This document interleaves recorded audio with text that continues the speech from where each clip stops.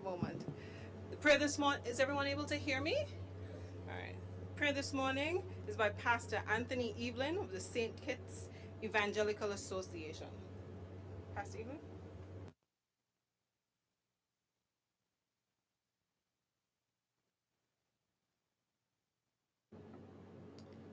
Praise the Lord. Thank you, Madam Speaker. Kindly bow with me in reverence to the Lord of life this morning as we go to prayer. Blessed is the man that walketh not in the counsel of the ungodly, nor standeth in the way of seat of the scornful, but his delight is in the law of the Lord, and in his law that he meditate day and night. Heavenly Father and God, I come to thee on this 30th day of July in the third quarter of 2026, in the Holy Spirit, for the Lord Jesus Christ, thy only beloved Son, in whom thou art well pleased, sitting at thy right hand, making intercession for all the household of God, the Savior and Redeemer of mankind. Heavenly Father, as we gather in this house of assembly yet another day, with thanksgivings for awakening us this morning in the newness of life, with sound mind, being able to see, to move, to hear, to walk, to talk, to feel, to taste, to understand, and to recognize our surroundings. Lord God Almighty, we give thee thanks for thy goodness, thy mercy, thy grace, and thy steadfast love in granting us the blessing of life with strength and being able to embrace the members within our household and all within our respective neighborhood. O Most High, the Lord God of heaven and earth, I come to thee with thanksgiving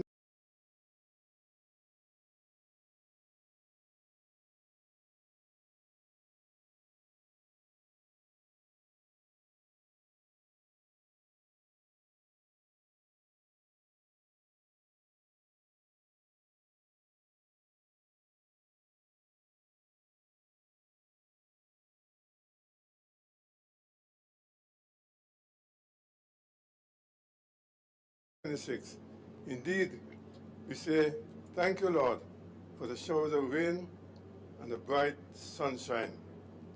O Lord God of the Creator of heaven and earth, I bring to thee the Honorable Madam Speaker and Madam Deputy Speaker of this assembly, that thou will grant them the wisdom and the understanding to conduct the business session of this assembly in accordance with the rules and the regulations, to uphold and defend the principles with due diligence, fairness, and justice to all in attendance. O Lord, at this time, I bring to thee the elected and selected servants gathered in this house on this 30th day of July 2026 to discuss the business matters of this administration. Indeed, Lord, thou knowest the intent of their hearts, thou knowest their attitude, their mindset, and their aspiration. Grant them the wisdom with humility, combined with understanding that in their discussion today, they will conduct themselves with respect towards each other as good stewards of their elected servanthood responsibilities to the people of the Federation, with humbleness of heart and with thanksgiving to thee, O Lord, for thy goodness toward them. All this in the fields of men, I bring to thee the elected servants of the people, that in their presentation, according to the order paper for today's discussion, that it will be beneficial with fairness and justice, that will impact the positive well-being of the clients, of the citizens, and residents of the Federation of St. Christopher and Nevis, going 26 with your blessings. O God of all creation, these mercies I ask with humbleness of heart for your abundant blessing, with thanksgivings in our Savior's precious name. Amen. May all join me with our Father prayer at this time. Our Father, who art in heaven, hallowed be thy name. Give us this day our daily bread, and forgive us our trespasses, as we forgive those who trespass against us. And lead us not into temptation, but deliver us from evil. For thine is the kingdom, power and glory, forever and ever. Amen. Thank you, Madam Speaker. Thank you, Pastor Evelyn. You may be seated.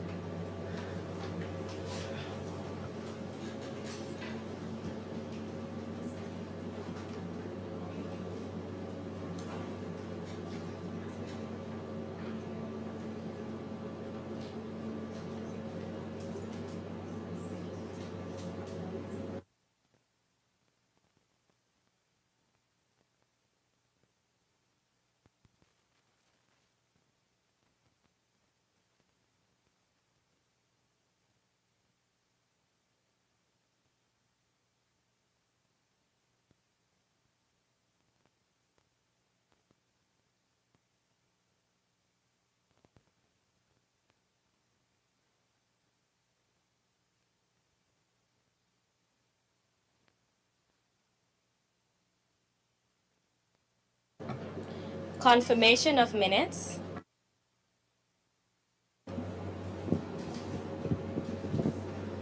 Honorable members, minutes for the last sit-in, particularly the minutes for Thursday, June 18th, 2026, were circulated with your dispatched packages.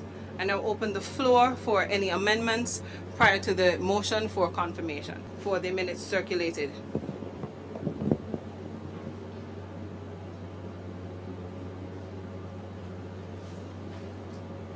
Take it there are none. Honorable member, may I have the motion?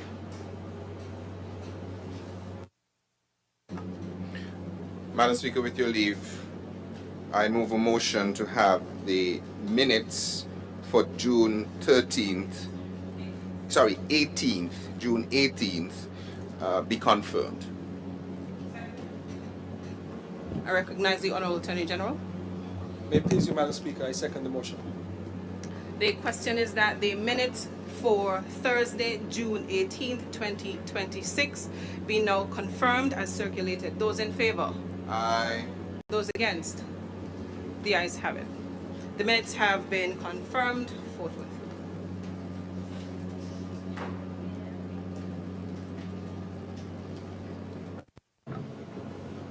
Messages from the Governor General. There are no messages? Announcements by the Speaker. Briefly. All right. My office is in receipt of 2 notices of absence, particularly for St. Christopher 1 and St. Christopher 6. Both members would be absent from today's proceedings. One other notice. Honorable members, there are commemorative pins placed on your desks. If you so wish, I invite you to wear them on your lapels or on your dresses in loving memory of the late Charles Wilkin, CMG, KC, a distinguished legal luminary of our Federation and the father of our Honorable Attorney General. Having done so, I would be grateful if we could all rise and observe a minute of silence in honor of his memory and in recognition of his immense contribution to the jurisprudence of our Federation and the wider Caribbean. May we rise for 1 minute of silence.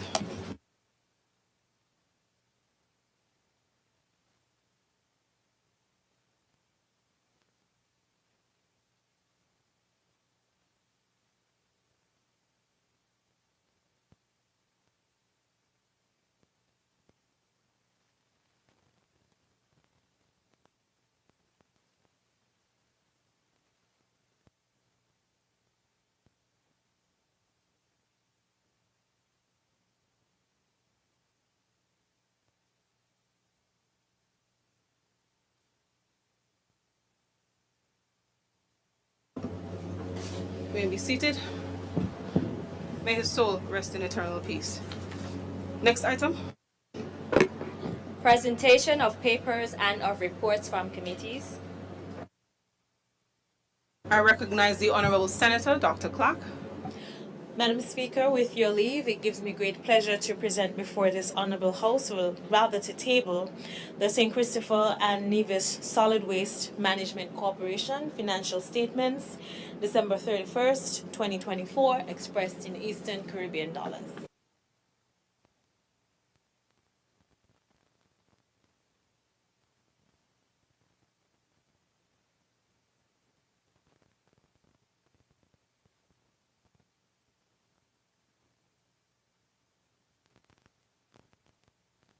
Thank you, Honorable Member. Next item.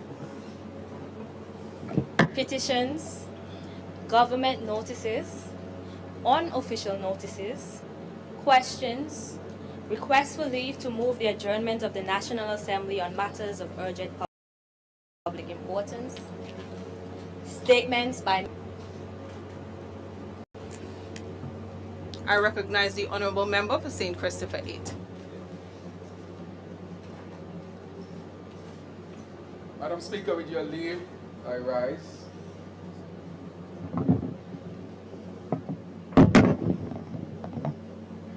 I rise, Madam Speaker, with your leave, to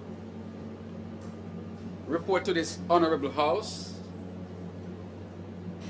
with respect to my various ministries.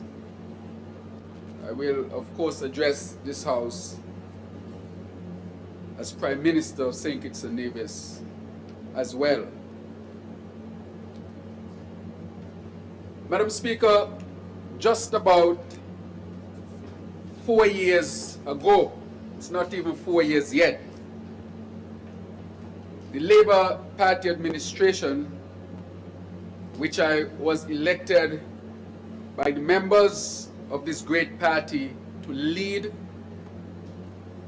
at this particular time, I became the leader in November 2021.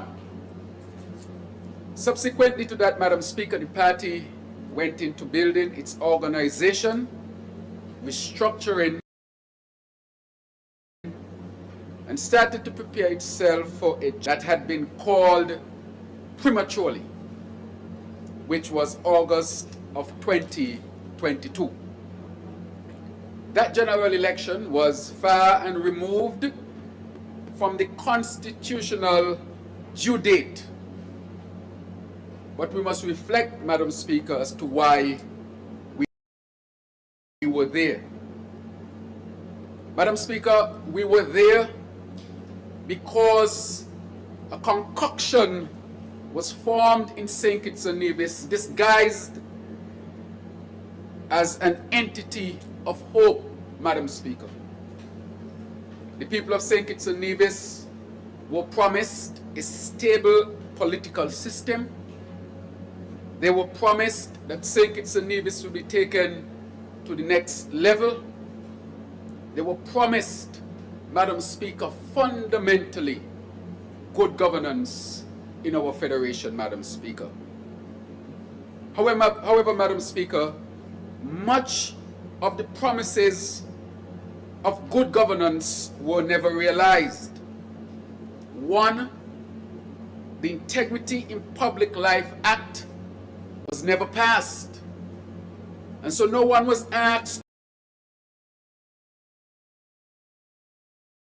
to officially submit your financial situations, Madam Speaker.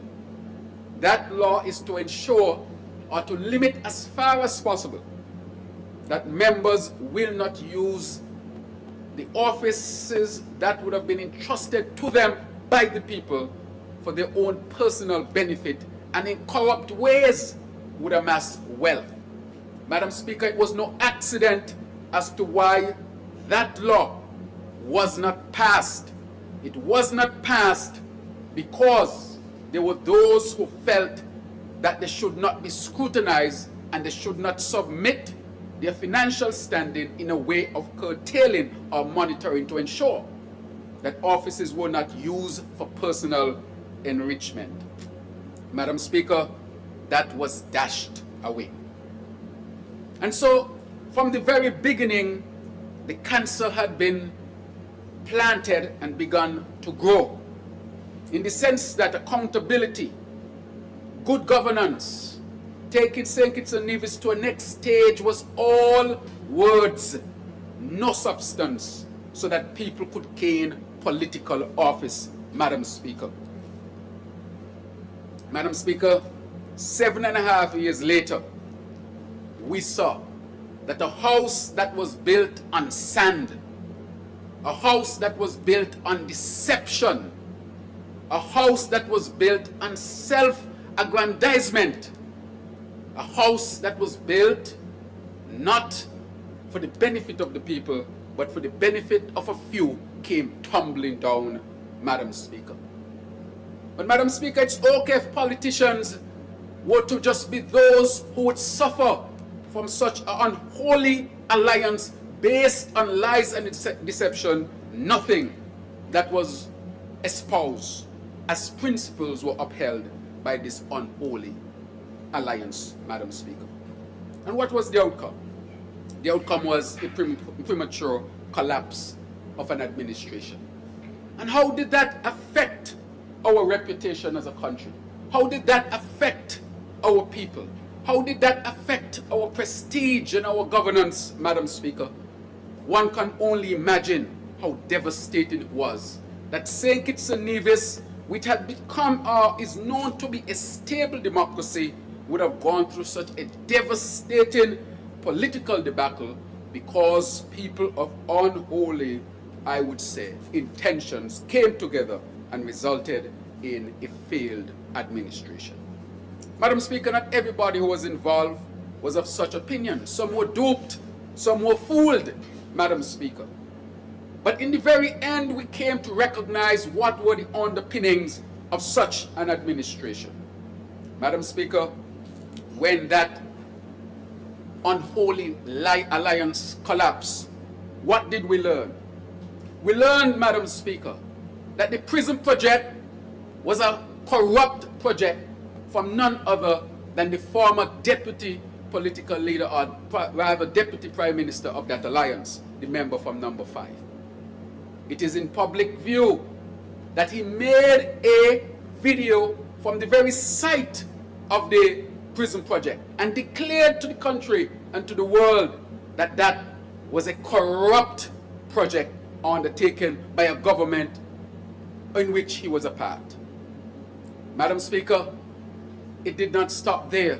We heard from the other side that the member from number 5, according to the member from number 7, that he was incompetent, Madam Speaker. These are what was said. This is in the public record, Madam Speaker. I can back this up. And I'm speaking to the issue of governance of this country as the Prime Minister primarily responsible for this aspect, Madam Speaker. And we heard, Madam Speaker, this is important, that the member from number 5, who was then the Deputy Prime Minister, was incompetent. He did not know what he was doing. As a matter of fact, he was charged for the failure with respect to the Bastia High School, where public record shows that the member from number 7 accused the member from number 5 of not bringing the issue to cabinet, and that is why $21 million was spent and not one brick was laid, Madam Speaker. Madam Speaker, this cannot be laid at the feet of the member from number 5 alone, who was then the Minister of Education, but it must be placed at the feet, also at the feet of the member from number 7, who was the Prime Minister then. Madam Speaker, it didn't stop there. The public record shows how much they hated each other. It shows that at the end of the day, that whatever happened between them, that the people of St. Kitts and Nevis suffered. We were the victims of that unholy alliance between them to form what is now known popularly as the Unity Concoction. Madam Speaker, I can continue to say, I am not being heard. If I'm not loud enough, I'll start over, you know. Is it been adjusted? Is the generator, can we adjust the generator? I'm good? Okay, good. Thank you very much, because I want my voice to be heard across the Federation, Madam Speaker. Thank you for that. Can I be heard properly now? I think it is adjusted. Madam Speaker, we continue to hear things of how the member from number 7 attacked the member from number 5, and who you think were the victims of this. All right, good. All right. Thank you. Thank you very much. I appreciate that. Madam Speaker, this is speaking to the governance of St. Kitts and Nevis, because politicians must understand that whatever happens between them is not their issues alone, especially when it comes to the prestige and the governance of the people of St. Kitts and Nevis, and especially as well their monies. Madam Speaker, the member from number 7 in public described his deputy prime minister in the worst terms that I've heard, Madam Speaker, in public. Sometimes I'm afraid to even repeat the words that the member from number 7 referred to the member from number 5. He said he was incompetent. He did not know what he was doing. He did not have gravitas as a leader, Madam Speaker. And he went on to say, Madam Speaker, that the member from number 5 was so incompetent and lack of intelligence that he called him the M word, Madam Speaker. The M word. I have not determined yet whether I would use that word to refer to the member from number 5. But the public record is there, Madam Speaker, and I'm just referring to what the member from number 7 would have referred in his utterances about the member from number 5. Madam Speaker, what did that result in? A collapsed government. People disenchanted, disillusioned. The country asking what happened to the stable democracy of St. Kitts and Nevis. Nothing had happened to us as a people except that politicians, for their own conveniences, met an unholy ground, disguised as something good for the people of St. Kitts and Nevis. It was brought down because, of course, for all of the things they call each other, and the people who were at the border of all of this became the victims. But, Madam Speaker, then they tried to rush an election in 2022, thinking that they would catch me off guard as a young leader of the greatest party in the Caribbean, the St. Kitts Nevis Labour Party. That is what they tried. I became leader in 2021, and by August 2022, we were supposed to have a general elections. But, Madam Speaker, what they did not recognize is, though I did not make a lot of fuss and song and dance, I was preparing the party for anything that would happen. And by the time the elections were called, they then recognized that the great St. Kitts Nevis Labour Party was ready. Madam Speaker, this party is the oldest political party in the English-speaking Caribbean. That is not just about Labour comrades, and I thank the comrades for their tremendous support over the years. Our comrades have been the heart of this party. They could not do it in Jamaica. They could not do it in Bahamas. They could not do it in Barbados. They could not do it in Guyana or any of the other territories that are seen to be bigger than St. Kitts and Nevis. But it took St. Kitts and Nevis to demonstrate that political parties can survive for decades if you have the right principles, you stick by them, and you respond to the needs of the people, Madam Speaker. Madam Speaker, I want to thank the comrades of the St. Kitts Nevis Labour Party. I cannot state it enough. From 1932, that January, when we had our initial comrades who led the Workers' League, led by, of course, Comrade Manchester.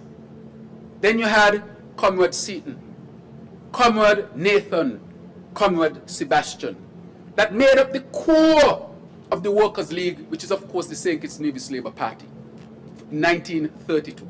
It means that in 2032, this political party will be the first political party in the English-speaking Caribbean to make 100 years, Madam Speaker. And so, Madam Speaker, I want to pay homage to all those who built this great movement. I'm just an inheritor, and I stand on their shoulders, Madam Speaker, and I pay respect to their contribution and sacrifices and to every rank and file member of this great party. Madam Speaker, from 1932 to now is a great testimony. I also want to take the opportunity to thank those who are part of this administration. and those who sit in cabinet with me. We call ourselves the AT, Madam Speaker, because the people dubbed it that way. I want to thank them for their tremendous support, their commitment to the people of St. Kitts and Nevis, their commitment to the advancement of this country, their commitment in putting their best foot forward so St. Kitts and Nevis will be respected again as a country, a nation within the Caribbean, a country that is respected as a maturing democracy, Madam Speaker. And so I want to thank all of them for the tremendous commitment and support. I know what they go through, Madam Speaker. I can imagine the sleepless nights. I can imagine going from here to here, working not on their own behalf, but on behalf of the people of St. Kitts and Nevis. And I cannot ever thank them enough. But Madam Speaker, that election took place and we were elected. What did we find, Madam Speaker, when we enter into government? Because I want us to understand that it was not a bed of roses. We had many surprises because what I recognize is that the truth and the facts of many things that were happening in the government were being hidden from the people of St. Kitts and Nevis. And as a result, one had to get in there to understand what was taking place, Madam Speaker. Madam Speaker, when I took over the Ministry of Finance in August of 2022, I took over a deficit. I want to say that clearly. The country was in a deficit. The unity concoction had left the country in a deficit, Madam Speaker. So I see people up and down talking about deficit, but you handed me a deficit. Madam Speaker, the record showed that the SIDF had $500 million in it, $500 million. That is what was inherited in 2015. Never spoken of. It was said that the SIDF would be dissolved and the money would go to the consolidated fund. No such thing took place, Madam Speaker. Up to today, nobody in that administration could have accounted for what happened to that $500 million that was in the SIDF. Needless to say that Nevis did not get its share, Madam Speaker. Madam Speaker, in addition to that, in the Treasury, in 2015, you had almost $900 million. So when you add both of them, you had about $1.5 billion that was inherited in 2015, Madam Speaker. When I took over, it was less than half, Madam Speaker. It was just about $600 million, less than half, with the country in deficit and a lot of bills to pay, Madam Speaker. So when you hear talk about surplus here and surplus here, Madam Speaker, those were accounting mechanisms that people were using. You met $1.5 billion. You left for me $600 million with a lot of bills to be paid and an empty SIDF. That is what we inherited, Madam Speaker. Madam Speaker, the other thing that we inherited was a country that was shut down, locked down, because they refused to open the country. The member from number 7, who was the Prime Minister then, who had the responsibility of opening up the country, refused to open the country, Madam Speaker. And people continue to suffer unnecessarily. Taxi men couldn't make money because the country was locked down. People couldn't do business as usual because of all of these restrictions. Madam Speaker, when I saw the report and I met with the Ministry of Health, on the 7th of August, that Sunday evening at Marriott, I said to them, show me the scientific data with respect to COVID.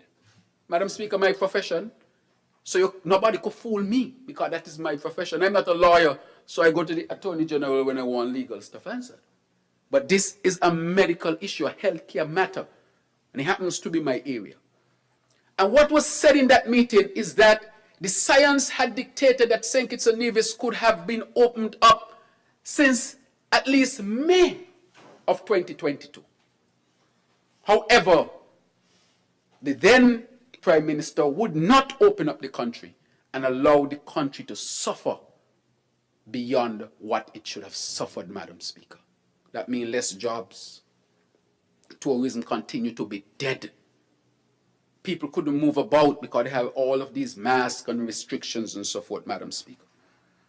And so, Madam Speaker, as the elections were approaching, I recognized that the COVID matter was being used as a weapon for political gain, Madam Speaker. And I said during that time that I will not conduct an election under any COVID restriction because nobody has demonstrated to me scientifically that our country should be locked down.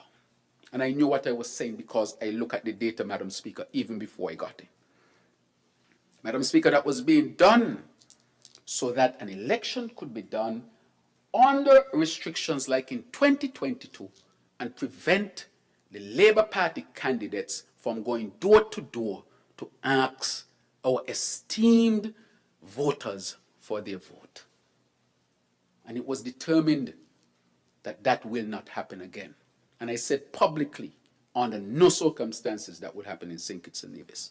And so the elections were kept safely without restrictions. And I knew that it was safe to do so, Madam Speaker. Unlike 2020, when we used to go down, and I'm speaking to the governors of this country, we were down in a place at Port Zante and we only could have allowed 15 people into the meeting, Madam Speaker.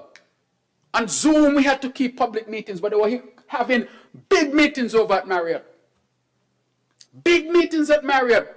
But the Labour Party was subjected to a small room with police supervision, holding a public meeting, trying to convince the people to vote for Labour. The COVID was used as a weapon to suppress the Labour Party in 2020. And I was determined, and we were determined, that that would not happen in 2022. Because it's not just about the Labour Party. It is about our democratic culture and structure. And therefore, it was beyond us. We were also fighting for St. Kitts and Nevis. Madam Speaker, as a result of that, people suffered. And sometimes people forget how much they suffer. Because time passed. And people, the brain works in a particular way because suffering sometimes, it subdues the suffering. And it does that for survivability. A lot of bad experiences, some people can't even remember because the brain suppresses it to give you a chance to survive. Because if you have to remember each bad experience you had, you would lose your mental health. And so it's a protective mechanism of the brain and the mind, Madam Speaker. But sometimes you have to remind people where they came from. I remember taxi drivers, Madam Speaker, making no money. Can't pay for the buses, can't pay for the mortgages. Parents can't send the children to school because there are no jobs. And I said all of that because it was not just because of COVID, it was because the country was kept unnecessarily locked down for political reasons, Madam Speaker. And had we not stood up, Madam Speaker, it would have gone further and further along. And so, Madam Speaker, we had an open election, and the St. Kitts Nevis Labour Party won the majority of seats in the federal elections, and so we formed the government. So, Madam Speaker, there was a lot of work to do. The first one to do was to make sure that our democracy is no longer questioned. And so we set a path to establish a proper foundation for good governance, accountability, transparency and integrity in public office when we passed the Integrity in Public Life Bill. Madam Speaker, the Unholy Alliance, the Unity Concoction, and I'm calling them that now because history has shown that it was a concoction. Only concoction falls apart. True unity does not. Madam Speaker, they refused to pass the Integrity in Public Life Bill, as I said before. We determined that we would do it. And Madam Speaker, once a year, I have to fill out my form and show my money, and all of us have to do it. And if there is a sense that there is a rapid gain of wealth that is unaccounted for, you can be held responsible. And we passed that early. Some people were saying, that should not be passed so early. We said, yes, it has to be passed. Politicians must be kept in check. The people must know that who they hire to be in office should not be able to steal their resources. Madam Speaker, we went further along the line. And we started to address, apart from the issue of good governance, a number of other issues within the government. The first thing we recognize is that St. Kitts and Nevis St. Kitts, I can't speak to Nevis, had been out of water, Madam Speaker. The minister with responsibility for water, when he brought the report that only 24% of the people of St. Kitts and Nevis had access to potable water, Madam Speaker, that was devastating news. Why was it devastating news? Because one now have to think that if the people don't have water, what is happening to their mental health and what is happening to their physical health. If you don't have access to water, Madam Speaker, this can ruin an economy, can ruin a country. It is said that the next wars in this world are going to be over water. Why over water? Because the droughts are drying up rivers and lakes. We see what's happening in Africa and the East. When you look at where Ethiopia is, and you look at where Egypt is, and where the River Nile runs, Madam Speaker. Water is now the white gold. The very thing that people took for granted so many years is now becoming a scarce commodity and can be the next reason for wars, Madam Speaker.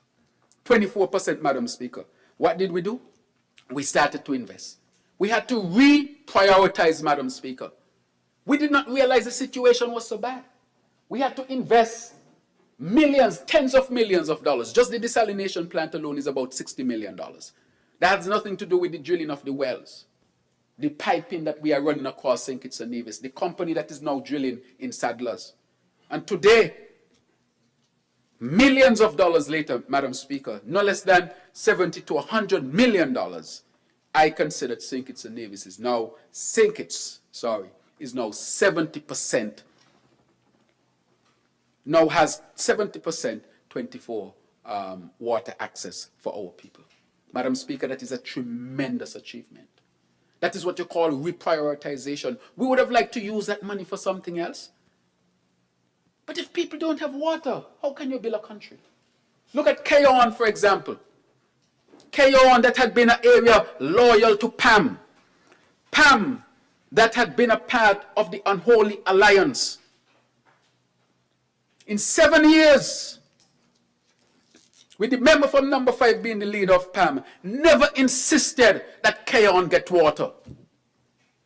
Never insisted that, Madam Speaker. The Kayon people suffered.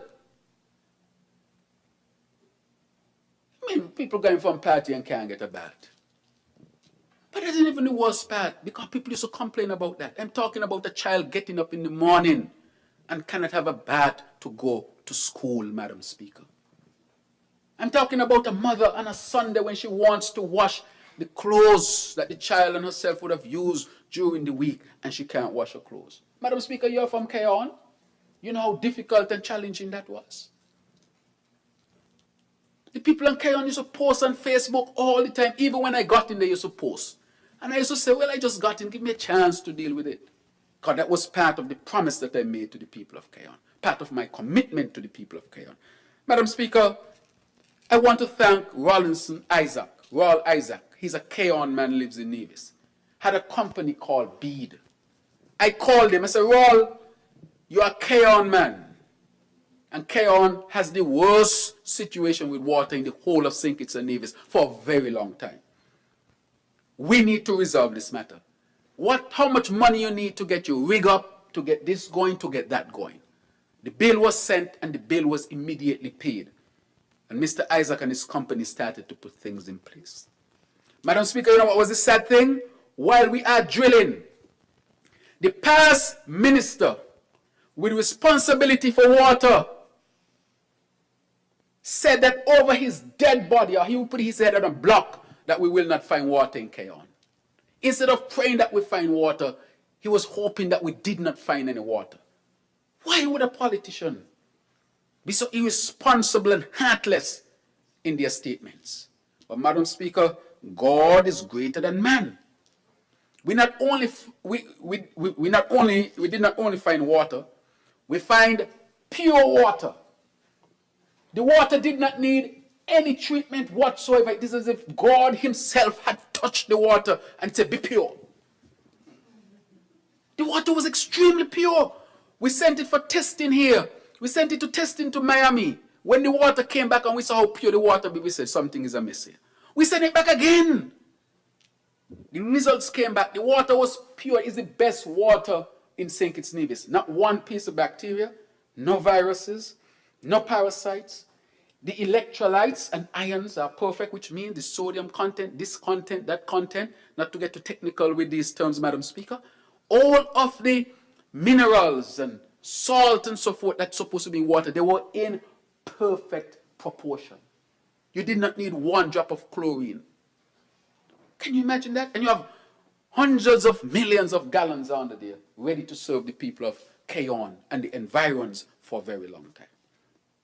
Madam Speaker, today I consider Cayon is 90+% 24-hour water. The only reason why Cayon is not 100% is because you had a place called Whites and over the river and so forth. They're above where the well is, and it's challenging, where the tank is.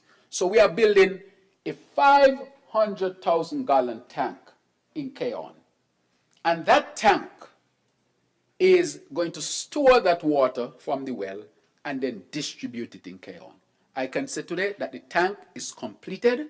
We are now connecting the pipes from the well to the tank. And we expect in short order, in the next 2 months or so, the whole of Cayon would have 24-hour water, but not only Cayon, but the surrounding environs. And what we are going to do, the water, some of the water that used to go to Cayon from other sources, we are going to direct it to St. Peter's. So St. Peter's will have a very secure source of water. So Cayon is 24-hour, St. Peter's is 24-hour. Madam Speaker, we did not stop there, the desalination plant. That now is supplying Bastion, Frigate Bay, and Bird Rock. And it goes all the way down into the west, like West Farm and so. And so we can say clearly today that St. Kitts now have 70% 24-hour water. And we are going to 100%, Madam Speaker. Because presently, there's a company drilling in Sadlers for water. When they leave there, they're going to go over to Sandy Point, come back to St. Paul's, back to, I think, is Molyneux. I think the minister has this schedule. But just to say that even under the worst drought that we are suffering since 1920s, even as a result, even as we suffer climate change, even as we suffer El Nino, St. Kitts and Nevis has more access to water under the worst weather conditions and climatic conditions than it had when we used to have more rainfall. Because even back in the day, Cayon still had issues with water. So, Madam Speaker, that is what you call reprioritization to resolve the very basic of any civilization, which is water. All civilizations need land, they need water. But most of all, they need water. Because without water, nothing else happens. You can't live. Food don't grow. You can't keep hygiene. It's air, water, food, Madam Speaker. And therefore, we did that. Madam Speaker, the other matter was electricity. When we got in every minute, the current going. $4.2 billion they said they made from the SIDF in 7.5 years, Madam Speaker. And St. Kitts without generators. What did you do with that money? Madam Speaker, you know what we had to do? I went to Saudi Arabia, Madam Speaker, and had the opportunity to meet with high officials in Saudi Arabia and negotiated a concessionary loan to fund 2 brand new gensets that are dual fuel, meaning they can use LPG and they can use LNG. Each of which is 9 megawatts. Together they're 18 megawatts. Our peak in St. Kitts is around 30 megawatts, which means it's more than the peak that we have in St. Kitts and Nevis. Exactly.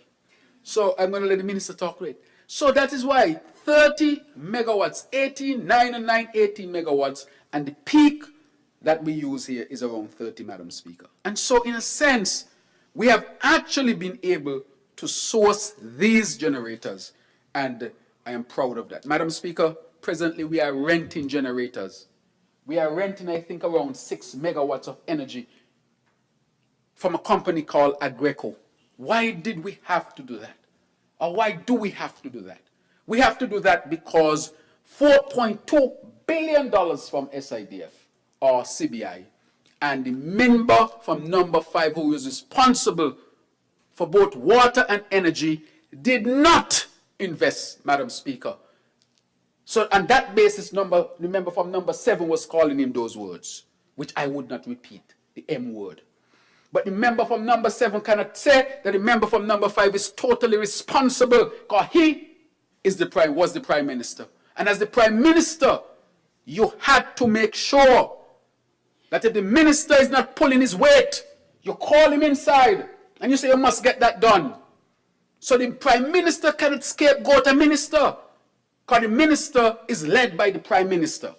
Do you think if the minister was not delivering on water and electricity, I would not pull the minister in a meeting and say, look, you need to deliver these things?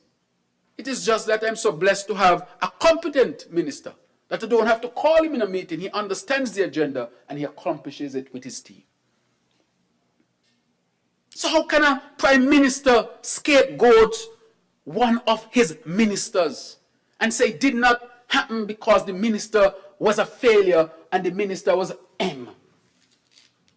Well, if the minister was M and did not deliver, then you had to be a bigger M. Because you are ultimately responsible, Madam Speaker. These are the kind of words they call each other. I would not even call them words. I'll just say the M word. People probably know what the M word is. Madam Speaker, I can move on to the hospital. What did we find in the hospital? Madam Speaker, at the hospital, you had buckets. Each time it rained, the nurses, the cleaners will have to pull out the buckets from under the counters, Madam Speaker. Because in some places of the hospital, you couldn't tell the difference between roof and sky. All ran in one. Madam Speaker refused to invest in the hospital and talking about surplus after surplus after surplus. That's why you call a cook in the books. Because if you want to make it look like you have surplus, don't buy no gensets, no generators. Don't do no desalination plant. Don't fix the roof of the hospital so you can say, I have surplus. But what is the purpose of surplus if people can't get a glass of water? What is the purpose of a surplus if the hospital is leaking? What is the purpose of a surplus if when you lock on your current, no current there?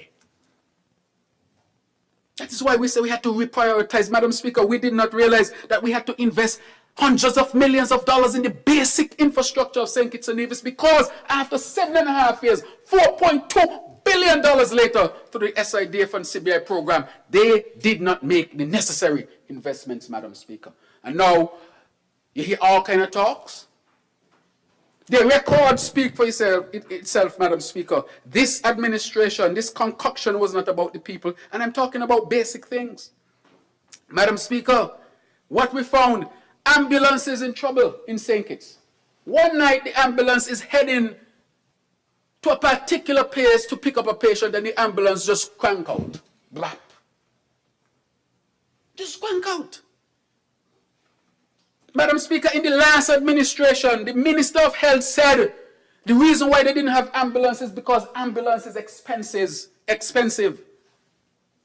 She said it, Madam Speaker. The record shows that she said it.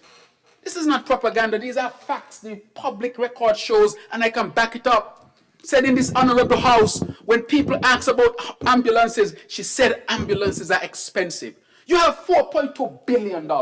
And you're going to tell the people of St. Kitts and Nevis you can't afford ambulance because ambulance is expensive? Madam Speaker, when we got in, I said that was enough. I don't want one ambulance, may want 2, may want 3, may want 4. I want a whole fleet of ambulances. And we brought in a whole fleet of ambulances, Madam Speaker, so that we don't ever go through this humiliation. It could have been anybody. Imagine. You get sick, or your family member gets sick. You call the ambulance. The ambulance on its way for you, and it cut out. And your response to the people of St. Kitts and Nevis is that ambulance expensive. And you say you have $4.2 billion? And then you're going to come and say surplus after surplus. It's like a man say, boy, I got money in the bank. But he hungry. What kind of man that? He hungry, Madam Speaker. That is what they did to this country. Rob this country, Madam Speaker. No ambulance at the hospital. Out of order.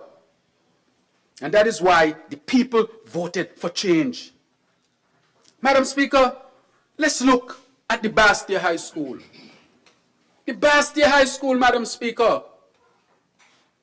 I heard the former Prime Minister from number 7 criticizing his then Deputy Prime Minister, who was the Minister of Education, saying, Madam Speaker, he failed to deliver the Bastia High School.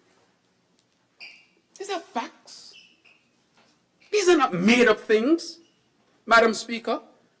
The concoction failed, Madam Speaker, to deliver the Bastia High School.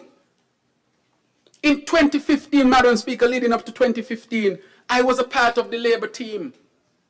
When I saw how people were manipulating scientific data to justify shutting down the Bastia High School, knowing that the scientific community who had tested the school had said that they had not found anything to justify what was happening, Madam Speaker. But people insisted that something was wrong with the Bastia High School for political reasons. Madam Speaker, I'm speaking as the Prime Minister with respect to the governance and issues of this country. Big song and dance, children on the street, Madam Speaker. The record shows, let us not pretend that we don't know. It happened.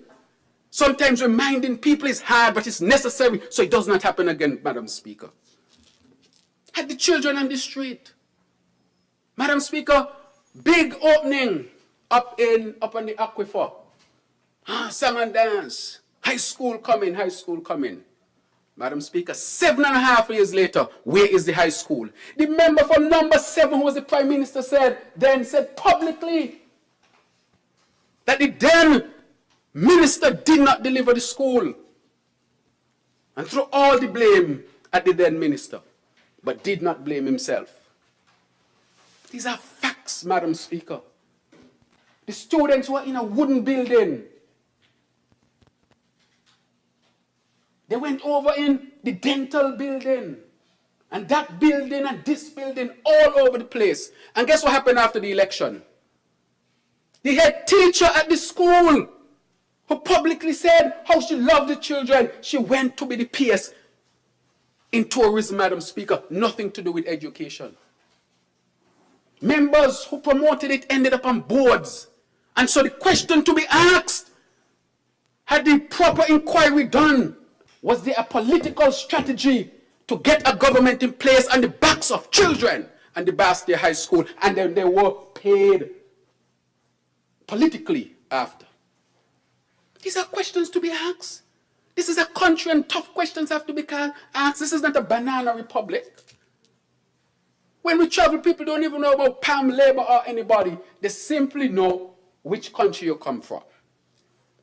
Nothing for the Bastia High School, Madam Speaker. And that is the problem right there. Madam Speaker, so the Bastia High School did not build. When we got in, we made sure. So I can say today that the Bastia High School is being built at this particular time. Very happy about that, Madam Speaker. It is being built. And on Friday, we are going to make a visit to the new site of the Bastia High School that is being constructed. A modern high school. And we are doing that in less than 4 years in office. And the former concoction had 7.5 years. Madam Speaker, if I had that $21 million that went to the company in Barbados for building nothing, I will be so happy to invest it right now into real construction of the Bastia High School. Madam Speaker, let's move on to the other matters here. The St. Peter's Main Road. Madam Speaker, again, promises were made for the St. Peter's Main Road. And the St. Peter's Main Road to this day is only built, or constructed rather, because the St. Kitts Nevis Labour Party got into office. Madam Speaker, it is a road that is critically important for the development of the largest community in St. Kitts outside of Bastia. I think it costs $30+ million, Madam Speaker. It's a modern road. For the people of St. Peter's, I ask myself all the time, why wasn't this done for the people of St. Peter's? We were told that St. Peter's is not part of the highway network or the main road or the island main road network of St. Kitts and Nevis. You have an area that is the largest growing area in the whole of St. Kitts and Nevis. Well, if you ain't got a main road, make one. How can the largest area in St. Kitts and Nevis not have a main road? That is your excuse, Madam Speaker. And the St. Peter's people were punished. Were they punished because they are fundamentally labor people?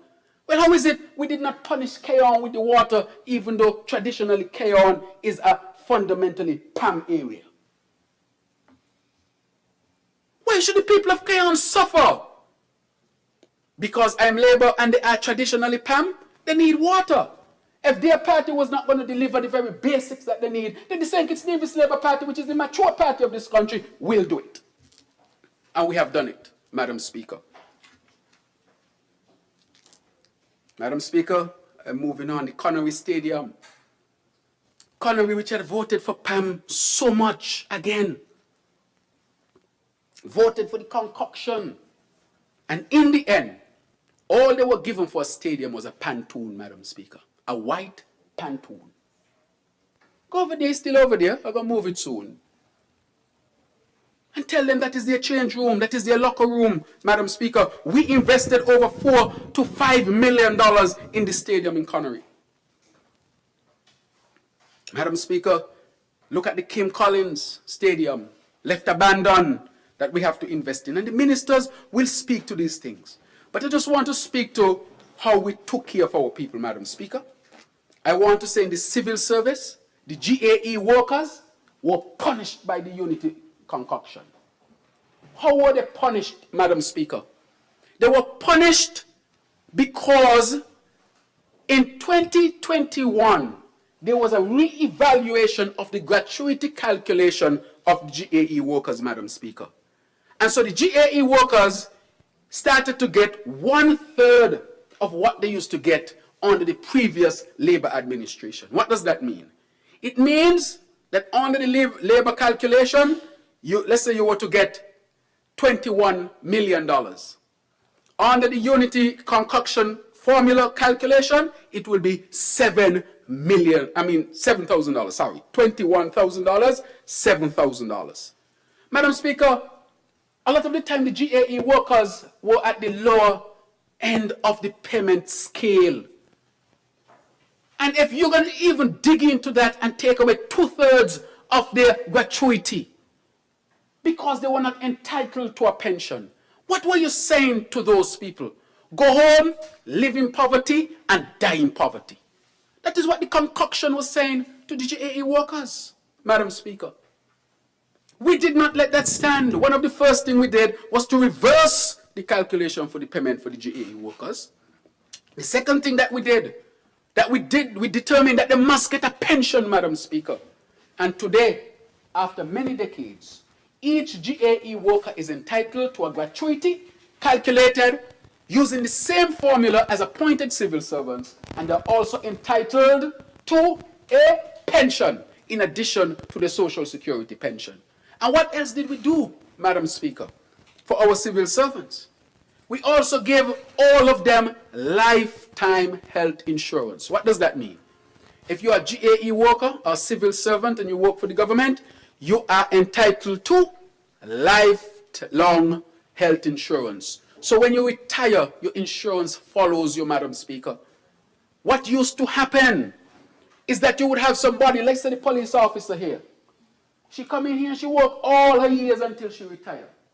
She gets down to 62 and she retire. When she goes home, she insurance gone. She gets sick and all the money she saved and the gratuity that she had to spend it, and she'd, leave her family in debt, or she herself ends up in debt. We say people can't live like that. Look at the civil servants, the police officers, those who work in our offices. What are we saying to them? That when you retire and you need health care, that you should use all of your gratuity, all of your savings, all of your pension to pay for your health care, and you know in debt, your family in debt, and many die in poverty. Madam Speaker, we put an end to that. So I want to say to all of the civil servants, you will not die in poverty. You'll have health insurance until the Lord takes you from the earth. You'll get your full gratuity and you'll get 2 pensions. There's no other country in the Caribbean that does that for the civil servants. None. Not one does that. Who gives lifetime health insurance? Who gives gratuity? Who gives government pension and still social security? In St. Kitts, when people retire, people have the same amount of income as if they were working, Madam Speaker. Their life does not change, so they don't have to go home with stress and headache. They can enjoy some free time, get the gratuity and take a cruise. So when you have a cruise from St. Kitts and Nevis, you could pick up the boat here and take a cruise. Madam Speaker, that is how we think about our people. If you want to make difference in people's life, these are the fundamental changes that must be made. You know how nice a civil servant feel now? Boy, when I retire, I got my health insurance, I got my social security, I got my government insurance, I got my gratuity. Boy, I can retire in style. And some of them do make more money when they retire now. Because imagine if you retire at 62, you get in your government pension, your social security, health insurance, your gratuity, and if you're still healthy, you could do a little part-time work. Madam Speaker, imagine in St. Kitts and Nevis, you could retire and make more money than when you were working. That's how you take care of people. These are policies to help people, Madam Speaker. This is what Labour has always been about. It's Labour who brought social security. And it's Labour who brought pension and gratuity for the GAE workers and lifetime health insurance. Not one country in the Caribbean could match us. And I'm proud of that. That is what this government has delivered for our people in such a short time, Madam Speaker. Madam Speaker, these are stats. And that is why I'm proud of this team, because this team was insistent as well that these things must happen. Madam Speaker, just to quickly top it off, the college fees for students. We decided that children in this country should not be paying college fees. College free. We want our children to go into college, to have a better chance at life. The other thing we did for our students, Madam Speaker, is that at Development Bank, we reduced the interest rate. Not only did we reduce the interest rate, we also put a moratorium on payments. Because what used to happen to children, especially children of poor people, and everybody may grow up rich. You go on for a loan at Development Bank, and while you are studying, your parents have to be paying the interest. Well, if your parents are not so endowed financially, and they got to take money to be paying your interest rate while you're studying, you're putting the parents under pressure, you're putting the children under pressure. We said, done with that. Bring down the rate, and while you are studying for 4.25 years, you don't have to pay back 1 cent, and it is not added to the loan. It is frozen. It is called a moratorium, totally frozen. So when you start to pay, it's as if the loan started for the first time. What they used to do sometimes, if you couldn't pay, they take all the interest and then knock it on the loan.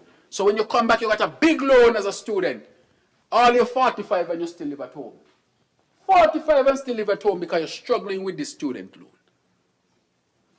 And man who in college, say, you're in college and you got this big loan, the Development Bank. Now we are saying the interest rate is low, the moratorium is there. So if you take a loan from Development Bank, you are in a better position. Show me a country in the Caribbean that has that. Best deal, Madam Speaker, best deal for our young people to be able to go and study. College free and Development Bank loan. But the other story is all of the scholarships that we have. We have scholarships all over, Madam Speaker, all over. And the reason why we have scholarships all over, it is because we are fighting for the people of St. Kitts and Nevis, Madam Speaker. Madam Speaker, I just want to touch on the frontline workers and say that they were robbed of the honorarium. I don't want to go to the police again, but they're the only frontline workers in here. These police officers worked hard during COVID. And when honorarium were to be paid, the police officers were denied the honorarium. But the Minister of Health, who was not out on the front line, who knew nothing about frontline, got $40,000. It's in the record, Madam Speaker. It is not propaganda. And when she was asked why you took $40,000, she said she recused herself from the cabinet when the decision was made. Madam Speaker, you see them tricks in trade? I drink on that. Good water.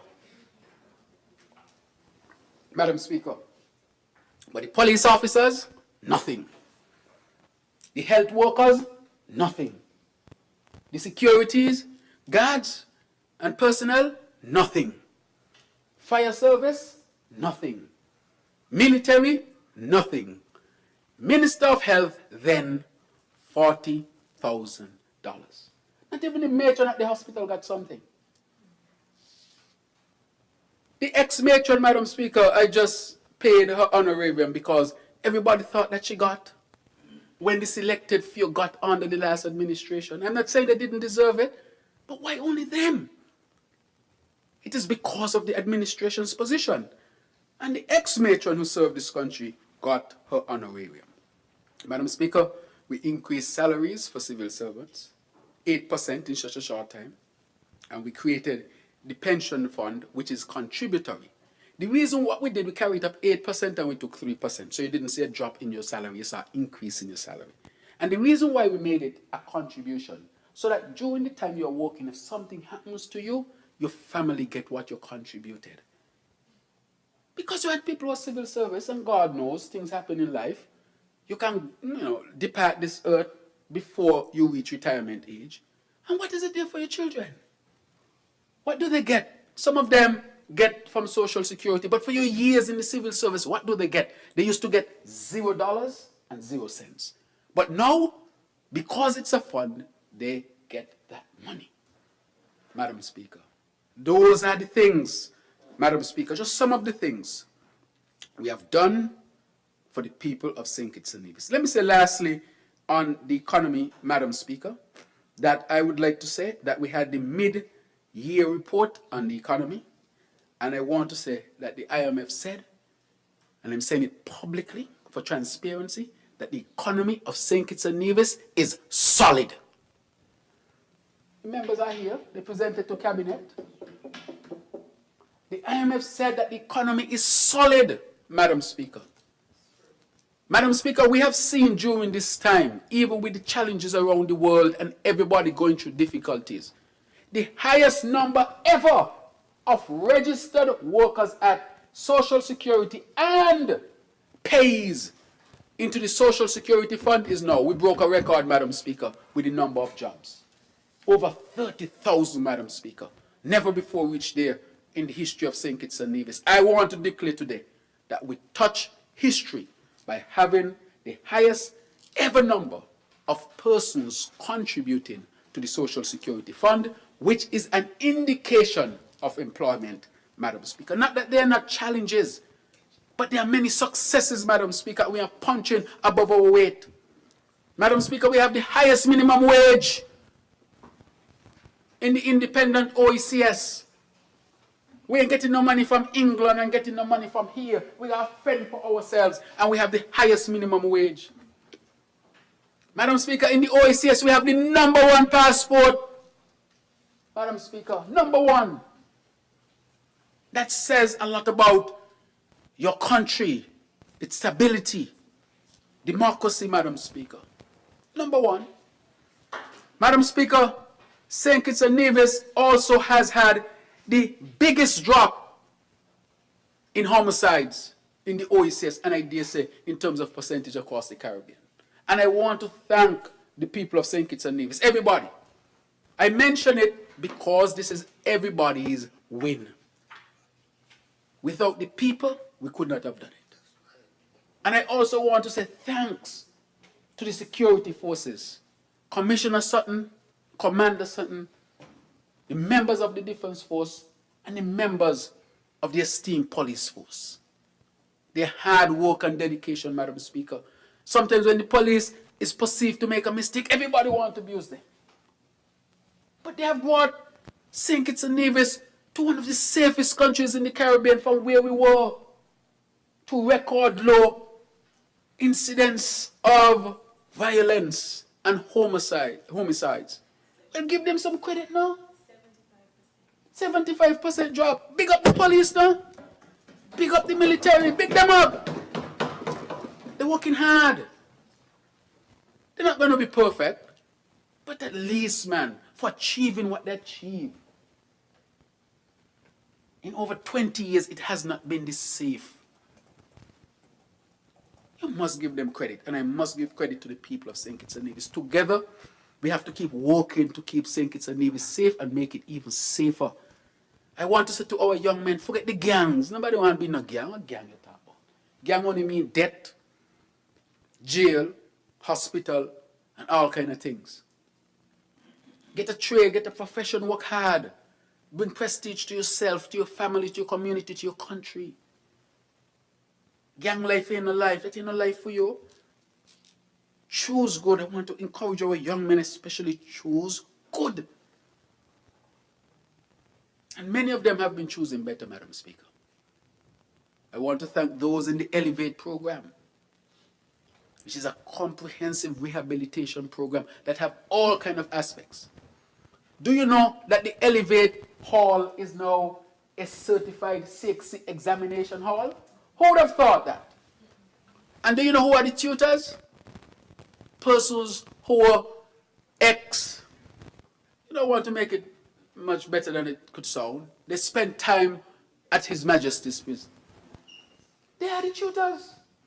Some got 17 subject, 18 subject. They're going for the degree. Right now I sponsor one or two of them to get the degree.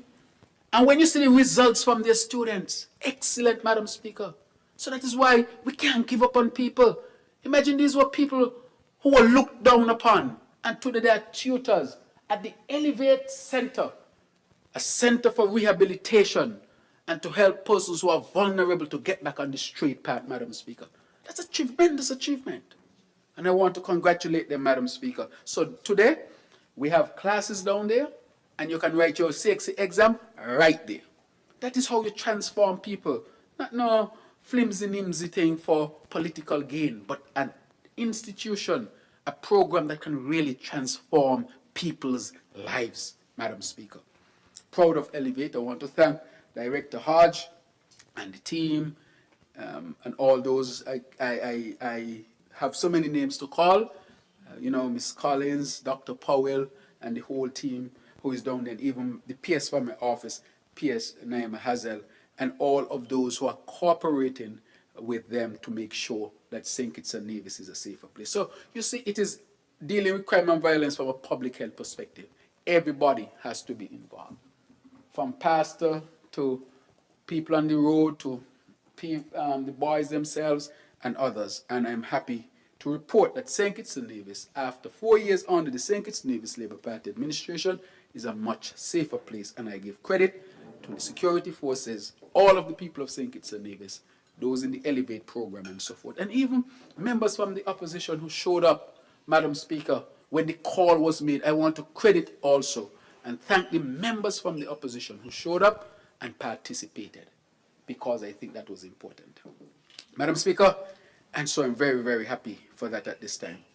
Madam Speaker, so we have done all of that for the people of St. Kitts, and the members will go into more specifics, but I can say St. Kitts is safer, our children are in school, the economy is solid even with the challenges according to the IMF.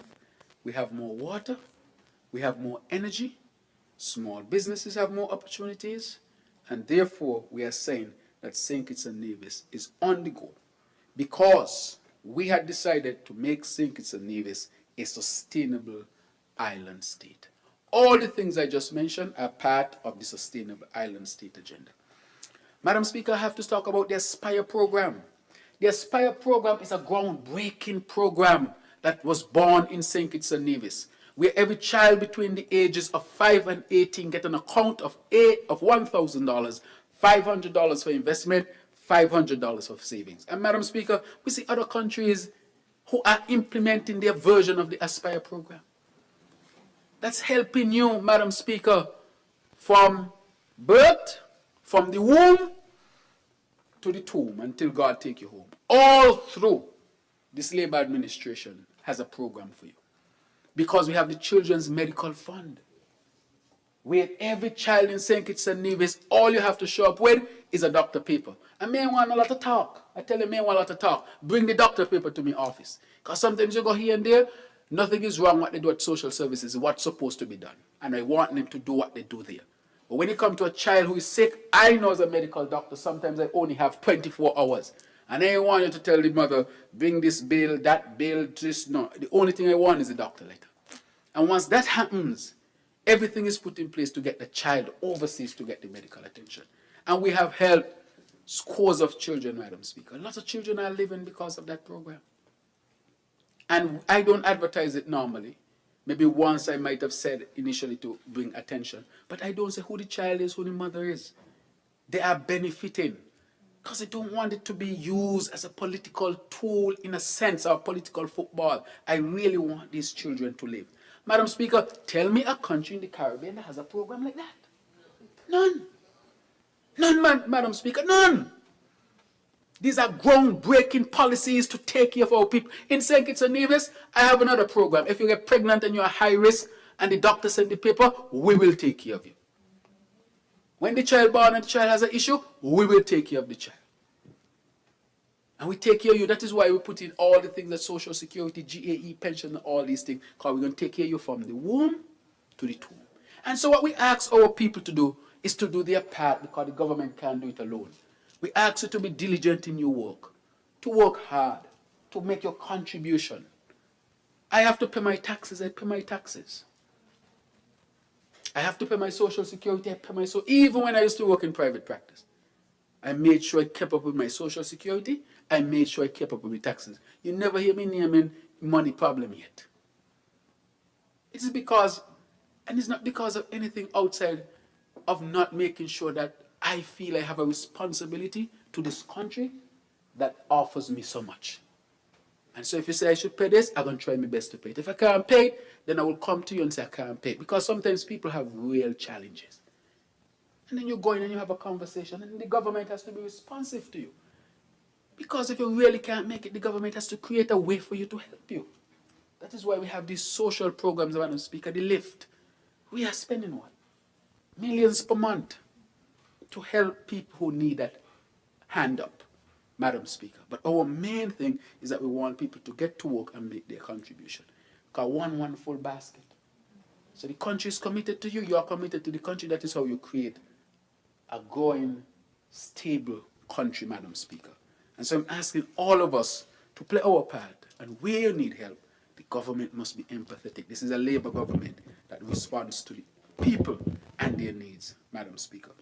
So, Madam Speaker, I wanted to mention that program as well. The Children's Medical Fund and also the Fund for High-Risk Pregnant Women.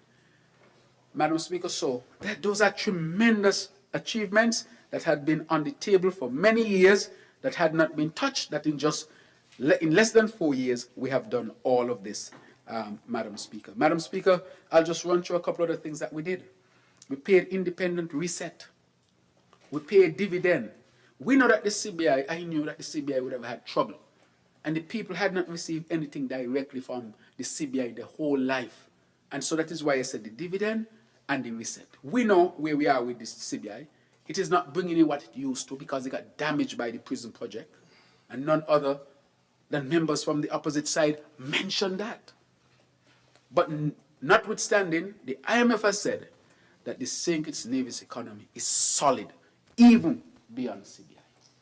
Madam Speaker, we are reaching out to Nevis more. Nevis has the geothermal. I met, of course, with the Premier and we had conversation. And I said, part of the strategy is to help Nevis to achieve independence, energy independence, along with St. Kitts, by developing the geothermal. Under the unity concoction, of which the ruling party of Nevis was a part, they did not give Nevis the opportunity to develop the geothermal on Nevis. Instead, they were looking for geothermal on St. Kitts when they know that Nevis had the geothermal already. And they talk about unity. That is why I call it a concoction, because that is what concoction do. That is what they do. Real unity would have made sure that Nevis would have gotten its geothermal. And today I receive a message from the Premier of Nevis that he wants to update me on the progress of the geothermal. Madam Speaker, it's no secret that the ruling party in Nevis was not a friend or is not a political friend. We don't have a formal alliance, but we agree on one fundamental matter, that this geothermal must be done. I took a PS from the office of the Prime Premier and took him to Saudi Arabia with me to speak to a prince in Saudi Arabia about why they should support the geothermal. I could have done that just for St. Kitts. And Nevis would not have even had an idea that I could have spoken to a prince in Saudi who was a minister to make sure that we get the assistance for the geothermal. And today Nevis is on the verge of starting to drill for geothermal energy, which will create a low-cost energy area in the Federation. When we share the profit, I agree 100% that everybody should agree that Nevis should get the higher percentage of the profit. It's only fair. It's on Nevis. It's fair. We'll get our energy, and whatever profit is had, we have to be fair that Nevis should get the highest percentage of the energy. I support that. Because how I look at it, we are a federation, we are one people. When I go out in the world and the people see the geothermal potential, they want to know, who are we as a people? I mean, 50,000 people sitting on a gigawatt of geothermal energy, which could make you energy independent and grow your economy beyond means and ways you can't even imagine. And you're not doing it because of what happened in the 60s and 70s. Well, I wouldn't take that seriously. We were slaves to England. And we have relations with England. We are one people in St. Kitts and Nevis. And you mean we can't come together on something like that for our betterment? Well, I ain't going to do that type of politics. That can't make sense, Madam Speaker. And therefore, I'm simply saying that I'm happy to report that we have thrown a lot of access behind this. I recently went to the European Union and I went to discuss with them geothermal. I can discuss with them any other thing. But I tell them, geothermal, let us discuss that. And so I'm happy to say that the geothermal is moving along and we are hopeful that we'll have energy in a few years. And once you get cheap energy, we don't even have to bring in fossil fuel. The UNDP is already saying that St. Kitts and Nevis is on track to become 100% renewable energy dependent or sufficient. Can you imagine that? We are setting an example for the world. We have a 50 megawatt solar PV RFP BESS out at this time. 50 megawatt, which will be about 40 to 50% of our energy needs. That is separate and apart to the geothermal, Madam Speaker. So we're not working on one track, we're working on multiple tracks. Just like the water, desalination plant, well, rainwater, multiple tracks. So that you don't end up in trouble if one goes off. So, Madam Speaker, I think I have said a lot with respect to where we have come from, where this Labour government has brought you, and now where this Labour government will take you. This Labour government is going to take you to energy independence, low-cost energy. This Labour government is going to take you where technology is at the fingertips of everybody here. This Labour government is going to take you to a time of food security. It's going to take you to improve healthcare, which we have already started to institute. It's going to give you tremendous social protection. Give our people a chance to develop their business and industries, Madam Speaker. Give you a chance to study and to become an intellectual if you wish. Give you a chance to become a technician if that is your wish. Give you a chance to become a professional baller if that is your wish. In other words, we are going to create a country where our people can pursue their happiness while contributing to our development. Madam Speaker, that record I am proud of, and where we are heading, I am eternally proud. And again, I want to thank the St. Kitts Nevis Labour Party, the oldest political party in the English-speaking Caribbean, that with God's speed will be 100 years in 2032. I tremendous achievement. I want to thank all of the comrades and the rank and file for the tremendous sacrifice. And to say to them, we are not perfect. But if you look at our record of delivering to you and the people of St. Kitts and Nevis, our record is second to none. Madam Speaker, I want to thank the members of this cabinet and on this side of the Parliament for the tremendous support in pursuing the sustainable island state agenda. Madam Speaker, I want to thank the opposition for heeding the call on the issue of national security, crime and violence. They came, and I must recognize that. I want to thank the Premier of Nevis for committing to us working together on the geothermal project, Madam Speaker.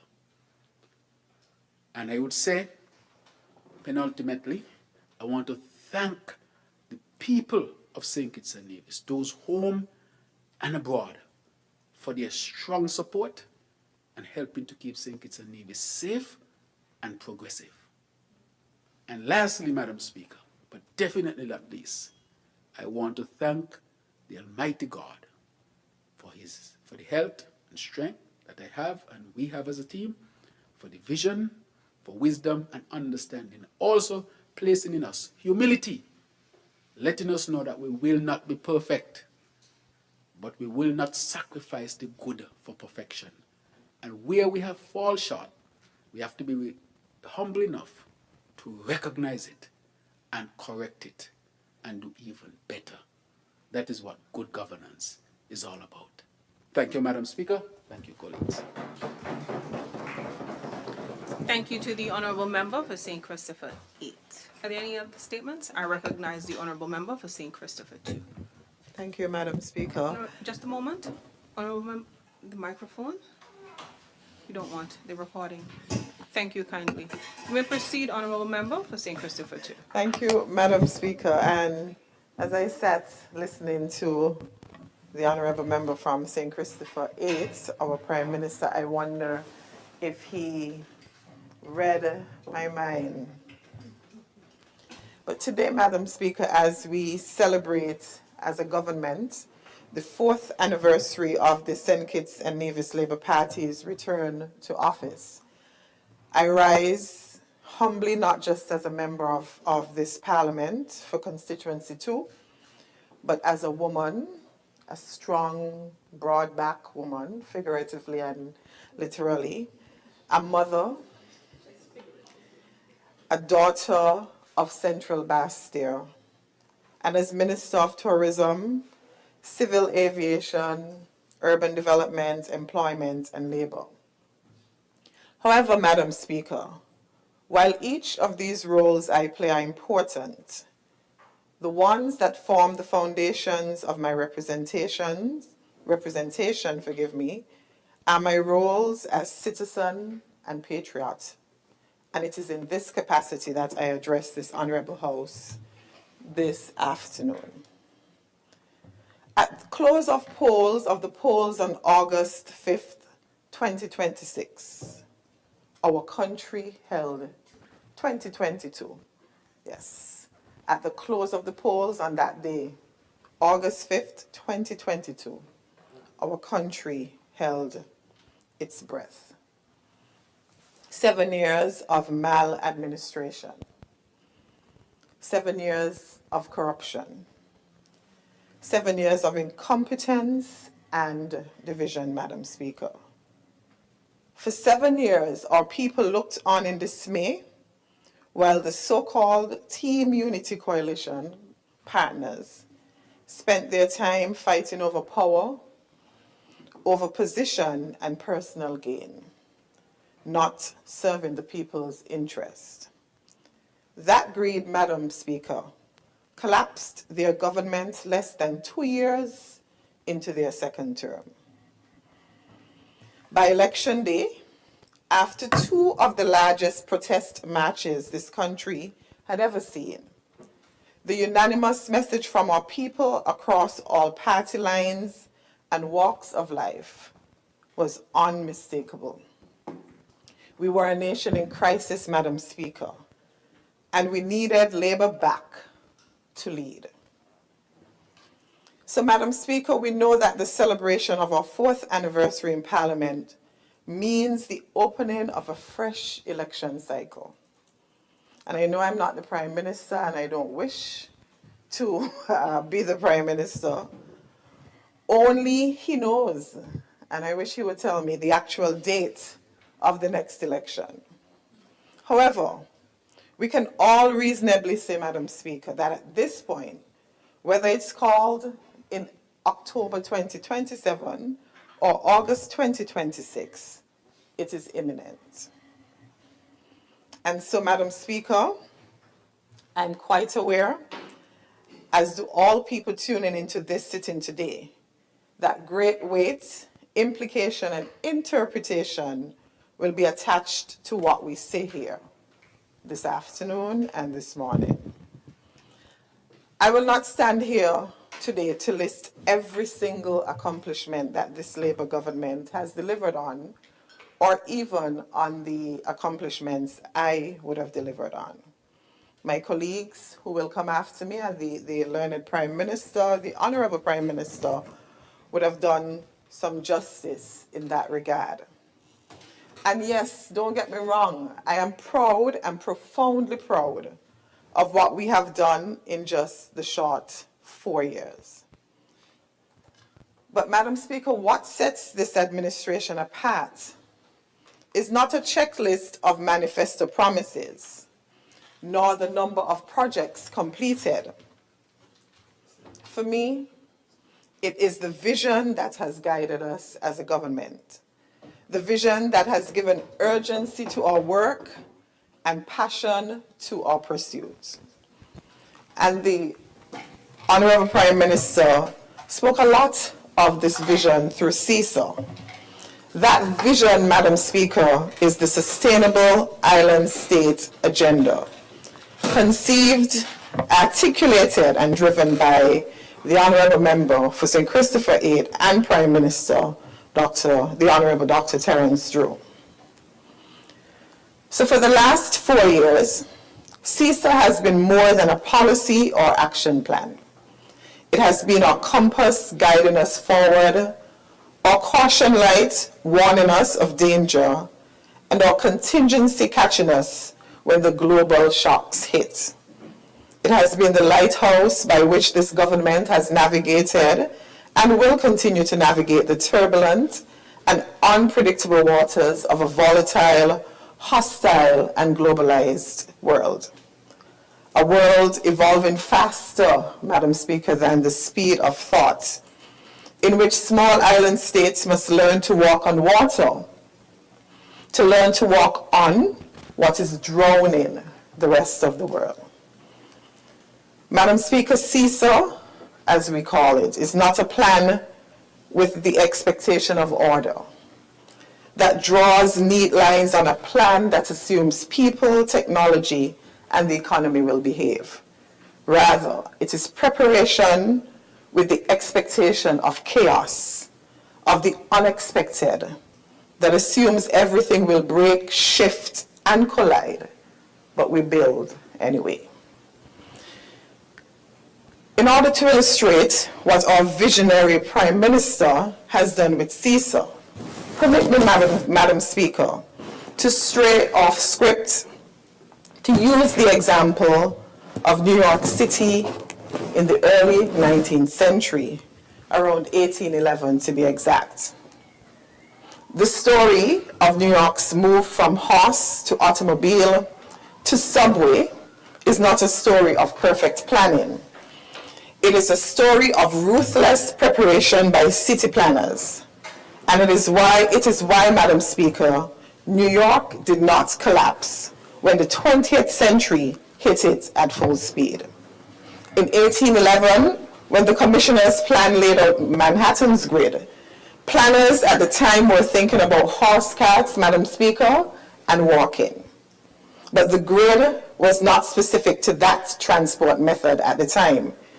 In fact, they built it to be flexible, wide avenues, right angles, blocks that could be subdivided.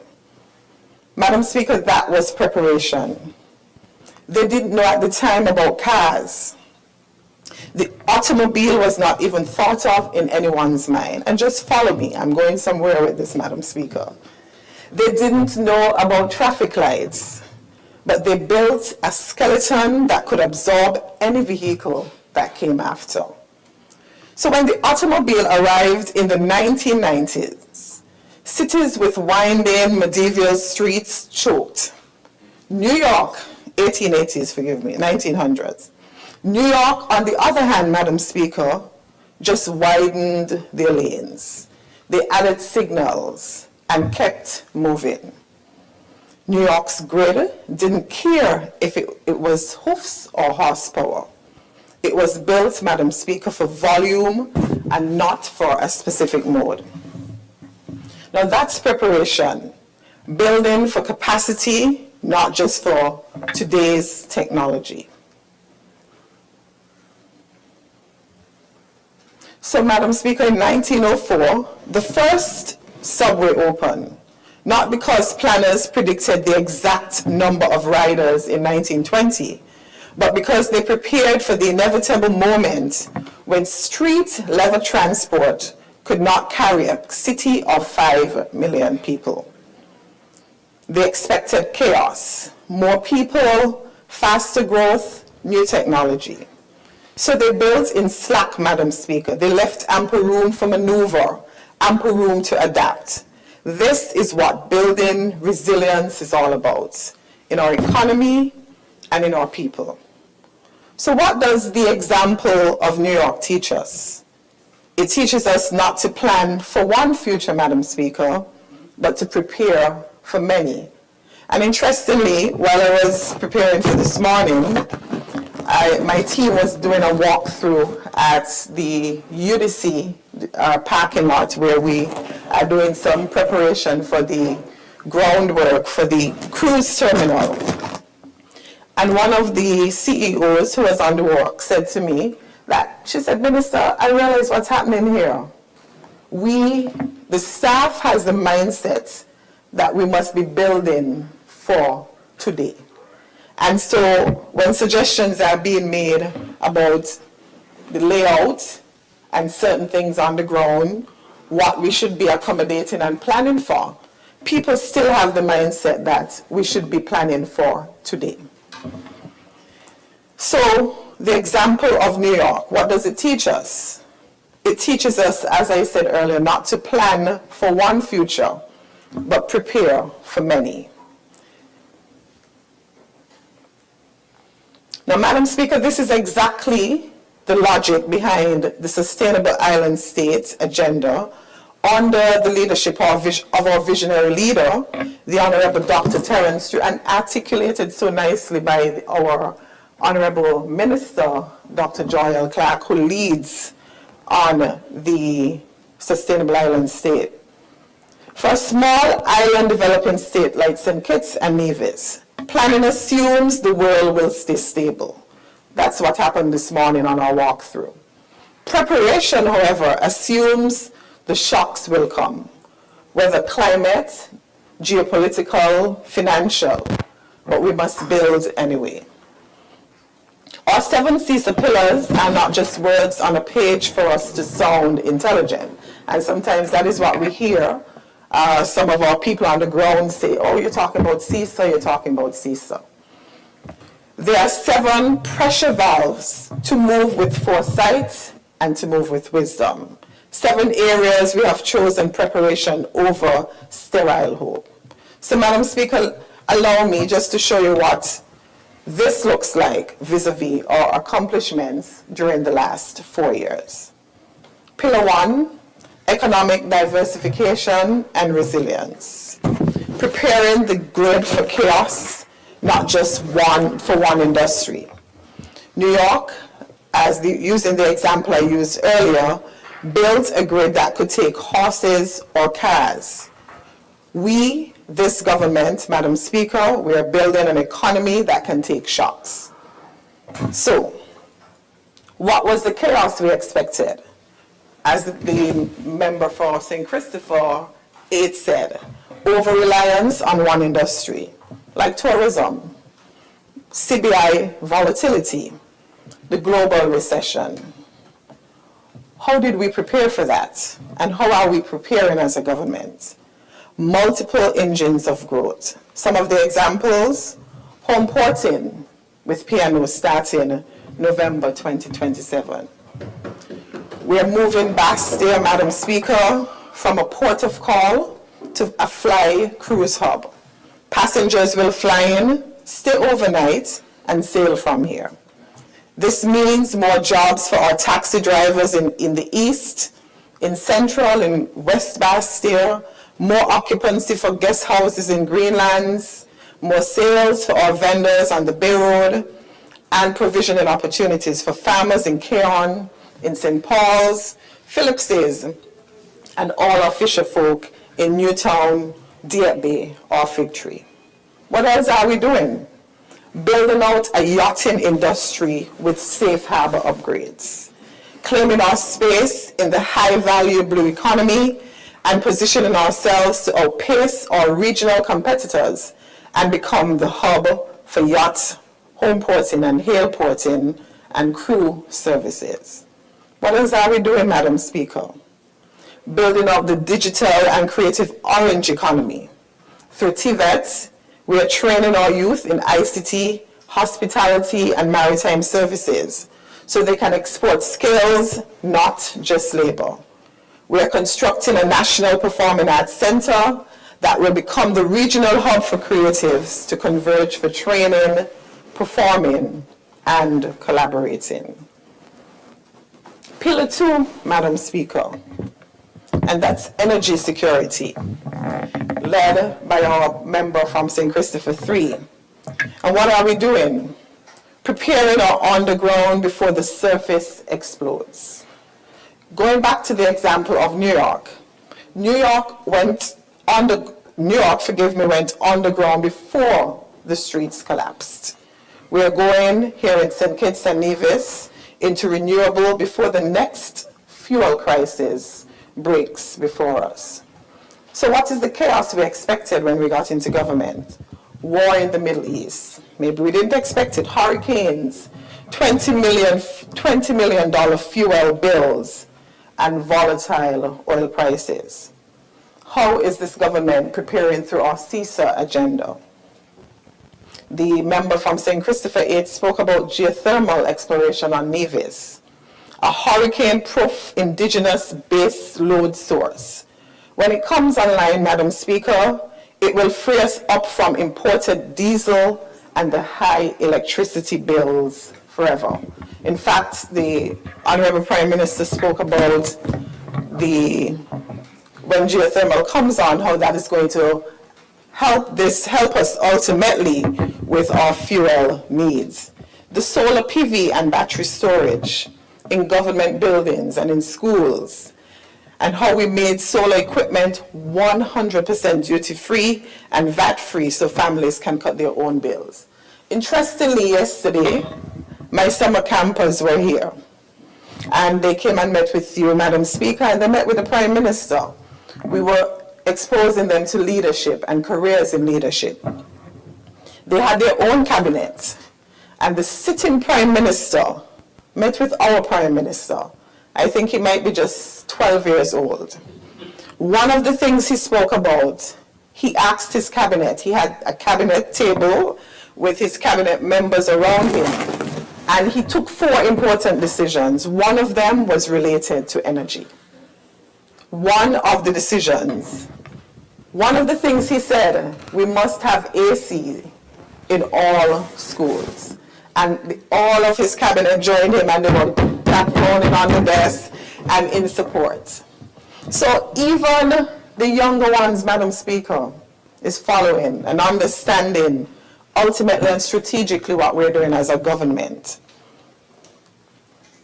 When inflation hit, Madam Speaker, and gas went up, we didn't lecture or tell people to fast and pray. What did we do?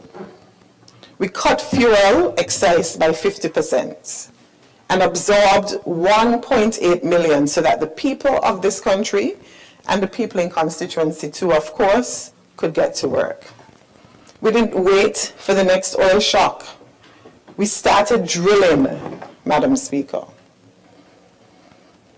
Now, as it relates to Pillar 3 of the CISA agenda, food security and sustainable agriculture, what are we doing? Preparing the soil before the next shipment is too late. What is the chaos we expected? As I said, war in the Middle East, which resulted in shipping delays, 90% food import bill, our drought that we're faced in. How are we preparing under our CISA agenda?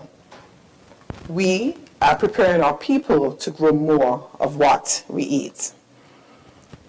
So, we are offering the assistance to our farmers program, giving farmers the tools to succeed, such as DRIP, the drought resilience irrigation supplies, safe, sustainable agriculture for everyone, empowering our residents to use their backyard gardens or private lots to plant. We established the Bayford's hatchery that has made St. Kitts completely self-sufficient in eggs, so we no longer import eggs. We remodeled and renovated the agro-processing facilities to add value and cut waste, invested in new machinery and equipment such as the mango pulper. We're linking farmers directly to hotels, which is something that I'm passionate about, and to cruise and yacht supply chains, so tourism dollars circulate right here and stay right here. The Budget Boost Wallet, where we put $1,500 into pockets and into our farmers' markets when families needed it most. All of this, Madam Speaker, in less than 4 years. We're on the 4th anniversary, which should come, I think, on the 6th of August. But all of this, Madam Speaker, in less than 4 years. As it relates to Pillar 4 of our CISA agenda, social protection and people empowerment. Using the example I mentioned of New York City did not eliminate conflict between the horses and the cars, going back to that. It built streets wide enough to contain it.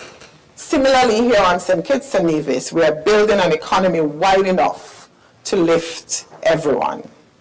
So what is the chaos we expected and what we faced? Inflation, post-COVID recession-related unemployment, and an aging population. How are we preparing, Madam Speaker? We are putting dignity and cash in people's hand. And how are we doing that? We increased the minimum wage, Madam Speaker, and raised it to $12.50 per hour. And as the Honourable Member from St. Christopher 8 says, this is one of the highest minimum wages in the OECS. The GAE pension, for the first time in history, retroactive to January 2024, so that the cleaners at government headquarters, the crossing guards here in Bastia, the environmental workers who keep Central Bastia clean, they now retire with dignity.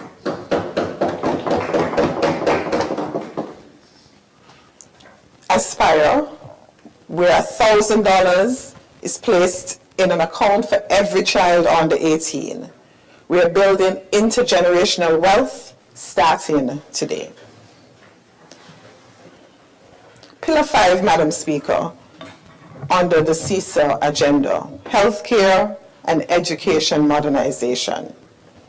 So when we got into government, Madam Speaker, what was the chaos we expected as a government? A spike in non-communicable disease, brain drain, and possibly, and hopefully not, another pandemic. How are we preparing under this limb, under this pillar of the CISA agenda? We are making sure we are preventing and not just being reactive, Madam Speaker. So I'm proud of one of these things we're doing in Central Bastia. Currently, we are renovating the Bastia Health Center. And this is one of the things that is important for our aging population in the Central Bastia communities. For the first time in a year, Madam Speaker, and I know the Honourable Member from St. Christopher 8 is proud of this, Not one new mother was lost at JNF. Free education from preschool, Madam Speaker, to CFBC. Student loans with the Development Bank cut from 9% to 5%. TVET expansion directly feeding jobs in tourism, the green economy, and construction. Construction of a new Bastille High, and securing government subventions for private preschools in all communities, including the Central Bastille community. All of this, Madam Speaker, in less than 4 years. Now, as it relates to Pillar 6 of our CISA agenda on the climate action and disaster resilience and water security, the Honourable Member for St. Christopher 8 spoke a lot on what we're doing here. What did we inherit and what did we expect? Category 5 hurricanes, drought, sea level rising, flooding. How are we preparing and working under our CISA agenda? Our preparation, water security, and the Honourable Member for St. Christopher 3, I'm sure would speak on all that we've accomplished. Now, the new Bastille desalination plant, which I think came on stream this year, provides 2 million gallons a day. Now, the people in constituency 2 in Shadwell, they complained when we got into office that they did not have 24-hour supply of water. Constituency 2 has moved from water rationing, Madam Speaker, to 24/7 water. And as the Honourable Member for St. Christopher 8 says, over 70% of St. Kitts now has 24/7 water. All of this in keeping strategically with our CISA agenda. Extensive road repairs and construction. Now in Central Bastille, we had road repairs in Sprott Street, Market Street, Fort Thomas Road, New Road. And this budget for this year has made preparations for 2 new roads to be constructed in Shadwell and the New Road area. Resilient building codes in every government project. So we're not just planning, Madam Speaker, for the next hurricane or the next disaster. We're building with adaptation in mind, similar to the example I used with New York. And I'm wrapping up, and this is the final pillar of the CISA agenda. Is only 7, right, Dr. Clark? Yes.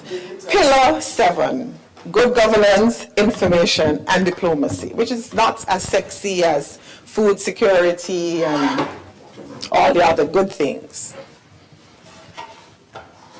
Now, what are we doing as a government with this pillar? We are preparing our narrative before others define us. So what did we expect, Madam Speaker? EU scrutiny, and still happening, misinformation, the FATF pressure, and how are we leading? I'm leading with the Honourable Member from, I think, constituency number 6, who's not here today. He leads on this aspect of our CISA agenda. And of course, the Honourable Attorney General. We're leading with transparency, and this is something we are proud of, something we campaigned on, and something we were able to deliver within the first 4 years. So, we have successfully, Madam Speaker, tabled and passed over 25 new bills in the National Assembly within this administration's first and a half year, modernizing legal frameworks across multiple sectors. Justice system efficiency. We appointed, Madam Speaker, 3 commissioners of oaths. We stabilized the Director of Public Prosecution's office and seconded Crown Counsels to address the backlogs at the High Courts and at the Land Registry. We implemented strict integrity and due diligence reforms for the Citizenship by Investment program, integrating advanced biometrics and transparent governance that earned not just regional, but international industry recognition. routinely tabled, Madam Speaker, critical international economic reviews. I think the Honorable Prime Minister spoke about it, such as International Monetary Fund reports. We had one on Monday of this week where the IMF did report that the economy is solid. So we have routinely tabled these critical international economic reviews, such as the IMF reports, directly in Parliament to bolster public financial transparency. So, Madam Speaker, to wrap up, New York survived the passing of 2 centuries because it built for the unexpected. Just to bring all of this into perspective, St. Kitts and Nevis will survive and thrive for the same reason. Our sister pillars are not a pie-in-the-sky wish list. They are infrastructure, scaffolding to bring real-world responses to real-world problems. They are slack in the system that allows us to adapt and adjust quickly. They are tunnels dug before the streets gridlock. When fuel prices spiked, like I said, we had tax cuts ready. When drought hit and water failed, we had a desal plant ready and new wells dug with one already commissioned. While we expanded and extended cruise tourism, we negotiated home porting and also expanded airlift. Before pollution and derelict vehicles overtook Central Bastille, we launched Our Community, Our Pride beautification and public awareness campaign aimed at shifting attitudes and behavior and supporting our CBS legislation passed in this Honorable House, the Community Beautification and Safety Act. When workers were forgotten, Madam Speaker, we legislated pensions. All of this, Madam Speaker, under PM Drew's leadership, we have chosen to plan and we have chosen to prepare. In a small island state such as ours, preparation is not a luxury. For us, it is more than a luxury, it is survival. It is a mother in New Road housing knowing water will be running when she gets home from a long day of work. It is a young man in Shadwell knowing there will be a job when the ship docks, like today, even in the off-season. It is a senior in Fort Thomas Road knowing her pension will come. So, Madam Speaker, any serious government worth its salt cannot just plan, it must prepare. It must not only improve lives so that citizens are better off when we secure office, it must also begin with the end in mind and secure our people's survival and our future, no matter what form that takes. Where there is no vision, the good book says, the people perish, those of us who went to church. In this season, Madam Speaker, and we know the season we're talking about, beware of those who only come with criticism, but no plan of action and no preparation. Let us keep the momentum. Let us keep preparing.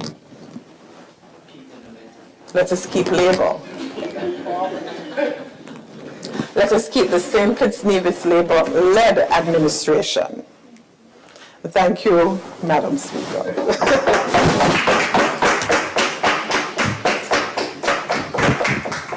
Thank you to the Honourable Member for St. Christopher too. Is there another statement? I recognize the Honourable Senator, Dr. Clark.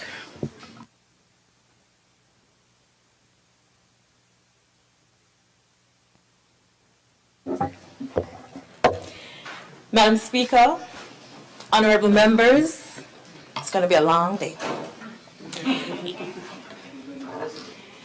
But so worth it. For when you do good, you must reflect and report. Today I rise to report in equal measure and to reflect. We are about 8 months into the year, and that for me is a signal to pause, intentionally, so that we can accurately and meaningfully appreciate the ground that our government and the St. Kitts Nevis Labour Party-led administration, as well as the Ministries of Sustainable Development, Environment, Climate Action, and Constituency Empowerment have covered. We must examine with a critical eye the expanses and stretches of policy and progress that we have canvassed, and recalibrate our compass to secure the successes of the journey ahead. For moving forward in any way requires an intimate understanding of where you are coming from. The Sustainable Island State Agenda, Legacy and Leadership.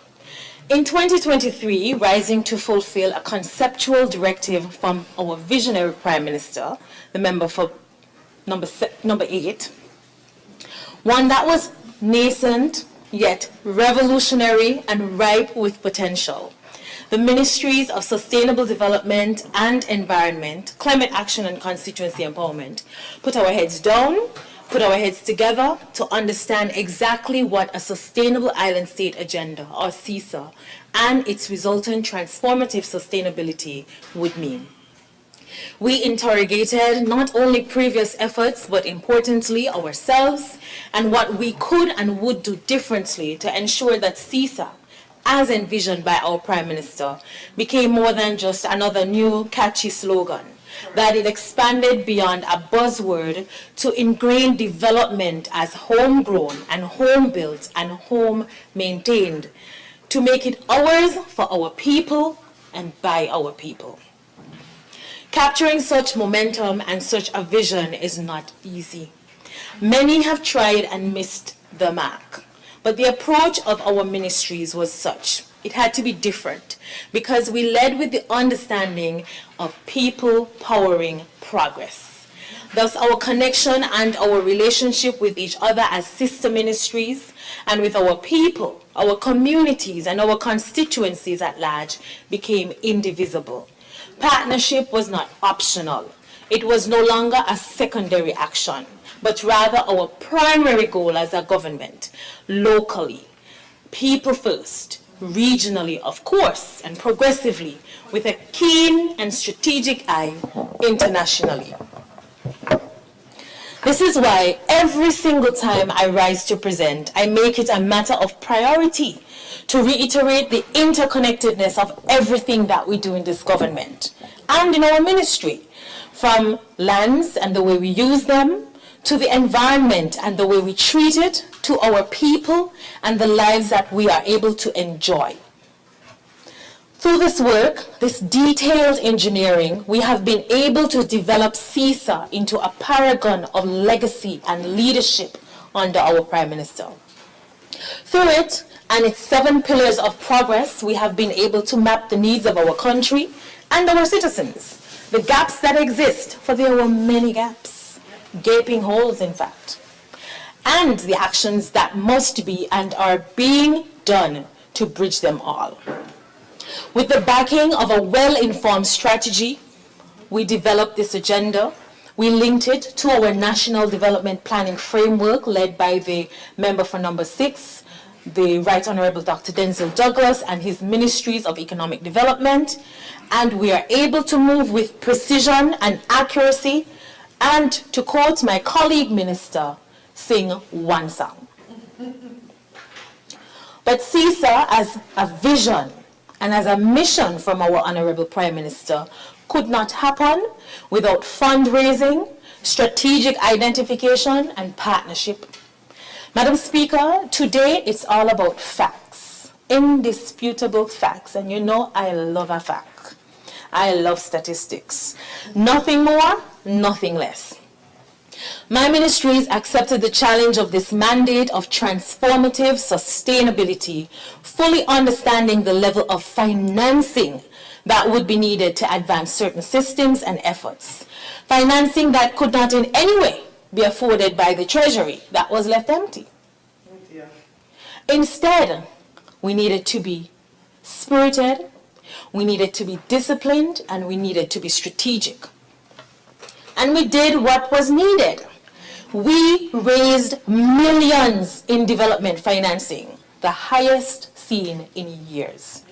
So when we speak of US $300,000 delivered to coastal communities and groups across St. Kitts and Nevis, specific to agriculture and fisheries, delivered through the partnership with the Global Center for Climate Mobility for community climate adaptation, of which our Prime Minister is our regional champion.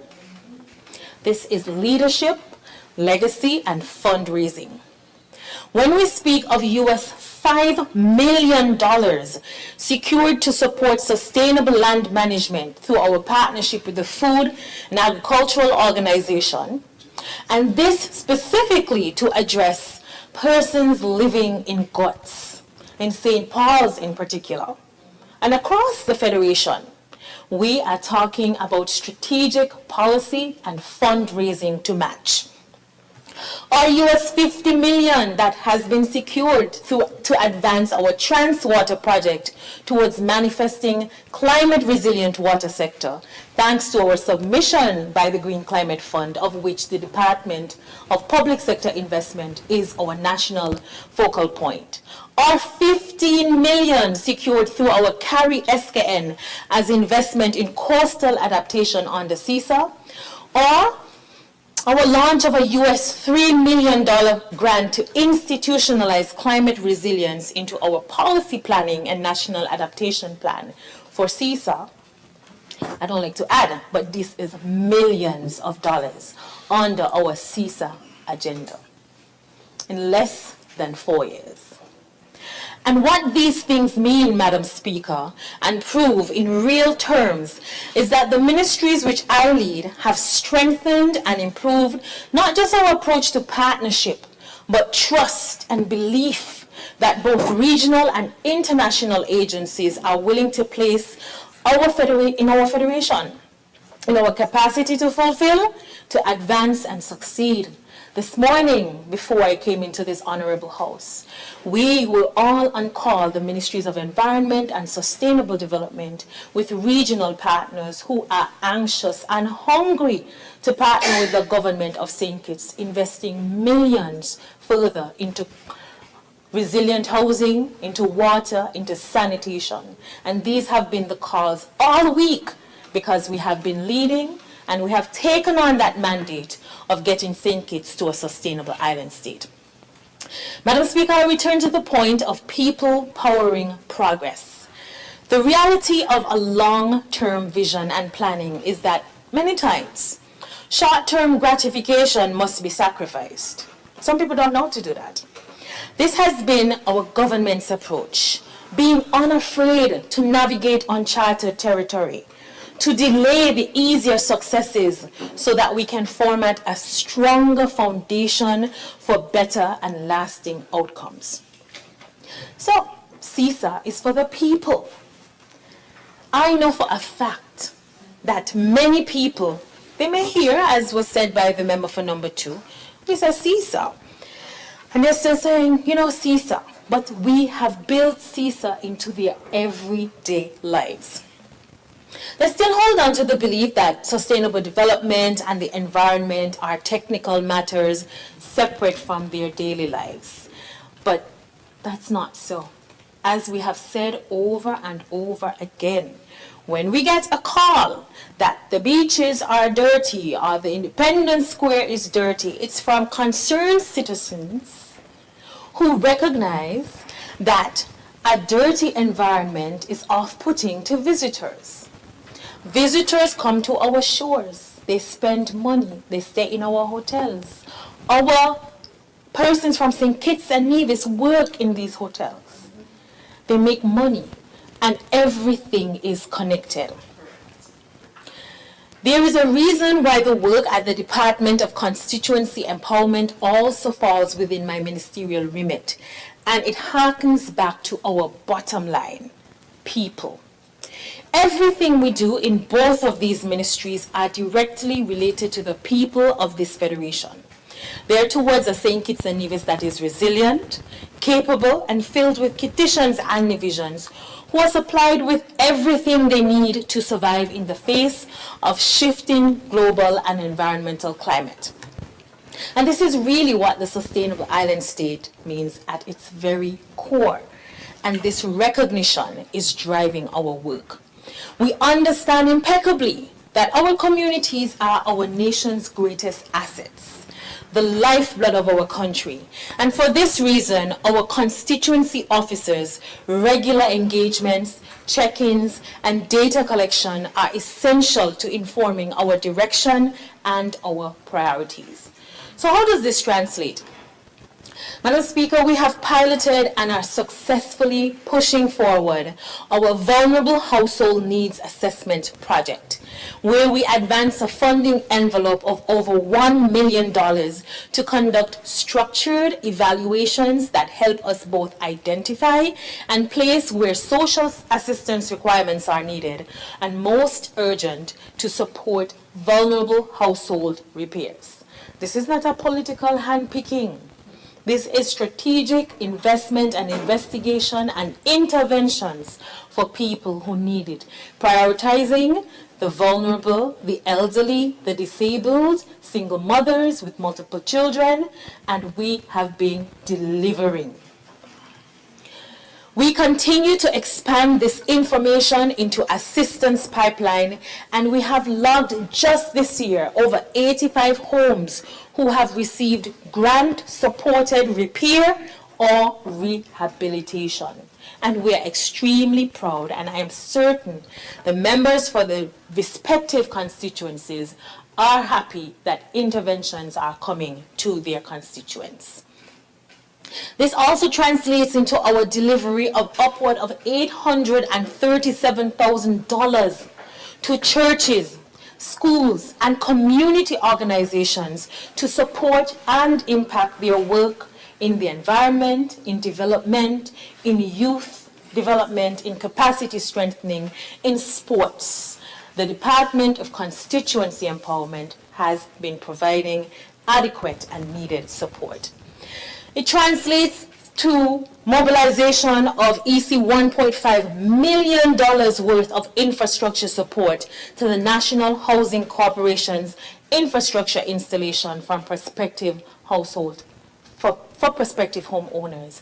A decision taken by this cabinet recognizing that home ownership and the partnership with the Ministry of Sustainable Development was critical. It translates through the provision of mobility assistive equipment to our nursing homes, seniors, and persons with disabilities, procured through the partnership and assistance of the Ministry of Health and the Minister responsible for health, the member for number 8, and our best friends, the Republic of China, Taiwan. It translates to the Parks and Beaches unit's monthly elderly cleanups that makes it so that our elderly and persons living with disabilities in every single constituency, 1, 2, 3, 4, 5, 6, 7, and 8, have access to a team that comes to their home on the recommendation of community members and the Parks and Beaches unit itself to clean their property. We are connecting our mandate of environmental health through social and elderly care. Speaking of, Madam Speaker, another reflection of mine is the growth and progress of the Solid Waste Management Corporation. In June, the Solid Waste Management Corporation celebrated its 30-year anniversary. And most evident in those celebrations was the fact that today the SWMC is an entirely different organization than it was 3 decades ago. Growth and progress. It's safe to say I am so proud of its evolution and the immense work that we have contributed in the past 4 years. Madam Speaker, when I got into office in 2022, 2 departments threatened to have what's the word for on the streets, revolt, picket. I said to the Prime Minister, Prime Minister, Solid Waste is not happy and Parks and Beaches isn't happy. And both the Prime Minister and I went down to Irish Town and we had a big meeting with Parks and Beaches. And the Prime Minister made commitments to them. and we have fulfilled them. And not one Parks and Beaches worker has been on the street demonstrating. That's the word I was looking for. Similarly, I said to solid waste staff just last month when we had our fun day, we couldn't because have it on the landfill because of the unfortunate landfill fires. We were at the headquarters, and I was taking a picture with Shoshine, and everybody was happy. And I said, you know, I spoke to every single worker. Nobody had a complaint. They were happy. Solid Waste is now moving to enact its pension plan for its workers, along with strides with other statutory bodies. We're almost there. And this is what powering progress through people is. People-centered governance. Madam Speaker, pre-2022 and pre our Sustainable Island State agenda, we had limited recycling capacity as a country. Our ministries, not just mine, but partner ministries and Solid Waste Management Corporation, bringing to life Pillar 6, our circular economy, has reformed this reality. Thanks to this strategic vision and the support again of the Republic of China, Taiwan, and the Ministry of Education, we have since entered phase 2 of our recycling project and installed equipment necessary to divert recyclable waste, paper, cardboard, plastic, tin, from our landfill and convert it into income through export. We are working also at our own expense to ensure that derelict vehicles, blights on the beauty of our communities, are removed and repurposed. Just the other day, the Prime Minister called and said to me, why aren't you saying that you're removing the derelict vehicles? This is such an impactful activity. And I said, oh, PM, you know, we dropped the ball. And we made it clear to the public that for the past 3 years, we have removed over 1,000 derelict vehicles from across St. Kitts. And in the past 3 months only, between the Limekeel, Shadwell, and Keon and Connery area, over 200 plus vehicles. We're now in Atlees making our way across the Federation. People from the diaspora have called me and said, we have some derelict vehicles up here in this lot in Birdrock across here, and we're going to remove all. But, and we will get back to all of them, because this is so critical, not just for beauty, but for sanitation, for community health, to remove vectors and just keep the place clean. And guess what? Each vehicle moved cost about $250. And Solid Waste has paid. Solid Waste is financially stable, thanks to the support of the Ministry of Finance led by our Prime Minister. But we want not to do this on our own. We believe strongly that someone should take this up as their own private business, because there is wealth in waste. Our push, our why, our reason is a desire to shift behavior and culture where waste is concerned. Not because we aim to be contrary or difficult or we want to make it problematic for you to dispose of your waste, but more holistically, it's what progress requires. Your plastic bags in the supermarket. I know a lot of people still text me and say, every time I drink from reuse a non-single-use plastic container, I think of you and I get vexed. Yes, get vexed. I don't care. You have to do it. It is for the good of our environment. Our eco-friendly cutlery, your calls for recycling drop-offs, these are all towards surviving and thriving in St. Kitts and Nevis. Again, I repeat, people powering progress. More specifically, placing people at the heart of sustainability. Madam Speaker, I believe that the over 130 families, and I have to transition my attention to land and take a pause, because you know this is the hot and most passionate topic for people in St. Kitts and Nevis.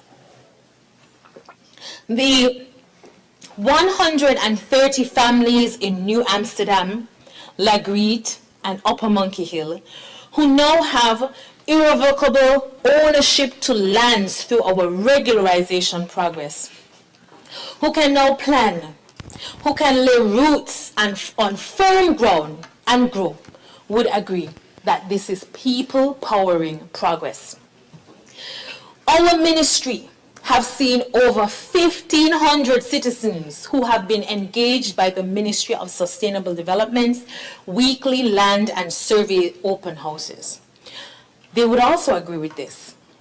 These one-on-one sessions and our commitment to empowerment through land access equates to over 850 land allocations so far, over 318 allocations this year alone, from residential and commercial lots. I'm also so proud to confirm that today our team, and I know they're listening, they're at the Ministry of Sustainable Development preparing for distribution letters for persons to access commercial lots in newly opened areas, Bladen's Commercial Court, just behind the Ministry of Health and Sustainable Development, and the Royal Bastia Valley Commercial Park, just opposite the Newtown playing field.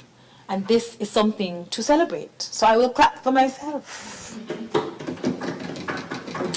Madam Speaker, think about it. 1,500 one-on-one sessions with us. 1,500 people came to the ministry with tears, with their mothers, with their grandfather, with their aunts, their sisters, saying what happened to them. And we corrected and still are in the process of correcting. You know what it is to sit and talk to 1,500 people every single Thursday with a different story? You know how many pieces of napkins you need to wipe your eyes when they leave because of the stories they tell you? 1,500 and counting.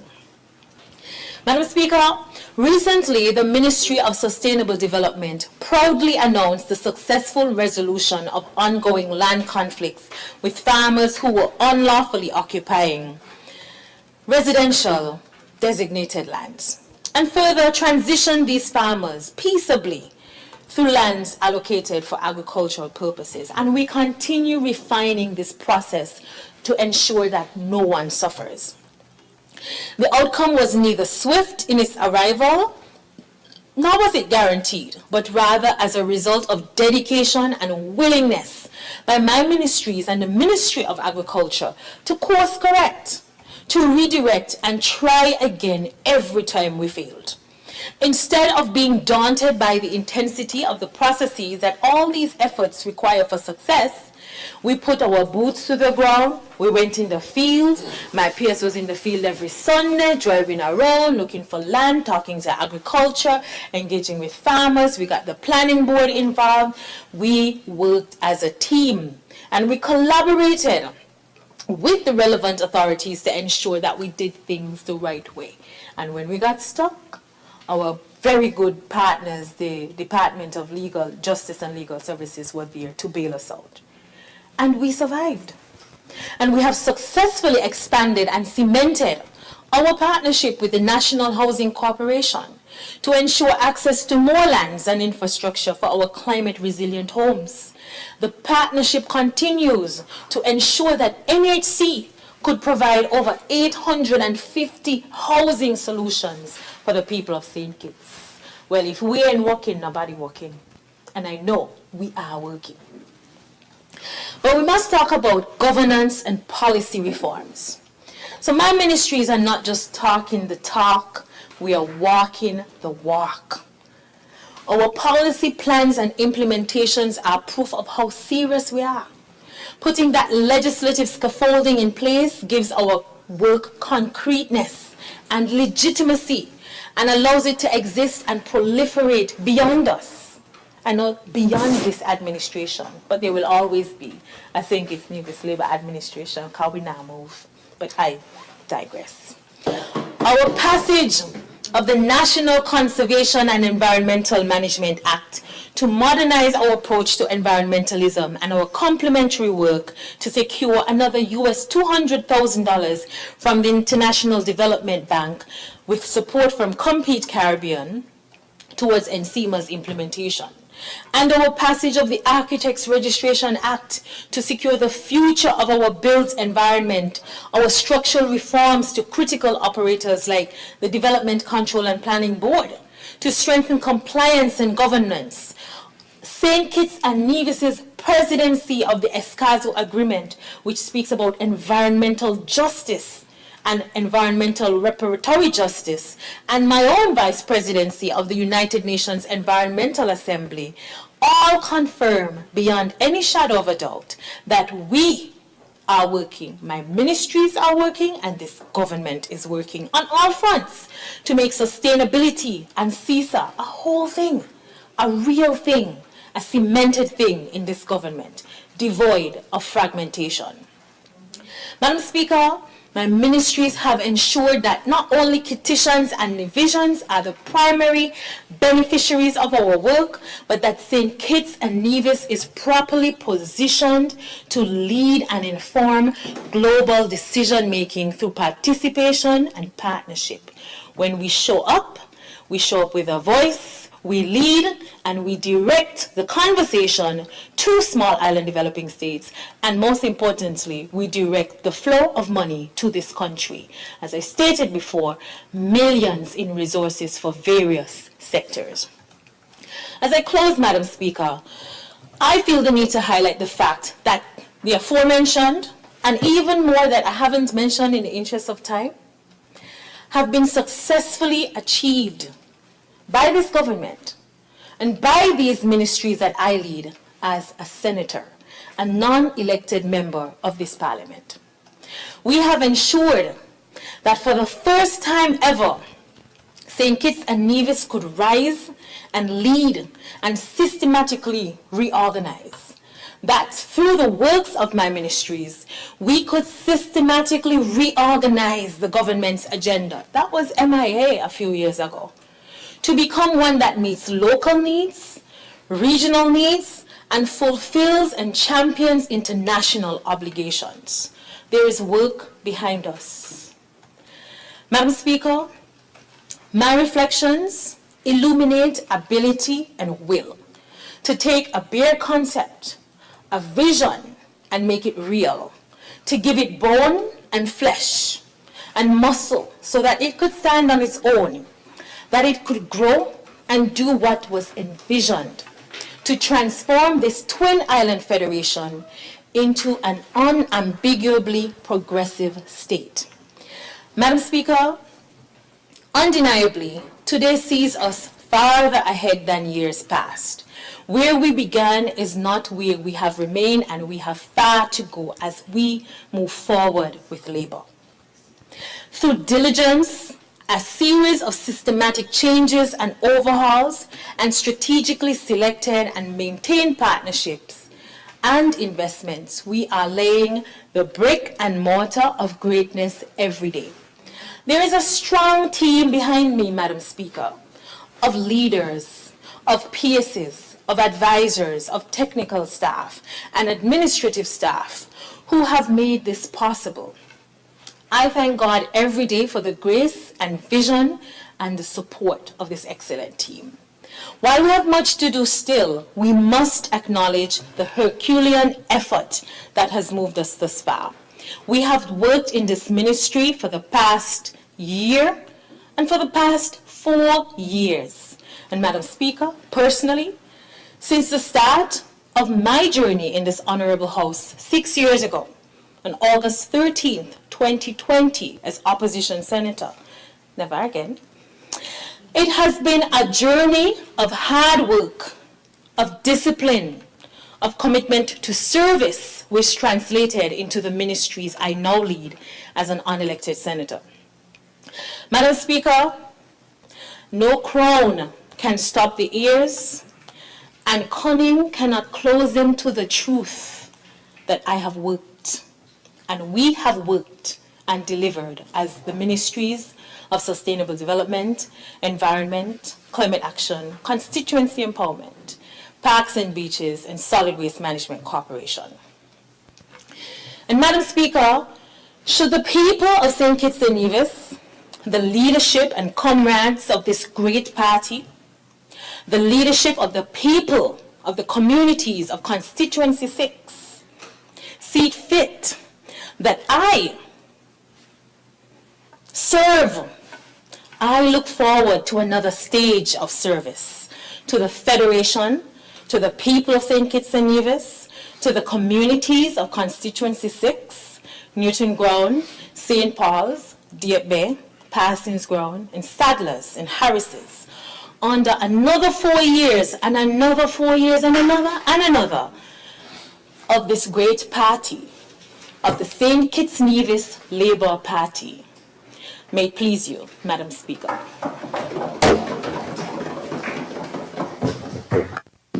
Thank you to the Honourable Senator, Dr. Clark. I recognize the Honourable Senator Philip.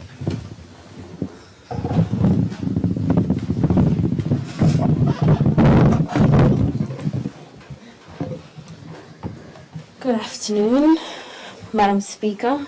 Thank you very much. Good day.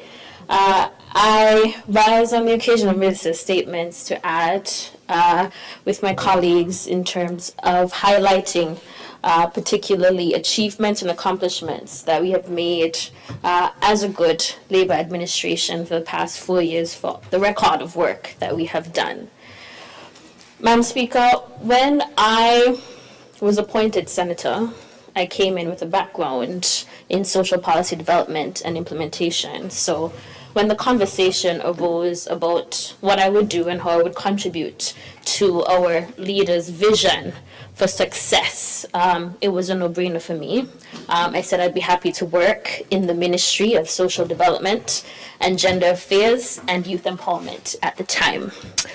And so after being sworn in, the first assignment I was asked to deal with was get PAP under control, which essentially meant to properly manage programmatic resources for financial accountability and really streamline the delivery of social services to ensure that those who really need it most are actually benefiting and are being positively impacted, because that is central to SKNLP as a party in terms of looking out for the people, the workers of our great federation.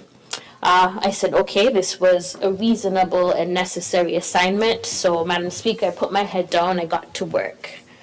When I assumed leadership and oversight of the Ministry of Social Development and Gender Affairs, it was very evident that under previous administration, the department mandates and staff were very neglected.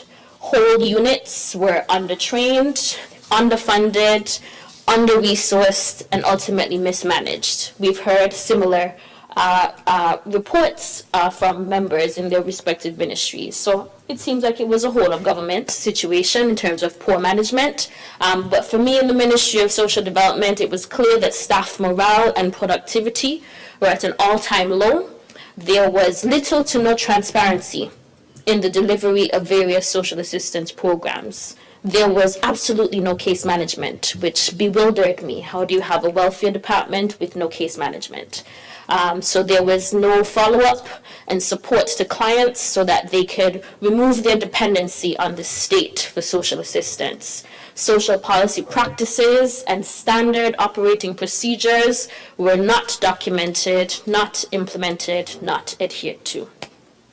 Ultimately, Madam Speaker, poor management and ineffectiveness plagued the welfare and social services arm of government.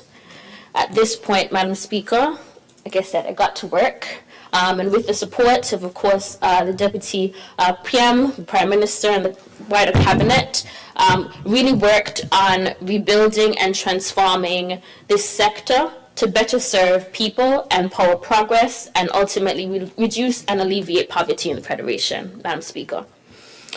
Since 2022, I'm pleased and very proud to report a full list or a select list of transformative accomplishments. And I call them transformative because I believe that these are accomplishments that we've been really able to establish and complete that is really significantly going to change the way that we do business when it comes to social protection and ultimately improve the lives of people in the Federation. So major accomplishment, number one, which was essentially the very first priority when I took oversight and leadership for the ministry, is really to improve social assistance program delivery. Madam Speaker, We sought to improve program delivery by ultimately increasing financial investments in people, in our programming, and in our partnerships, Madam Speaker. Within the past 4 years, each social assistance program offered through the Department of Social Services saw some percentage increase in funding. This is money that was invested to go directly to the clients in some sort of welfare or social assistance or aid. Madam Speaker, the Department of Social Services has a variety of programs, including medical assistance for adults, which was increased over the past 4 years, doubled, in fact, by another $1 million. And that is separate and apart from the Children's Medical Fund, which the Department of Social Services also has, in addition to the Prime Minister's office. So the department and PMO actually work hand in hand to deal with any cases that come when it comes to children's medical assistance. The Prime Minister's office typically deals with those that are really emergencies, immediate, because they can process things a lot faster. But we do have a fund that is separate and apart from our adult medical assistance to make sure that our children are well cared for and taken care of, because that, in fact, is a vision of the PM, so he makes sure there's money in multiple places for children's medical.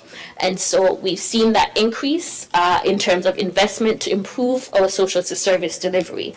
There was investment increased in our burial assistance program. There's increase in investment in our food voucher program, also in our foster care program and allowances that are provided to parents and families who are willing to foster children who are not their own. That allowance was increased as well, Madam Speaker. School uniform assistance, also we had increased investments in that program. And Madam Speaker, these are programs that are standard and recurrent for the department, and this is separate and apart from the over $28 million that was also invested to create the Budget Boost Wallet, which was also facilitated through the Ministry of Social Development, Madam Speaker. And so cumulatively over the past 4 years, this administration has invested directly in social assistance programs that is money in the hands and pockets of households and individuals, Madam Speaker. And so in addition to increased budgetary investments so that we can serve more people, we actually improved the way these programs were delivered. We improved the PAP with the transition to LIFT. We improved other social services by reestablishing very clear eligibility criteria, means testing, standard application processes, and accountability mechanisms. Case management was reinstated after the staff were all retrained and resourced to operationalize upgraded systems and processes. Madam Speaker, these may sound like small things, but these things are very integral and central and foundational to the delivery of a strong social protection ecosystem. If we don't have very clear rules, processes, and procedures, then it's just chaos and people don't know what to expect. People don't know how to access. But Madam Speaker, because we've done the work to ensure that persons are aware that we have very clear operating procedures, accountability mechanisms, and application processes, then everybody understands and knows that they can count on services and delivery for welfare at a time when they need it, Madam Speaker. So improvements with increased investments in social assistance delivery, check. Second major accomplishment for the Ministry of Social Development and Gender Affairs is in fact digitization. Digitization of service delivery goes hand in hand with the improvements that we've made to our social assistance programs, Madam Speaker. I'm pleased to say that the ministry was able to introduce digital platforms like JAD Cash to improve access, convenience, and efficiency for clients who've been approved for benefits. Applications for programs can now be completed electronically, Madam Speaker. The Budget Boost Wallet was revolutionary in the way we were able to provide e-cash transfers to individuals to use to purchase food and utilities, Madam Speaker. Digitization has allowed us to centralize applications. For instance, right now, we recently launched our school-based assistance program, which is a program that we were able to expand, not just from school uniform assistance, but you can now apply with one application of interest for consideration to receive not just uniform assistance, but also CXC exam waivers, early childhood subventions, school books, and other school-based assistance programs. One application submitted online, and then there's follow-up at various satellite offices, Madam Speaker.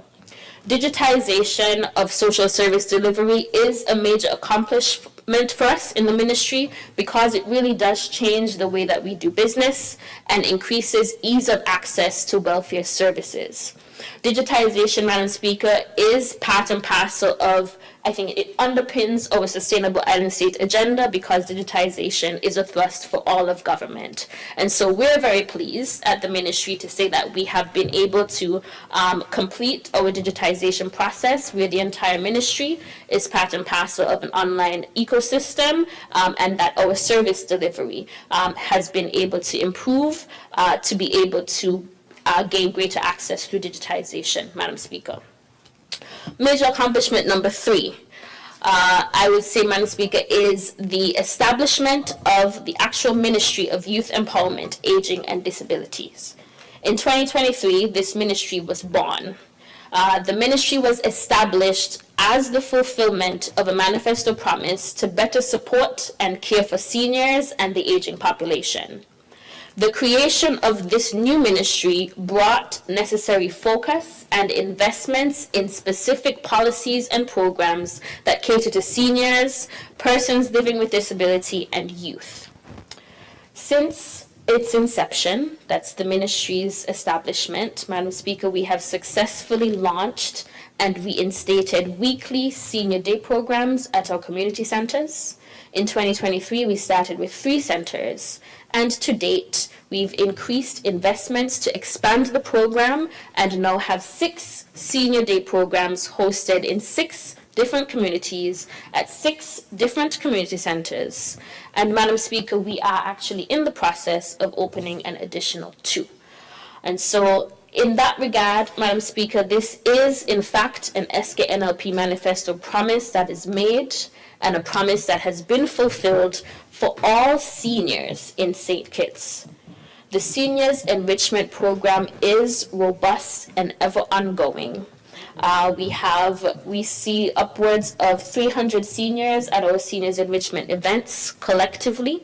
And our seniors, it's always a good time, Madam Speaker. The objective with our seniors program is making sure that our seniors have access to opportunities to age with dignity, to age gracefully, that will help them as they age. And I just want to make a plug here to say that the next activity for our seniors is actually a health fair. It was originally scheduled for today, but it has had to be rescheduled since our partner at Health requested a change of date. And so just a plug for our seniors, the health fair that was scheduled for today is rescheduled to August 12th. It will be hosted at the Newton Ground Primary School, and there we'll have, of course, our health checks for our seniors as well as some other activities for them to engage with during the day of the fair. I want to thank the Ministry of Health and the Ministry of Education for partnering with us to deliver this programming and activity. Madam Speaker, establishing the Ministry of Youth Empowerment, Aging and Disabilities and Youth Empowerment has allowed us to increase capacity of our home care program. This is where we have home care officers that are hired by the government, make house calls to seniors residing at home in the community to offer basic care and support to families and caregivers. This is a program that is funded by the government. We were able, with the establishment of the ministry, to increase capacity because the demand is higher, so we've been able to train home care officers who've been employed in the government and through STEP. We've been able to train them at CFBC with their course, gerontology. And so we have been able to build capacity through that program so we can offer and deliver more support to families who have seniors in their homes and just need some extra support during the week to care for them, Madam Speaker. That is significant because it speaks to this administration's commitment to supporting our vulnerable groups and populations. Disability Services, Madam Speaker, is also a unit within the Ministry of Youth Empowerment, Aging and Disability that leads advocacy and support for persons living with disability. Thanks to this unit, after completing consultations, we were able to finalize and table the first national disability policy. That is a major accomplishment for us in this ministry, for me particularly, because this is something that when I engage with the members of the community, this is something they've been asking for years, and tirelessly so, to have some sort of national policy that will hopefully guide laws, regulations around how we treat and engage with including persons with disabilities. Advocacy and awareness building is a primary mandate for disability services, and we have been successful at offering sign language training for first responders in government so that we can break down the barriers to communication and barriers to inclusion of persons living with disability. We also partner with the Ministry of Education to make sure that we can have our education system be made more accessible and inclusive for students with disabilities.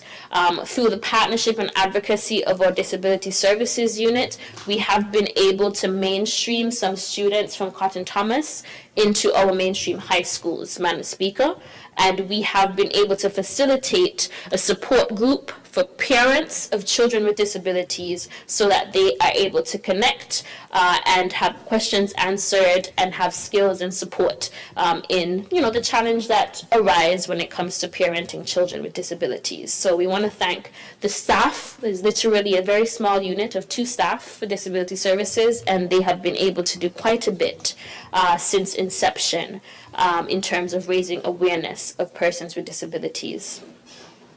Madam Speaker, the establishment of an independent ministry with departments dedicated to supporting seniors and persons with disabilities is a transformational step in our nation's history and development.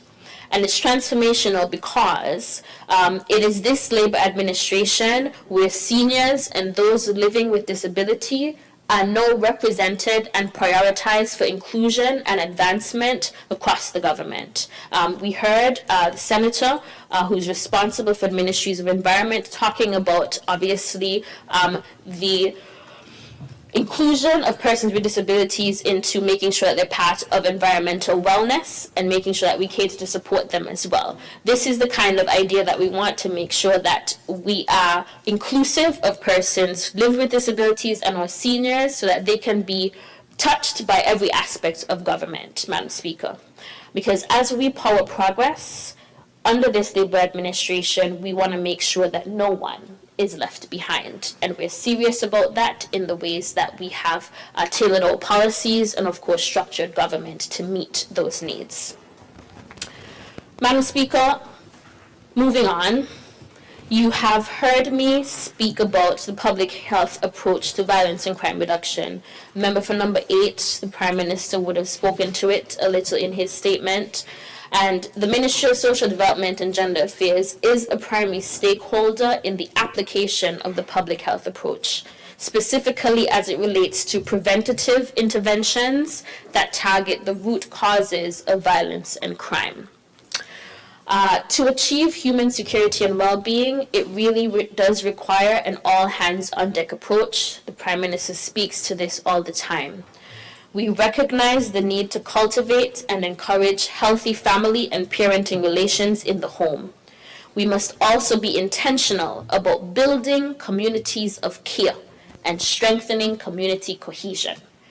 The call for all of society to participate in preventing violence and crime means that there is work and opportunity for NGOs and CBOs, that's community-based groups and organizations, to take up space. And with that being said, that brings me to accomplishment number 4, Madam Speaker, increased investment in community development. Over the past 4 years, we have been able to increase support for community-based organizations, both fiscally as well as resource-wise, to build capacity. This is noteworthy because it is indicative of a government that is serious about partnership. This is a government that understands that if we want to go far, if we do truly want to realize our sustainable island state agenda, that we all need to go together. and we are willing to invest in community groups and organizations that function to provide positive pathways for youth, groups that drive community spirit, and organizations that cater to helping. Investment in community groups and organizations is one major way that we build partnerships in the Ministry of Social Development and Gender Affairs. Partnership is absolutely integral to success in social protection. Because, Madam Speaker, it's the people on the ground, it's the people in the community who really know where the vulnerable people are. They really know where the people are that are in need. And so partnerships are very important for us in the ministry, which is why we've taken the initiative to make sure our community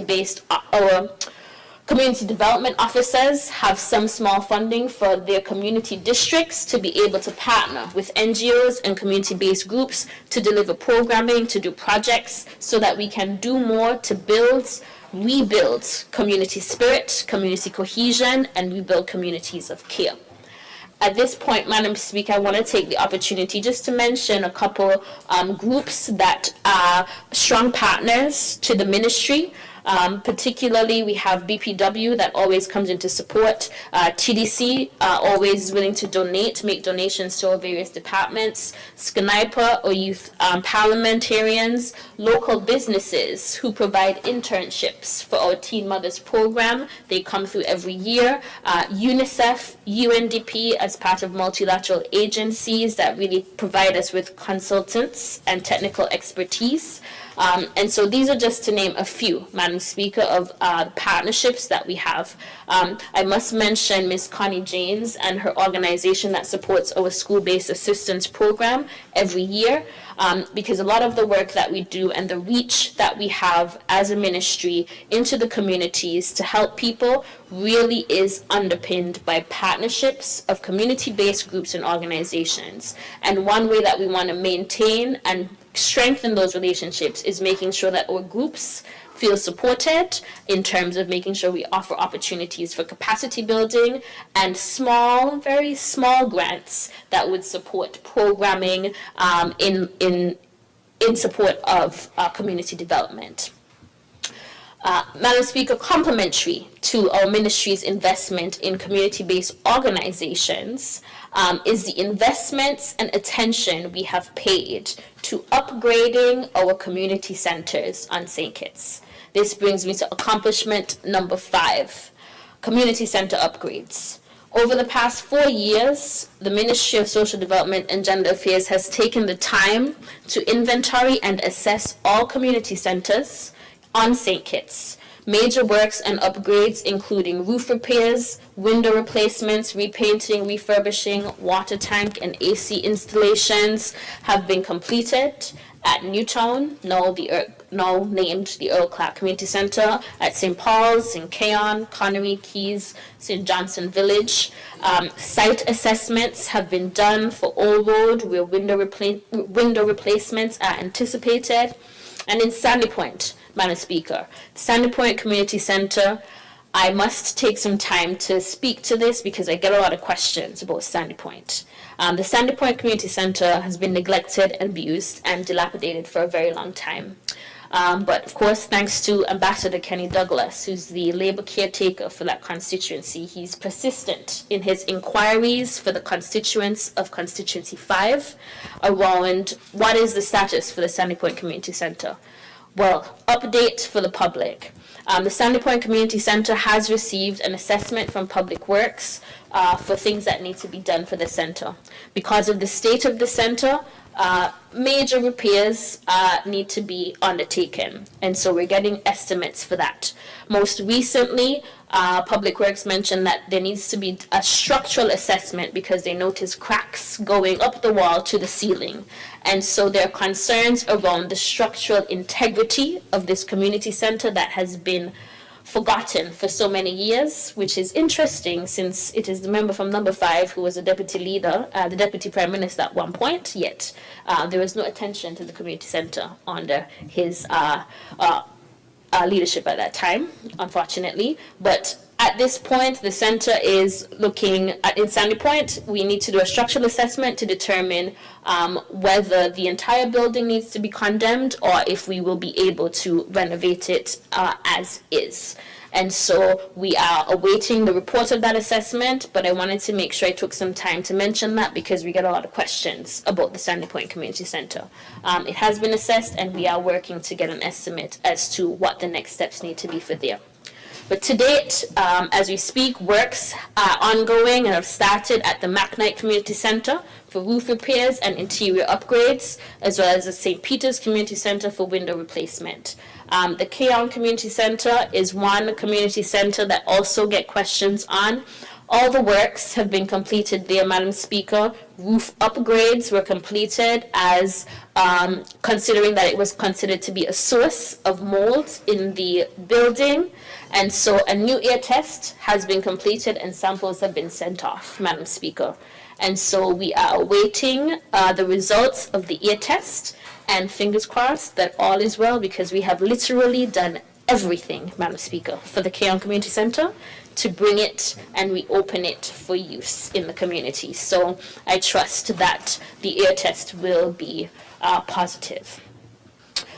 Madam Speaker, over the past 4 years, the Ministry of Social Development has really prioritized community center upgrades and maintenance. We have expended over $4 million to assess and upgrade our community centers, the major ones. And Madam Speaker, this investment is necessary if we are to be serious about cultivating communities of cohesion and sparking community pride. Remember, Madam Speaker, we are building communities of care. This administration, in light of the public health approach to violence and crime reduction, communities of care is important, and to facilitate community development on the ground, the ministry has been working to prepare and maintain infrastructure that provides safe, comfortable, and accessible meeting and recreational spaces for people in the community. And so, Madam Speaker, major accomplishment for us to say that in the past, really it's 3 years, it took some time, we have really been able to bring our community centers up to standard for use. And so I want to really commend the team for the hard work that they've done in terms of the maintenance of our community centers, and with, of course, the support of NEMA that also designates some of our community centers as hurricane shelters, which is part of our impetus for making sure that we have our community centers in use. Madam Speaker, in terms of our next accomplishment, this is accomplishment 6, renovate and reopen the New Horizons Rehabilitation Center. This one speaks for itself, nearing the end. And for, I would say, for the past 2 years, the ministry has really worked tremendously to make sure that we can renovate the original location of the New Horizons Rehabilitation Center, which is in Harris's Village. Madam Speaker, the reopening of New Horizons, I believe, is evidence again of this Labour government's commitment to preventative, rehabilitative, and restorative approaches to violence and crime reduction, especially perpetrated by minors. When we came into office, New Horizons had to move immediately from Harris's location because over the past years, under the former administration, everything ran down at the building. There wasn't any maintenance. Staff morale was extremely low, and the center was not able to be used to function in the way that it ought. So they had to move. We had to go to multiple temporary locations, which caused challenges for us when it came to managing our juveniles that were remanded to the center, Madam Speaker. But instead of blaming everybody else, Madam Speaker, instead of placing the blame where the blame ought to have been placed, Madam Speaker, we got to work to make sure that we got all the works done on the New Horizons Rehabilitation Center, and I'm very happy and proud to say that we are now returned, and all staff and functions and operations of New Horizons has returned to its original location. And so we can say that we are doing the work and that we have done what we promised in terms of making sure that we take care and prioritize our young people who are in conflict with the law, to make sure that their rehabilitative programming is completed so that they can be positively reintegrated into society to be productive and positively involved in community and nation building. Madam Speaker. Madam Speaker, in closing, I want to say that thus far we have heard from myself and colleagues in reflection and report on major accomplishments of this administration since getting into government in 2022. The delivery record of this Labour administration is clear, Madam Speaker. You hear it from the Prime Minister, you've heard it from multiple members, not just today, but on various occasions, all the time. And we're not just singing this record because we're trying to be boasty, but we're singing this record because really through hard work, partnership, collaboration has really gone into working towards achieving and realizing the vision of our Sustainable Island State agenda. I am happy to be part of a team that has a very clear vision, Madam Speaker. A clear vision that is clearly articulated with a 7-pillar agenda so that we all know, not just us, but the public, the region, the world knows what St. Kitts and Nevis is about and where St. Kitts and Nevis is going when it comes to development and progress. As Minister responsible for driving social protection, I'm very happy to join my colleagues by putting in the work to center the people of the Federation in order to deliver policies and programs that respond to their vulnerabilities, that respond to their needs, and to do so in accordance with good governance and transparency so that we build true, real partnerships. Partnerships across ministries, partnerships with the private sector, partnerships with the community. Partnership that is necessary to power the continued progress of the people of St. Kitts and Nevis that this Labour administration is leading. And so, Madam Speaker, may all of that please you, and thank you very much for the time. Thank you to the Honourable Senator Philip. Honourable members, I wish to rise briefly. I'd say 5 to 10 minutes, and we will resume thereafter. House will rise for 10 minutes.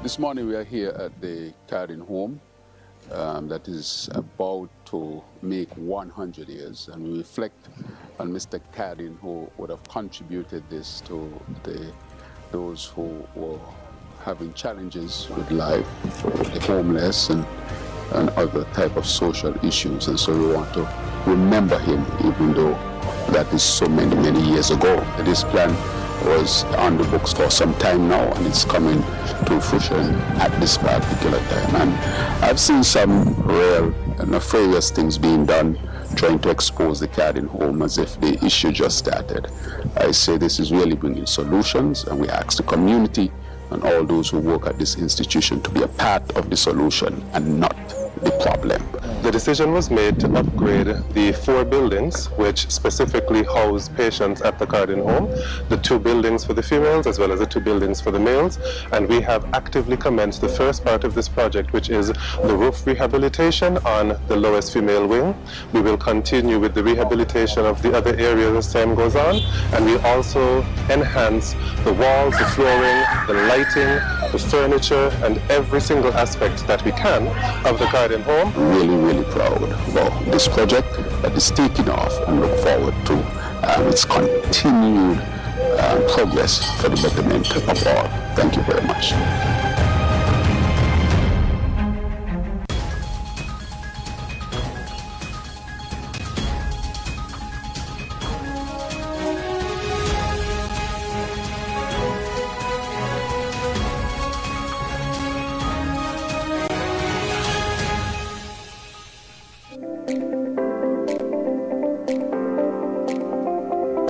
This morning I'm pleased to be visiting the Bastia High School site with the Permanent Secretary in Education and the entire leadership of education, along with the principal and deputy principal and his management team from the Bastia High School, and representatives from the planning division and also public works, alongside the project manager of this site.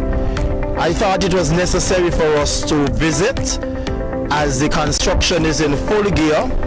My last visit, they were at the foundation digging out, and then now that has been covered and they're ready to go to the other stage. And I thought it was important for us to bring all of the various stakeholders together so that they can see what's happening and understand the process in which the school is being constructed.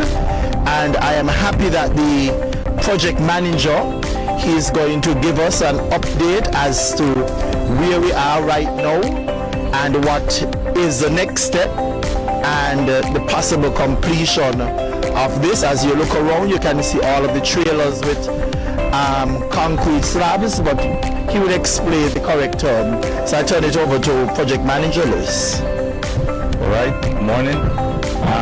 Right now we start to build the building B and building A. Those two buildings is a classroom building. And next week we will start to dig in the foundations in the building C, auditorium.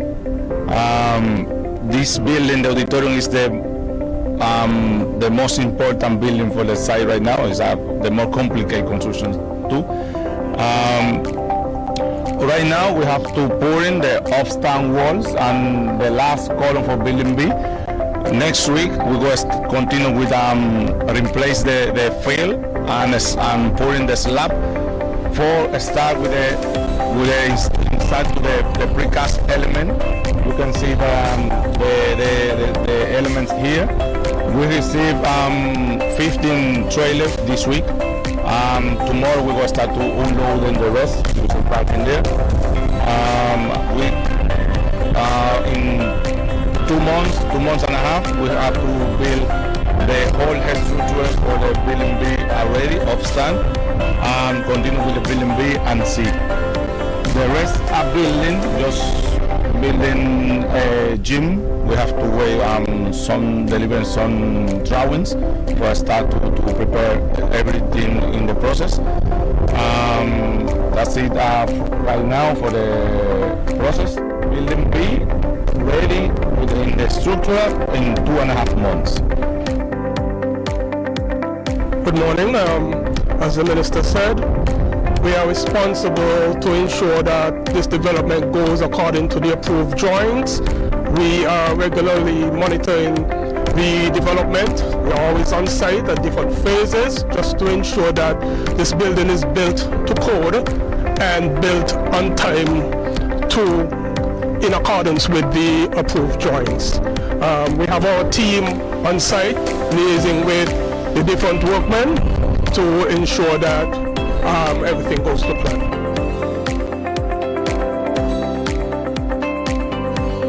Thank you, Minister Hanley. We're very excited. I'm very excited personally. This is my alma mater. And so coming back onto the BHS grounds brought back a number of memories into school, the various sports days, and just moving from one campus to the other. And so we're very excited to see the progress that is taking place at the Bastia High School. Management team also is here to view what is taking place. And we'd like to thank Minister Hanley for this opportunity.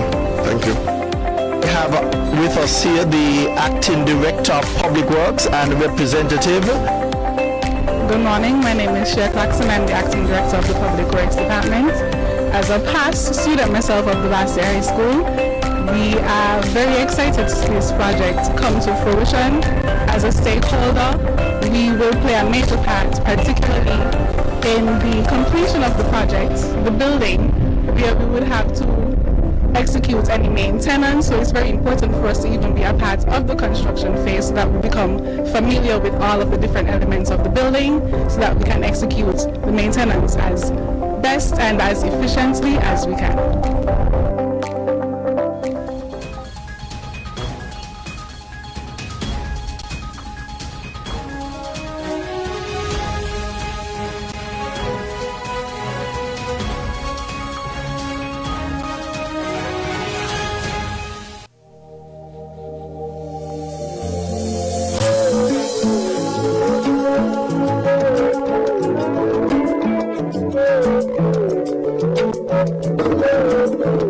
As of today, we have over 4,000 accounts open already. And we have invested over $4 million already into the future of our young people. This is money in real accounts belonging to our children and already beginning to grow. And today, our students are not just receiving a government contribution. And I would like to say that this contribution that you are participating in is not just to be seen as that, but it is a deposit, practical exercise of how the banking system really works.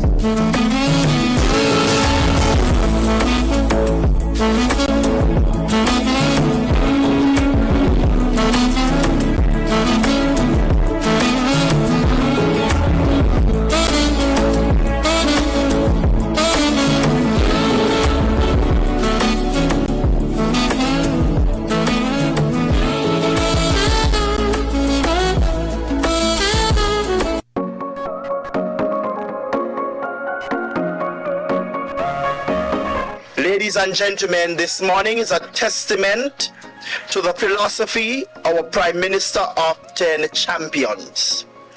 The whole of society approach. We are not merely cutting a ribbon today. We are changing lives and moving forward. We have heard the cries.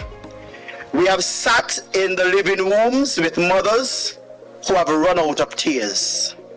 We have listened to fathers frustrated by navigating medical systems alone. We have seen grandparents step up with love, but without the tools. We heard the stories of late nights, searching the internet for answers that should be available right here at home. And today, we prove that we act. The Discovery Center is the answer to that prayer. Let's give it up. Autism spectrum disorder is not a fault. It is not a curse. It is a condition. A condition that is often lifelong, and one that without support can result in functional limitations. It can require costly, specialized medical, educational, and intervention services. This government does not look at those costs and turn away. We look at the individual. We look at that potential. We believe that with coordination, with compassion, and with science, we can maximize every single person's functioning and reaching their potential.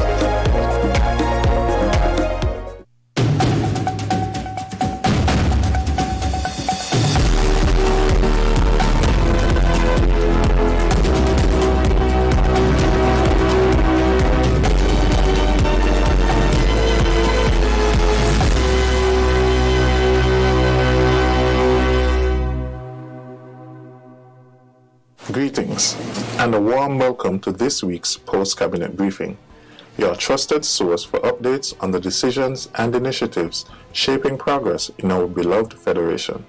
I am Dr. Marcus Natter, Cabinet Secretary, and it is my privilege to share with you the latest developments from the Federal Cabinet of St. Kitts and Nevis. Under the leadership of the Honorable Dr. Terence Drew, Prime Minister of St. Kitts and Nevis, the Cabinet met on July 27, 2026 to deliberate on key policies and programs aimed at advancing the well-being of every citizen and resident. The Cabinet received a presentation from the International Monetary Fund on its half-year assessment of the economy of St. Kitts and Nevis. Led by Mr. Jong Soon Shin, economist and deputy chief of division at the IMF, the overall assessment found that the Federation's fiscal position remains solid overall, even amid lower citizenship by investment revenue. Tax revenue has held in line with prior years, and current expenditure, including payroll, goods and services, and transfer, has stayed well contained, despite recent oil price shocks and associated policy support measures. At the same time, the IMF identified emerging vulnerabilities, including contingent liabilities linked to the Social Security Board and public enterprises such as the Development Bank, compounded by potential spillovers from ongoing geopolitical tensions. The IMF's overarching message to Cabinet was that fiscal consolidation is essential to stabilize debt, rebuild fiscal buffers, and reduce these vulnerabilities and risks going forward. The Cabinet then received a comprehensive security briefing from Mr. James Sutton, Commissioner of Police, Mr. Coyote Sutton, Commander of the Defense Force, and Mr. Cromwell Henry, Deputy Commissioner of Police. Commissioner Sutton briefed Cabinet on the national security landscape, affirming that the overall environment remains stable and under control, with recent serious violent incidents confirmed as targeted rather than widespread. In collaboration with the Defense Force and partner agencies, the police force continues to execute its strategic plan, which yielded measurable results.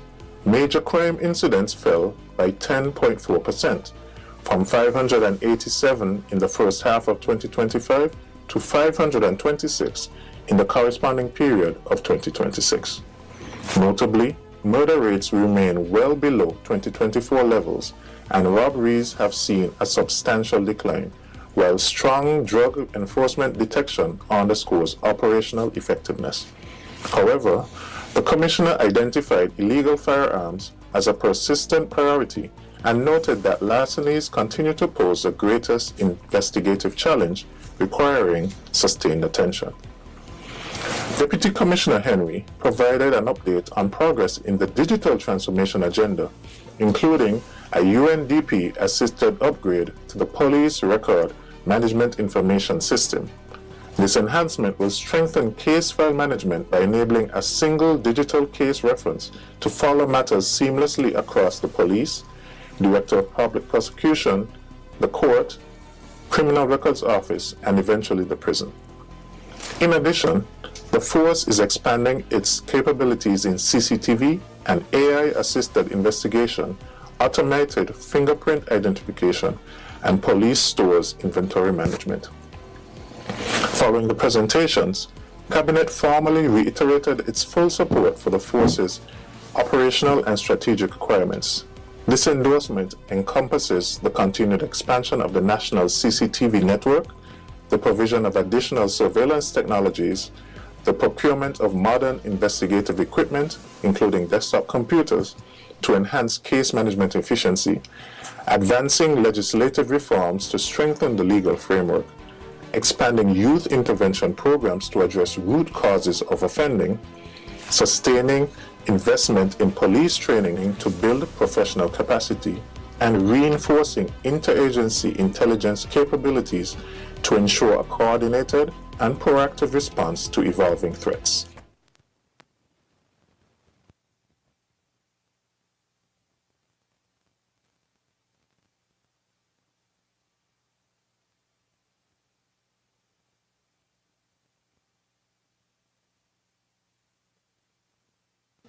I recognize the Honourable Member for St. Christopher 3. You may proceed.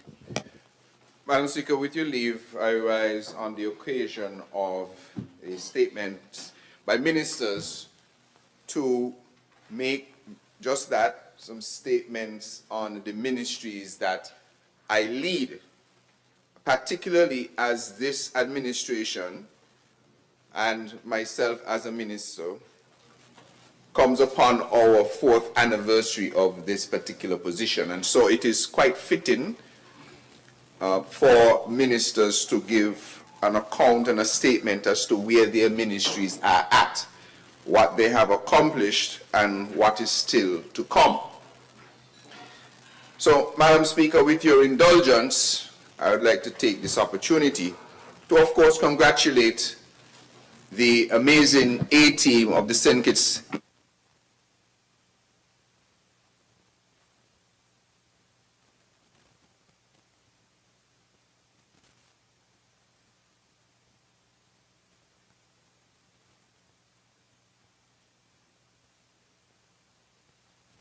Sorry, I took it off just now by accident. We are building the foundations of a sustainable island state, one that history will look fondly upon.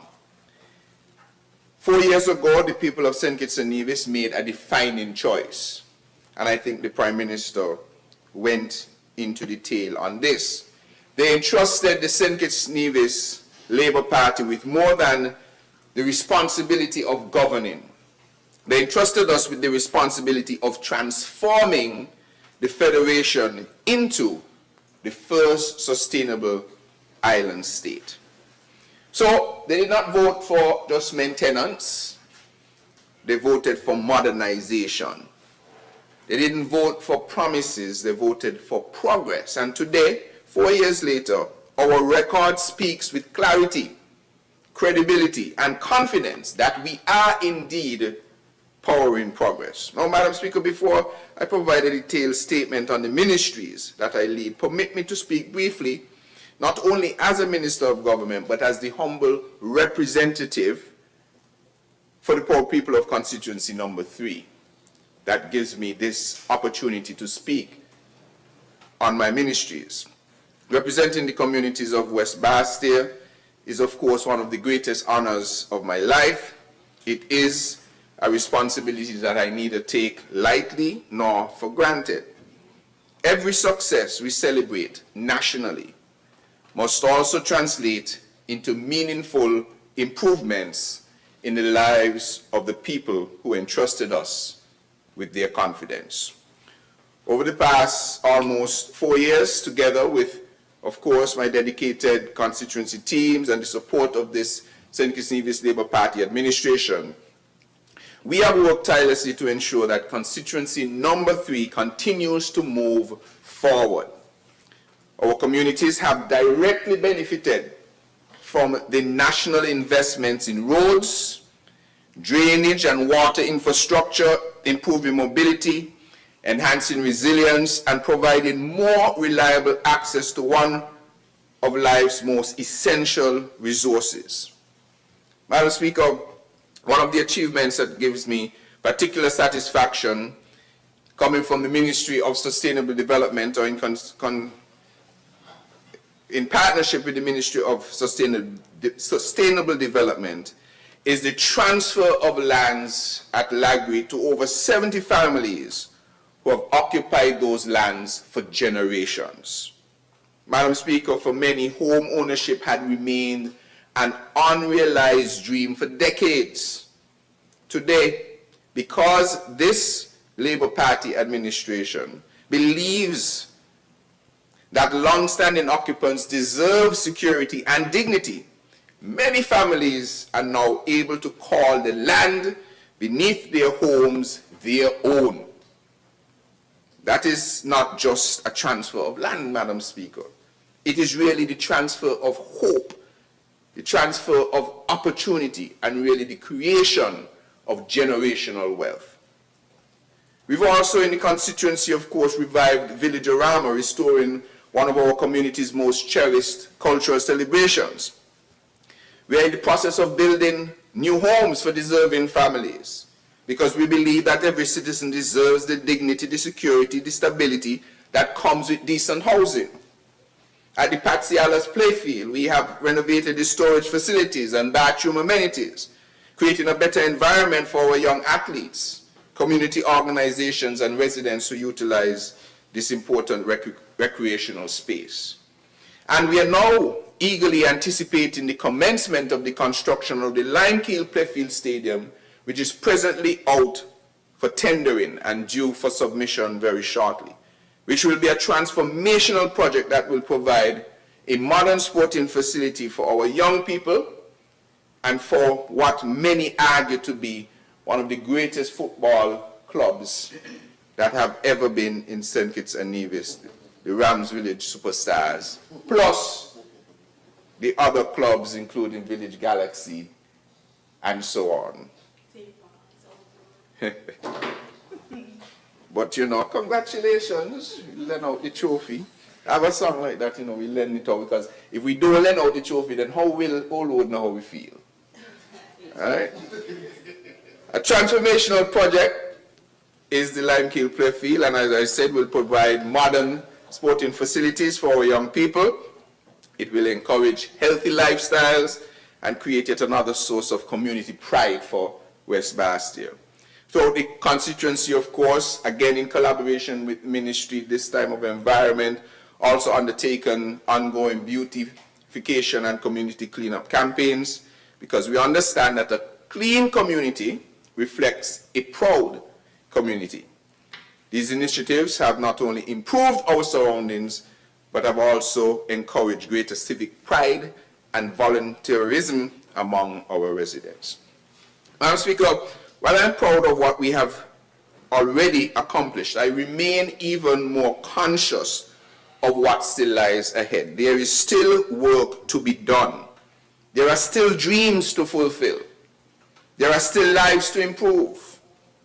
To the wonderful people of constituency number 3, I offer my heartfelt thanks for the confidence you have placed in me over these past almost 4 years. Your encouragement inspires me, your concerns guide me, and your resilience motivates me every single day.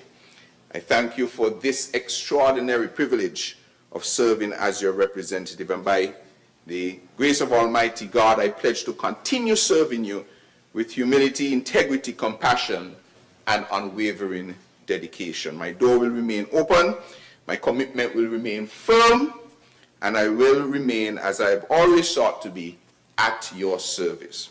So, Madam Speaker, across every constituency and every sector, the evidence is unmistakable. Roads that have deteriorated for decades have been rebuilt. Communities that suffered chronic water shortages are experiencing reliable supply. Our energy transition has moved from aspiration to implementation. Government is becoming digital. Public services are becoming more efficient. Infrastructure is becoming more resilient. And opportunities are expanding for our people. The Prime Minister did an excellent job this morning of going through many of these accomplishments and still what is to come. I wish to place on record, though, Madam Speaker, my deepest appreciation to the dedicated public servants, the engineers, the technicians, the supervisors, the operators, the administrative staff, the contractors, the consultants, development partners, and stakeholders whose professionalism and commitment have transformed policy into progress. Their work reminds us that nation building is always a collective endeavor. So, Madam Speaker, as it relates to the Ministry of Public Infrastructure, Energy, Utilities, and Domestic Transport, this ministry stands at the heart of national development. Every road we construct, every reservoir we commission, every school we modernize, and every investment we make in water and energy strengthens the foundation upon which future generations will build. So today that foundation is stronger, and is stronger than it has ever been. One of our most significant achievements has been the continued modernization of our national road network. This administration has invested over around $90 million in upgrading our road network infrastructure. We have the successful rehabilitation of the St. Peter's Main Road and the F.D. Williams Highway. This has been restored and improved. It is one of the country's most important transport corridors. The Prime Minister stressed on that. Thousands of motorists now enjoy safer travel, smoother journeys, and improved drainage along this critical route, topped off with a brand new roundabout. But our commitment has not stopped there. Across the Federation, communities that waited years for meaningful investment are finally seeing tangible results. Through our expanding concrete road program, We have delivered durable infrastructure in White House Gardens, in Shadwell West, Shadwell South, Boyd's View, Palmetto Point, Racecourse, Newton Ground, Rollins Village, St. Paul's, and Stoneford. Major resurfacing works have also been completed all over the place, in Warner Park, in Bay Road East, Market Street, Sprott Street, Lower Monkey Hill, Wigley Avenue, Trafalgar, Otley's, Harris's, New Road East, Southwell Drive, George Street, New Road West Sunside, Boyd's, Suncrest, Jones Street, on and on and on and on, just to name a few of the many projects. Madam Speaker, our investment, though, extends far beyond just roads. The Public Works Department, for instance, is an important partner with other ministries to improve public infrastructure. The Minister with responsibility just spoke about it. The rehabilitation of New Horizons has transformed conditions for residents through improved roads, strengthened drainage, and safer access throughout the community. The reconstruction of the Joshua Obadiah Williams Primary School is now well advanced. A lot of people don't realize how advanced it is. I think it's about 86% complete, bringing us closer to delivering a modern educational environment worthy for our children and teachers. Because when we invest in schools, we invest in the future of our nation. Similarly, substantial completion of the MRI facility marks another important milestone in strengthening our healthcare infrastructure. Better facilities ultimately mean better healthcare for every family in our federation.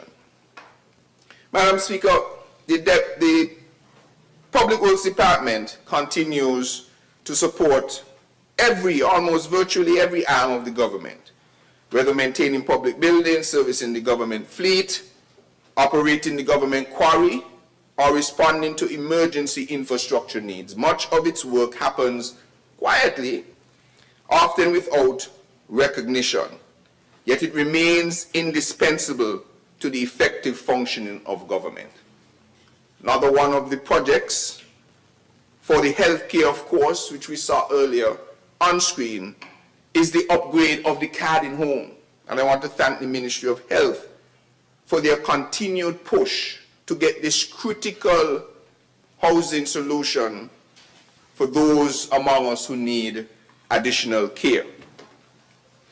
Madam Speaker, the government quarry, for instance, continues to provide the quality aggregate that underpins our national infrastructure program, allowing projects to proceed efficiently while reducing dependence on imported materials.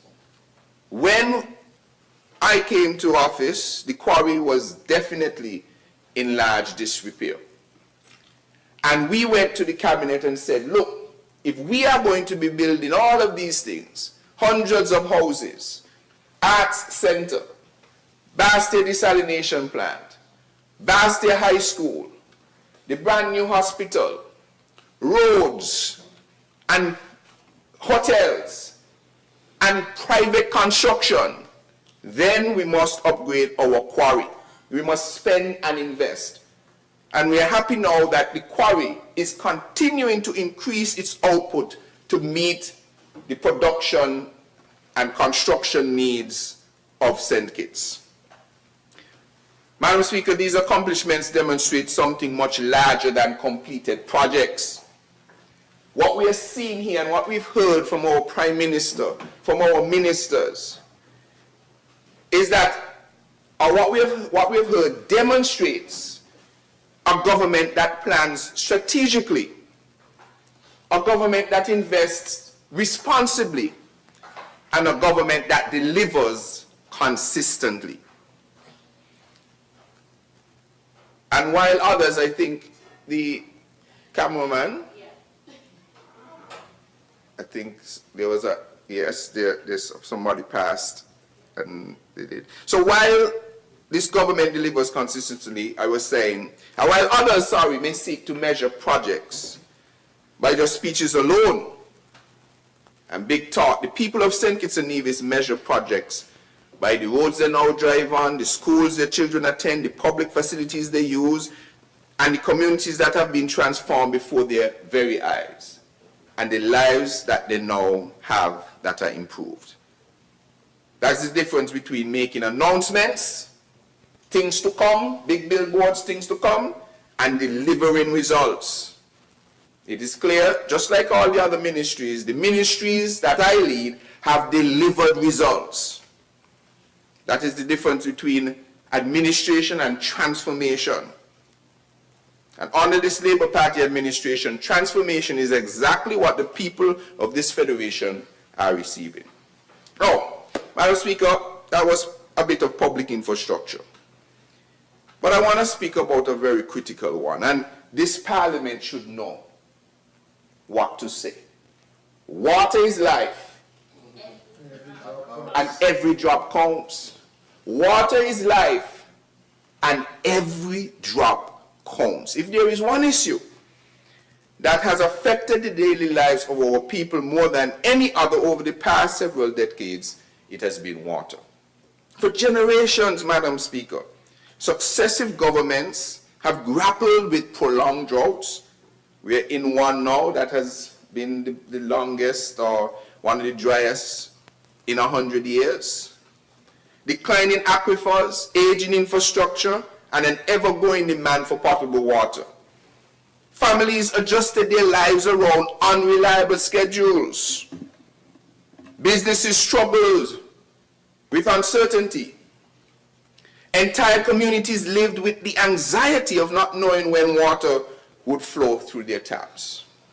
This Labour Party administration, with this minister, made a deliberate decision that this could no longer be an accepted norm. I don't understand, as the Prime Minister was saying, how an administration past can boast about surplus after surplus and tout the accounting financial statements and not be able to say that they have made an impact in delivering water for the people of St. Kitts. In 2015, when we experienced a similar drought, all of the writing was on the wall. I met the report in the office when I got there in 2022, that things were going to get worse, that you need to invest in this, you need to do this, you need to do that, and none of that was done. No new sources of water other than what had been previously planned. Contracts or companies were unceremoniously removed or pushed in a corner. No new storage facilities. And yet we had less than 25% of the people of this country having access to 24-hour water. Entire communities lived in anxiety. But we said that that could not continue. We resolved that water security would no longer depend solely on the generosity of rainfall. In fact, the stats were very clear. Over the past decade or so, our rainfall had decreased by nearly 20%. And the projections are even more stark. So we could not rely on the generosity of rainfall. There was no rain dance we could do.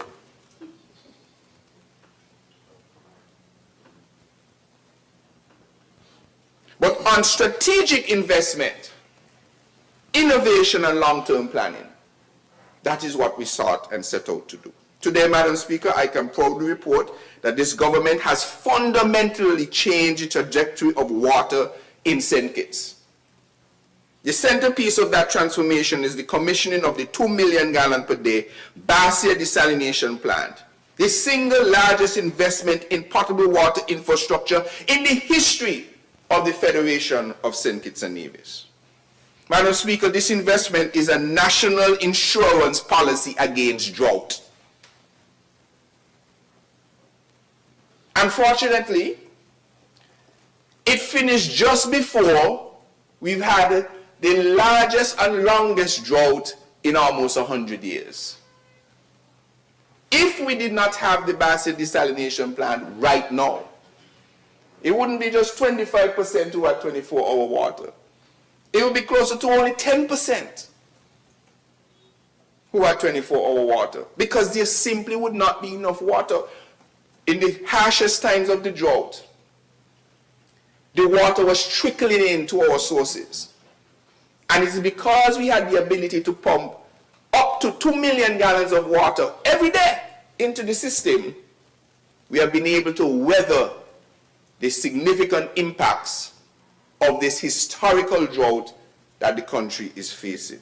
So it is, in fact, a national insurance policy against drought. It is climate resilience in action. It is proof that a Labour government does not merely react to crises, we solve them.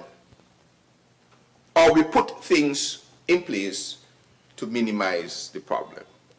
I wish to place on record our profound appreciation to the government and people of the Republic of China and Taiwan, whose partnership and unwavering support have been instrumental in bringing this transformative project to fruition. Just this morning, I had the pleasure of welcoming children from my summer camp, Icon Roots and Culture Summer Camp, to visit the desalination plant.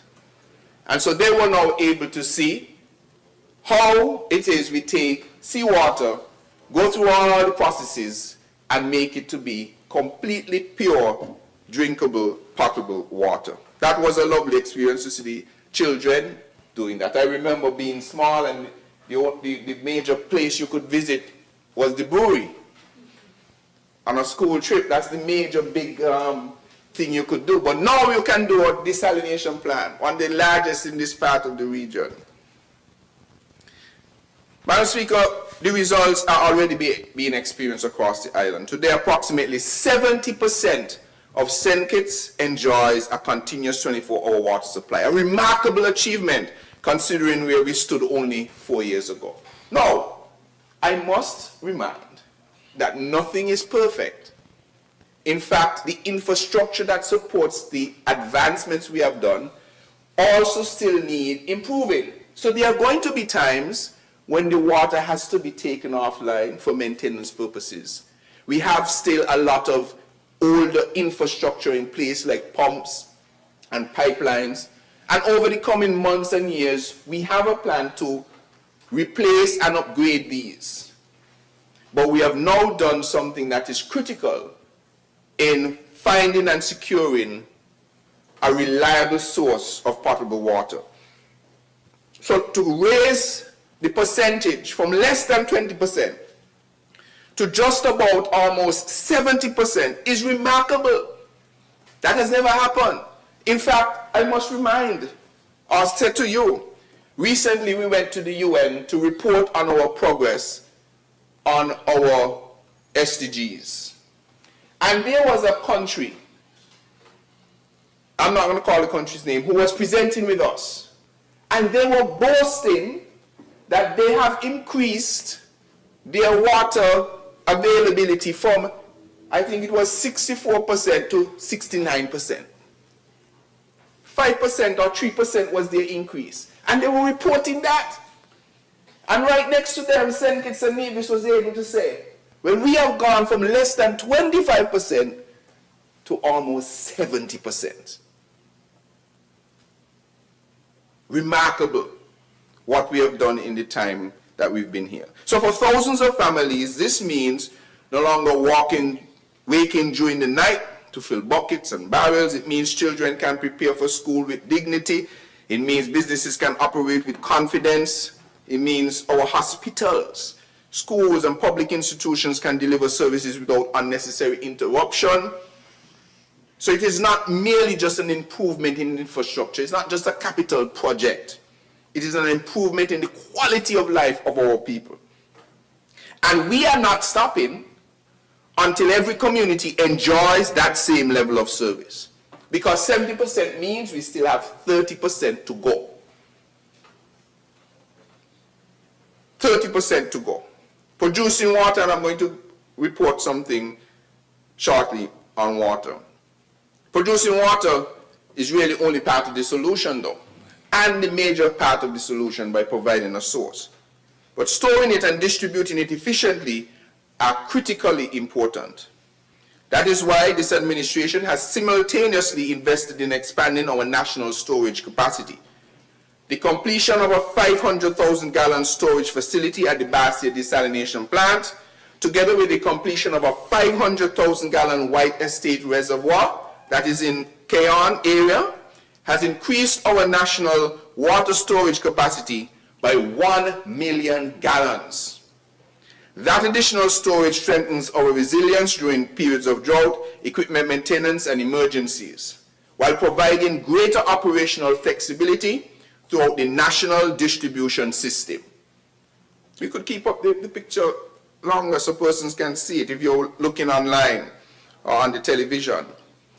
At the same time, the Water Services Department has continued upgrading pipelines, replacing valves, modernizing pumping systems, and reducing water losses across the network. And that will continue for months and months to come.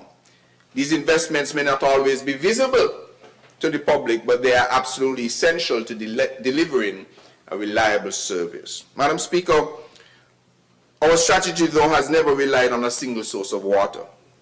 In addition to the desalination, we have continued expanding groundwater development through the successful commissioning of the Keyon well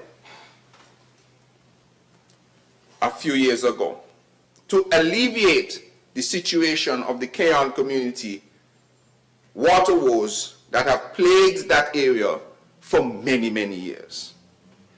So while we have successfully commissioned the Keyon well, we have also had hydrogeological investigations through a drone-based hydrogeological survey, which has identified about 17 promising additional aquifers across St. Kitts, of which we started with Sadler's earlier this year and will be moving on to St. Paul's and Sandy Point. So, Madam Speaker, it now gives me great pleasure to announce and to report that we have now found water in Sadler's. Yes, we have found water in Sadler's, and preliminary checks are positive. However, as always, we will proceed with the same level of caution and due care so that we can have full and complete quality and integrity testing to ensure that this is a sustainable aquifer to add to our expanding water resources. So in the coming weeks, we will be able to give more information about the quality of the water that we have found in Sadler's. So, Madam Speaker, every new source strengthens our resilience, every upgraded pipe improves reliability, every reservoir increases national security. Taken together, these investments represent one of the most significant transformations of the water sector since and even before our independence. Now, Madam Speaker, behind every gallon of water delivered to homes across the Federation stands a dedicated team of professionals. I therefore wish to publicly commend the management and staff of the Water Services Department, whose commitments, often under extremely demanding conditions, early morning runs to the mountains, has made these historic achievements possible. Their dedication reminds us that infrastructure alone does not transform a nation. People do. So, Madam Speaker, water security and energy security are inseparable. Reliable energy produces reliable water. Affordable energy strengthens economic competitiveness. Clean energy protects our environment. And energy independence protects our national sovereignty. That is why this administration has embarked upon the most ambitious transformation of our energy sector in the history of St. Kitts and Nevis. For decades, our federation has depended mostly or entirely upon imported fossil fuels. That dependence has exposed our people to volatile international oil prices, rising electricity operational costs, and increasing economic vulnerability. Now, we recognize that this model was unsustainable, and instead of accepting that reality, we chose to change it. Madam Speaker, today, St. Kitts and Nevis is no longer talking about renewable energy, we are implementing it. One of the defining initiatives of this administration is the Bastia Valley Renewable Energy Project, which is a 50 megawatt solar PV facility integrated with 30.5 megawatts our battery energy storage system. This landmark project has successfully advanced from concept to international procurement, attracting extraordinary global interest from developers eager to partner with our federation. When completed, this project is expected to reduce diesel consumption for electricity generation by approximately 40% and perhaps even more, significantly lowering fuel dependence while reducing greenhouse gas emissions and strengthening long-term energy security. It truly does represent one of the largest renewable energy investments ever undertaken in the Eastern Caribbean. And all across the region and across the world, people are taking note of the process that we have taken, a transparent process guided by international best practice. And we anticipate that the result of that is going to give us the best project for the best price. Our transformation extends well beyond the utility scale generation, because the PV facility is the big plant, 50 megawatts, that's going to produce close to 40 to 50% of our energy. But we have also earlier this year launched Solarize, which is our landmark distributed renewable energy program where you can invest in solar on your rooftop and a structured way in which you can get credited for any excess you put into the grid. So for the first time, homeowners and businesses across the Federation now have a structured pathway to become producers of electricity, not merely just consumers. Through net billing, modern regulatory frameworks, and attractive incentives, we are empowering citizens to participate directly in our national energy transition. This is what you call democratizing energy. This is what you call creating opportunity. This is allowing ordinary citizens to share directly in the benefits of renewable energy. And now, complementing Solarize, this administration has also introduced substantial fiscal incentives to accelerate electric mobility, including the dramatic reduction of import duties on fully electric vehicles from 45% to just 10%. So when you buy an ICE vehicle, you have to pay 45% duty. If you buy an electric vehicle, you pay 10% duty. So we are not simply preparing for the future. We are actually creating it, Madam Speaker. No modern electricity system can function without a modern grid. That is why SCELEC has undertaken significant investments in grid modernization, advanced system planning, and the deployment of advanced metering infrastructure, with mass installation of smart meters now underway across the Federation. These meters are going to be so very useful for the stability and resilience of our grid, because they now can pinpoint where any faults are happening. So SCELEC will be able to see in this area we're having this spike, this surge. We'll be able to now easily connect to your solar system so we know how much you're putting into the grid, how much you are taking from the grid. It also allows you to have control of your energy, because you will now be able to see your energy usage every 15 minutes or so, I think the interval is. You're going to be able to see how much energy you're using. So what you'll be able to do, put on a light where you have it on and see how that changes your electricity bill. If you think that you have an appliance in your house that burning electricity, you plug it in, you have it in, you read, okay, I'm using X amount of power right now. I plug it out, I go back, oh, I'm using only this now, so that's the culprit. I'm keeping that plug out. And you will be surprised the things that cause you to pay more electricity in your house, you know. I did a little study, I put on a little monitor to check. Because Skelec, you know, I'm not excluded from getting Skelec bills, so I said I need to find out where this electricity burning. And you would not believe what I found was generating or using so much energy. I was able to pinpoint it. And you know, everybody will have that ability with this smart meter. So you can pinpoint where you have energy leakage in your facility or in your home. And it will also allow you to manage your electricity costs. So you can decide, you know what, I'm going to put on $100 and I'm going to monitor my usage for $100. So this is a very, very, very, very important project that is now underway.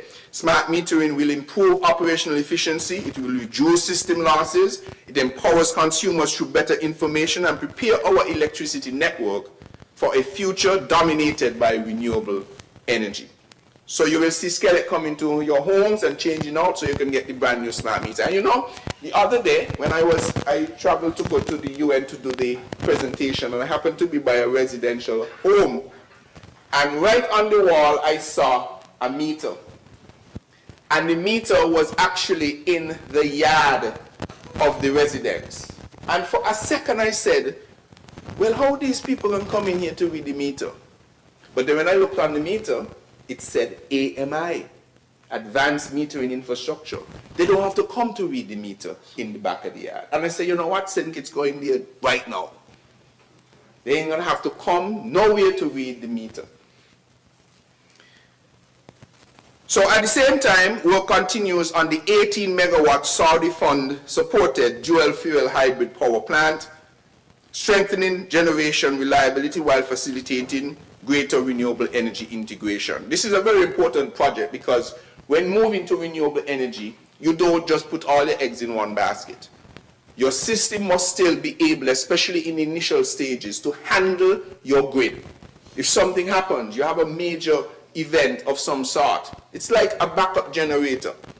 You must always have that ability, and so that's why this project is particularly important.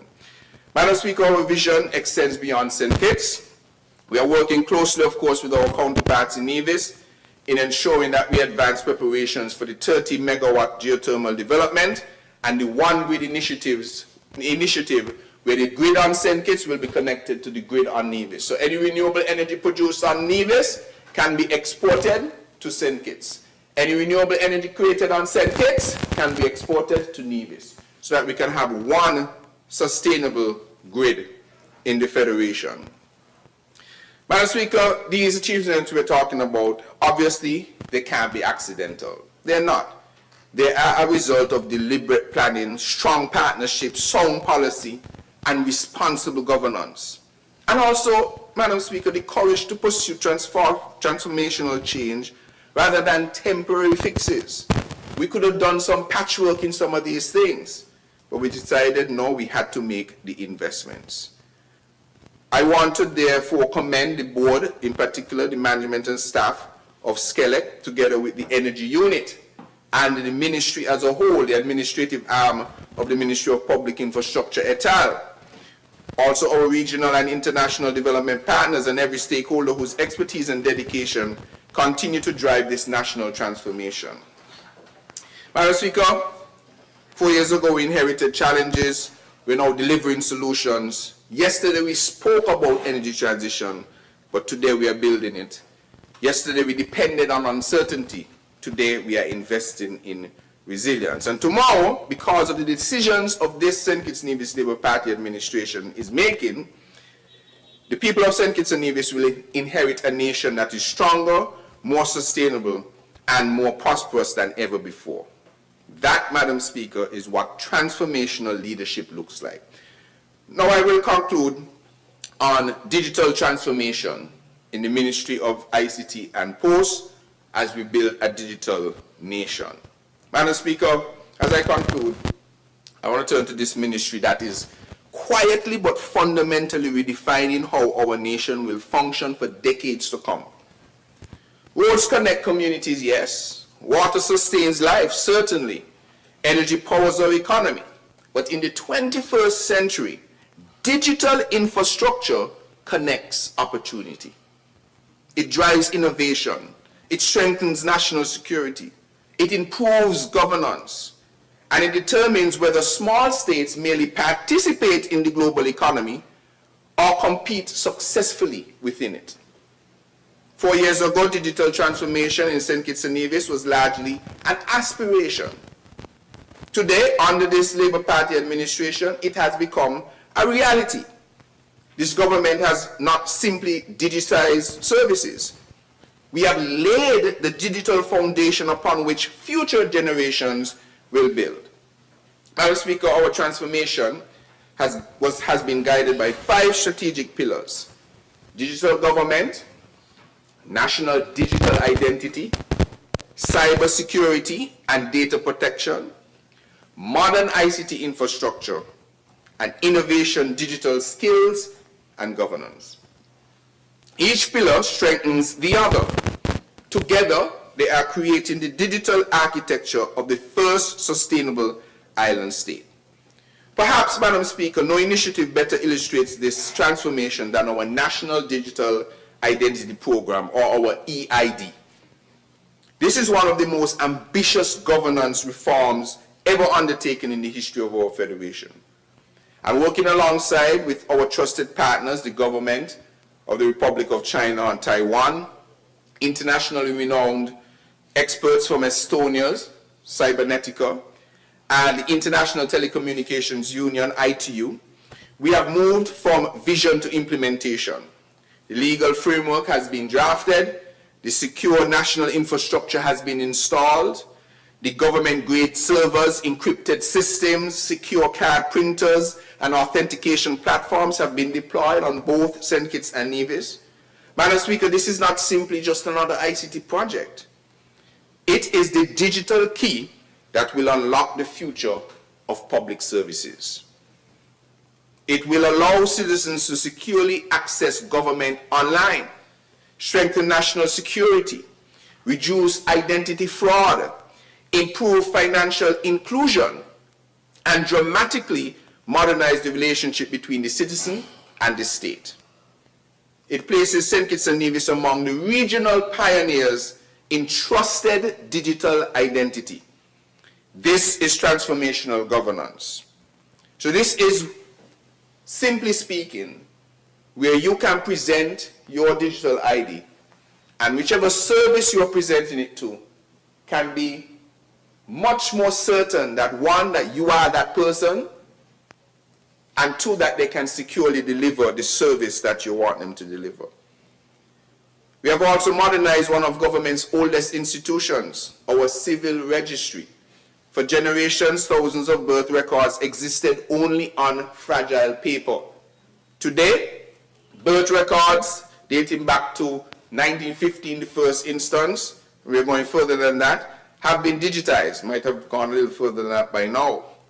Our new electronic civil registry integrates seamlessly with the national identity system, laying the foundation for citizens, whether at home or in our diaspora, to request official certificates online without unnecessary travel or lengthy delays. That is government designed around people, not bureaucracy. Madam Speaker, a digital nation requires secure digital infrastructure. That is why we have built the Government Digital Services Network, with 3 secure network cores now connecting ministries through resilient high-capacity communications. We have established the St. Kitts and Nevis Internet Exchange Point, ensuring that local internet traffic remains within our borders instead of unnecessarily traveling overseas. You know, before time, if you send an email, it will go probably from here to another port, reach Miami, take a little break, take another channel down, back to you, even if you're in the next office over there. But with the Internet Exchange Point, that information now does not have to leave. And what does that mean? It means it can mean faster internet, lower operating costs because it costs to send that email out and bring it back in, greater cybersecurity, less places where it can be intercepted, improve resilience during disasters. We could get disconnected from the internet, but our local internet still works. And stronger digital sovereignty.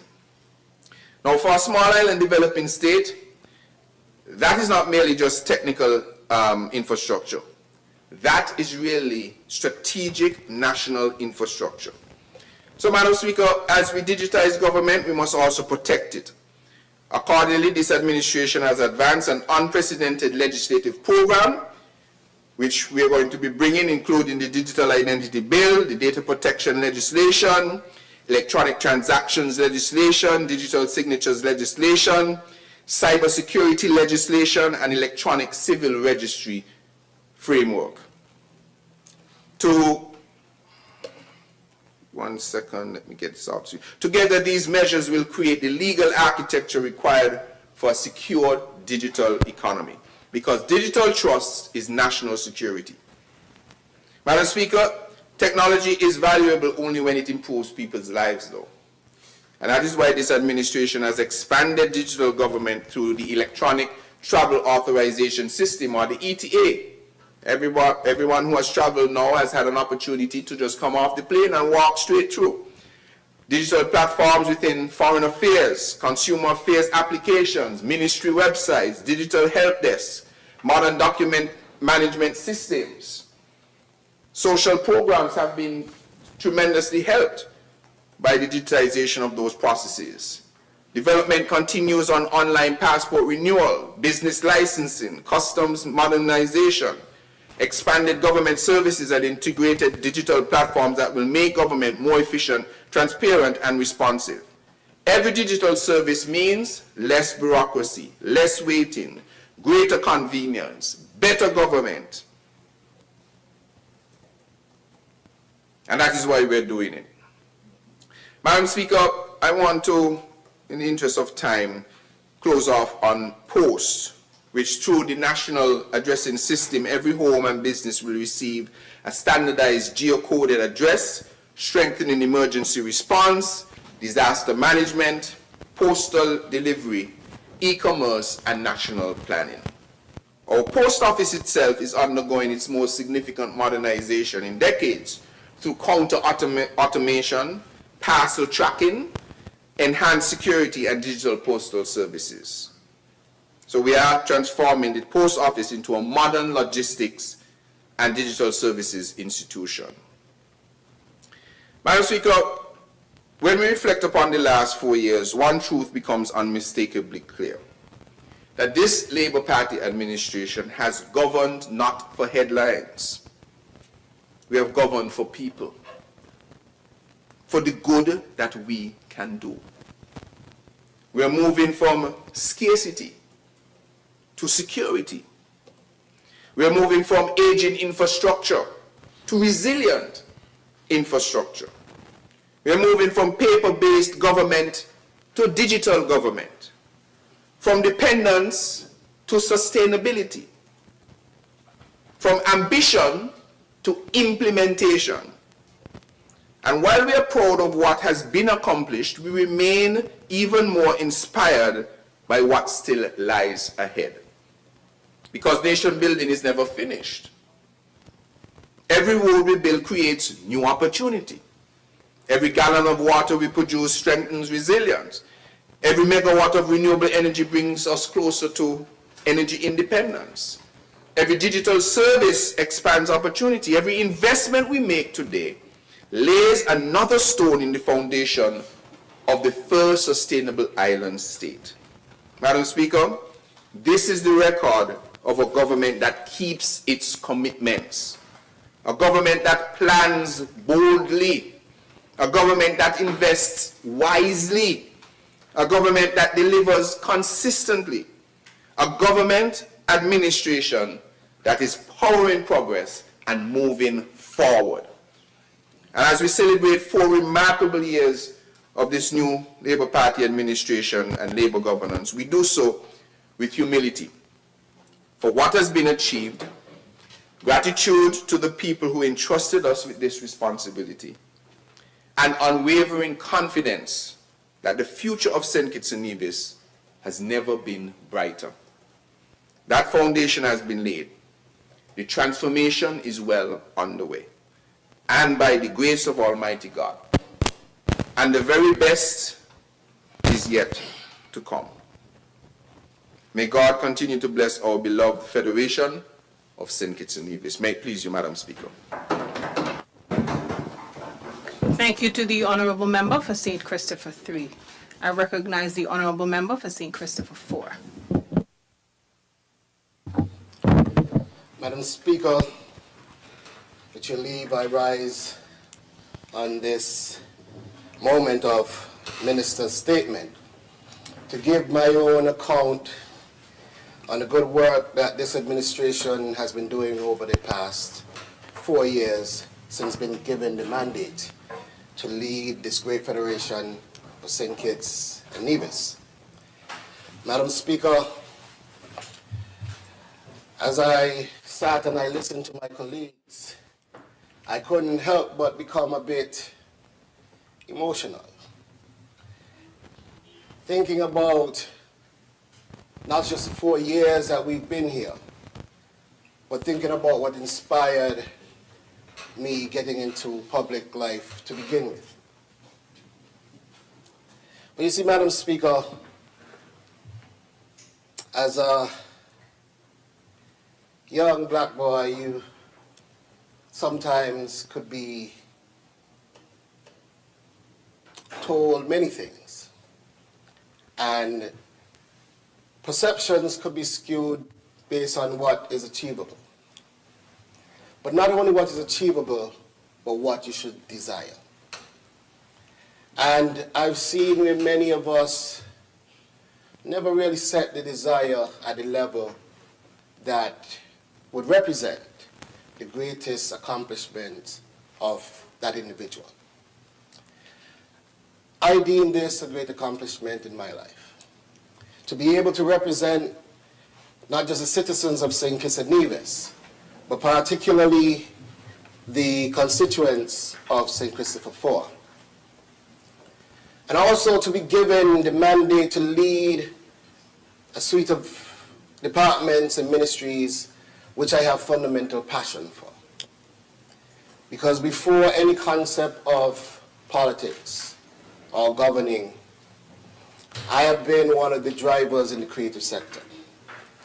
Before any concept of being a minister, I have been recognized as one of the fundamental small businessmen emerging in the nation. And before any concept of being in public life, I have been recognized as one of the top farmers coming out of St. Kitts and Nevis. And this has nothing to do with a desire to be in politics. It has to do with passion. It has to do with the things that you love. It has to do with what you wish to achieve and how you wish to leave a legacy. And as we reflect on 4 years, and I turn to these moments, but I look forward and I look through the years, Madam Speaker, I must say that while I could talk a lot of the accomplishments and the achievements over those years, what moves me most is the concept of how these achievements have been touching the regular man and woman in St. Kitts and Nevis. Madam Speaker, if I could go on and talk about the Ministry of Agriculture, Fisheries and Marine Resources. One of those ministries where, unfortunately, within the government infrastructure for years, have been that ministry that they use as punishment. For years within the government system, if you were not doing what they asked you to do in another area, another ministry, the term was, I'll send your agriculture go up. And for years they have done that. Somebody may have not done what they wanted them to do in trade. I can send you up agriculture. Or any other ministry, I'll send you up agriculture.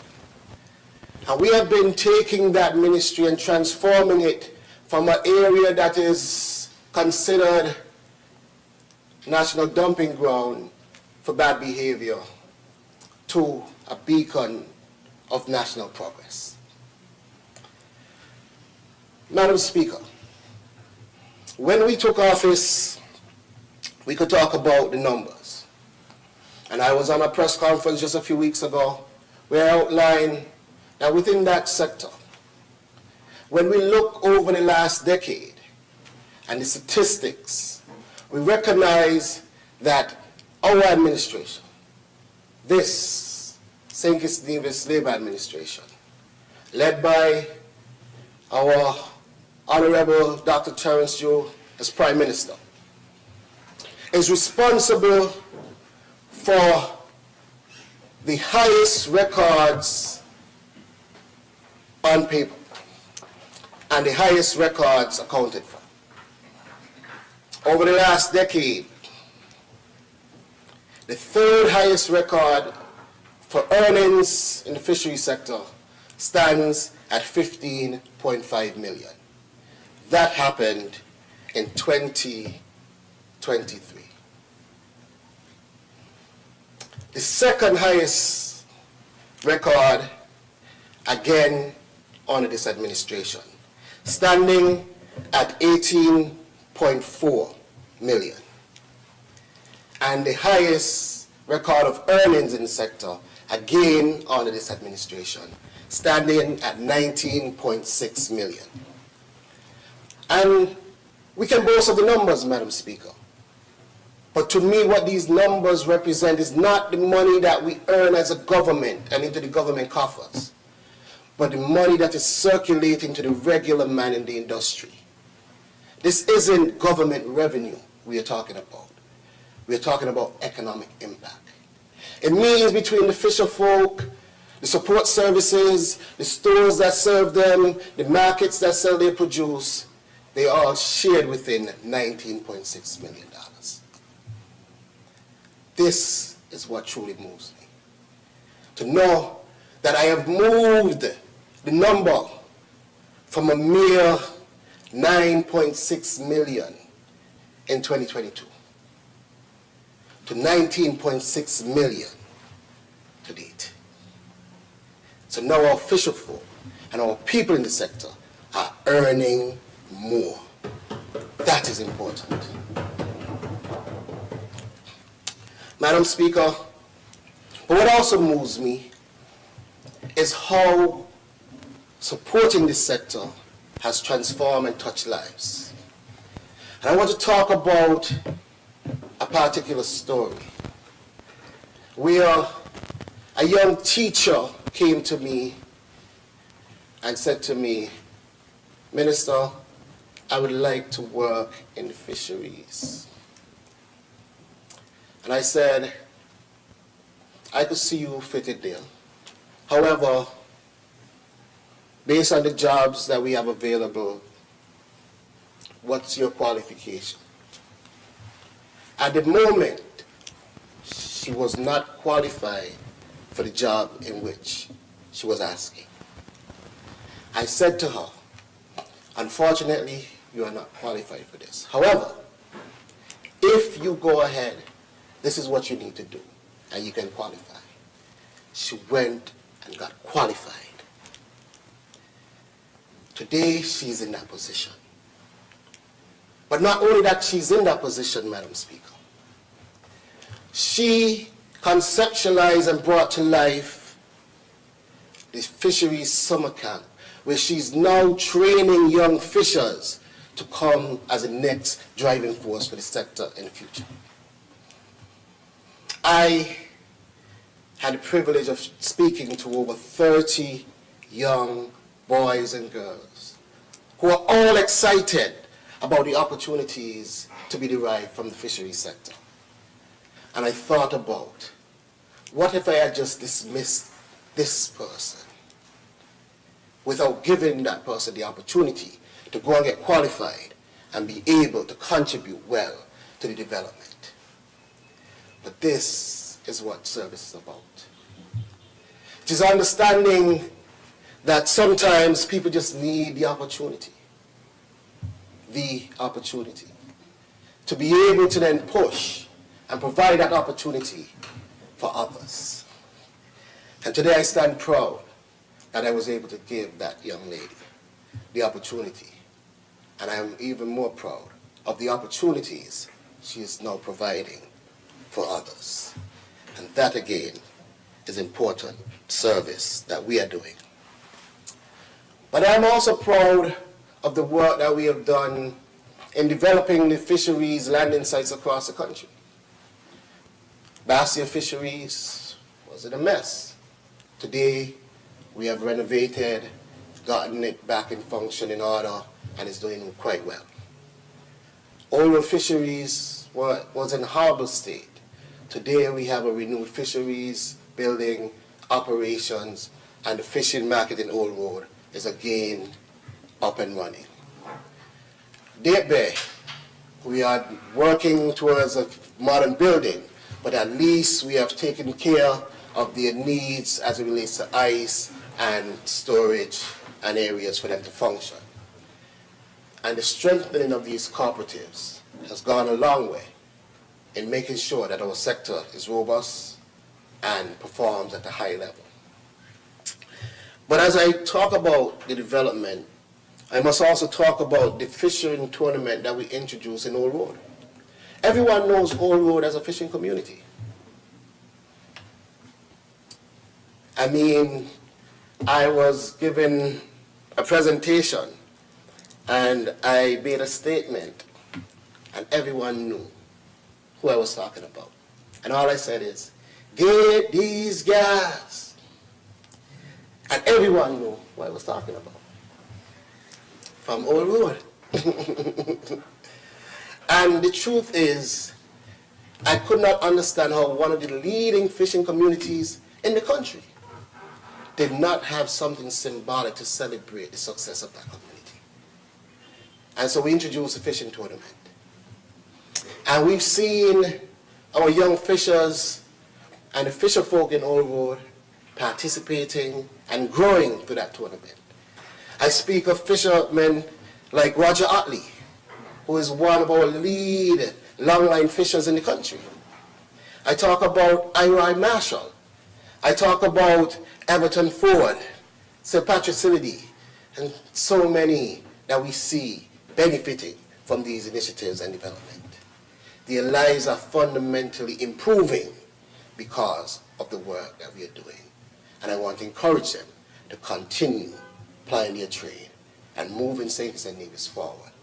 Because like I said to them all the time, I can't guarantee that I will be doing your job. The idea of going 50 miles out to sea to provide food for us here on land is a heroic task. And that's why I call them food heroes. One that I don't know if I am prepared to do. Madam Speaker, in the same sector but a different area, we've also made significant improvement in agriculture. Today, we celebrate having, by virtue of the expressions across the OECS and CARICOM region, the best hatchery in the OECS. The best. That was not just my suggestion. That is what is said across the region.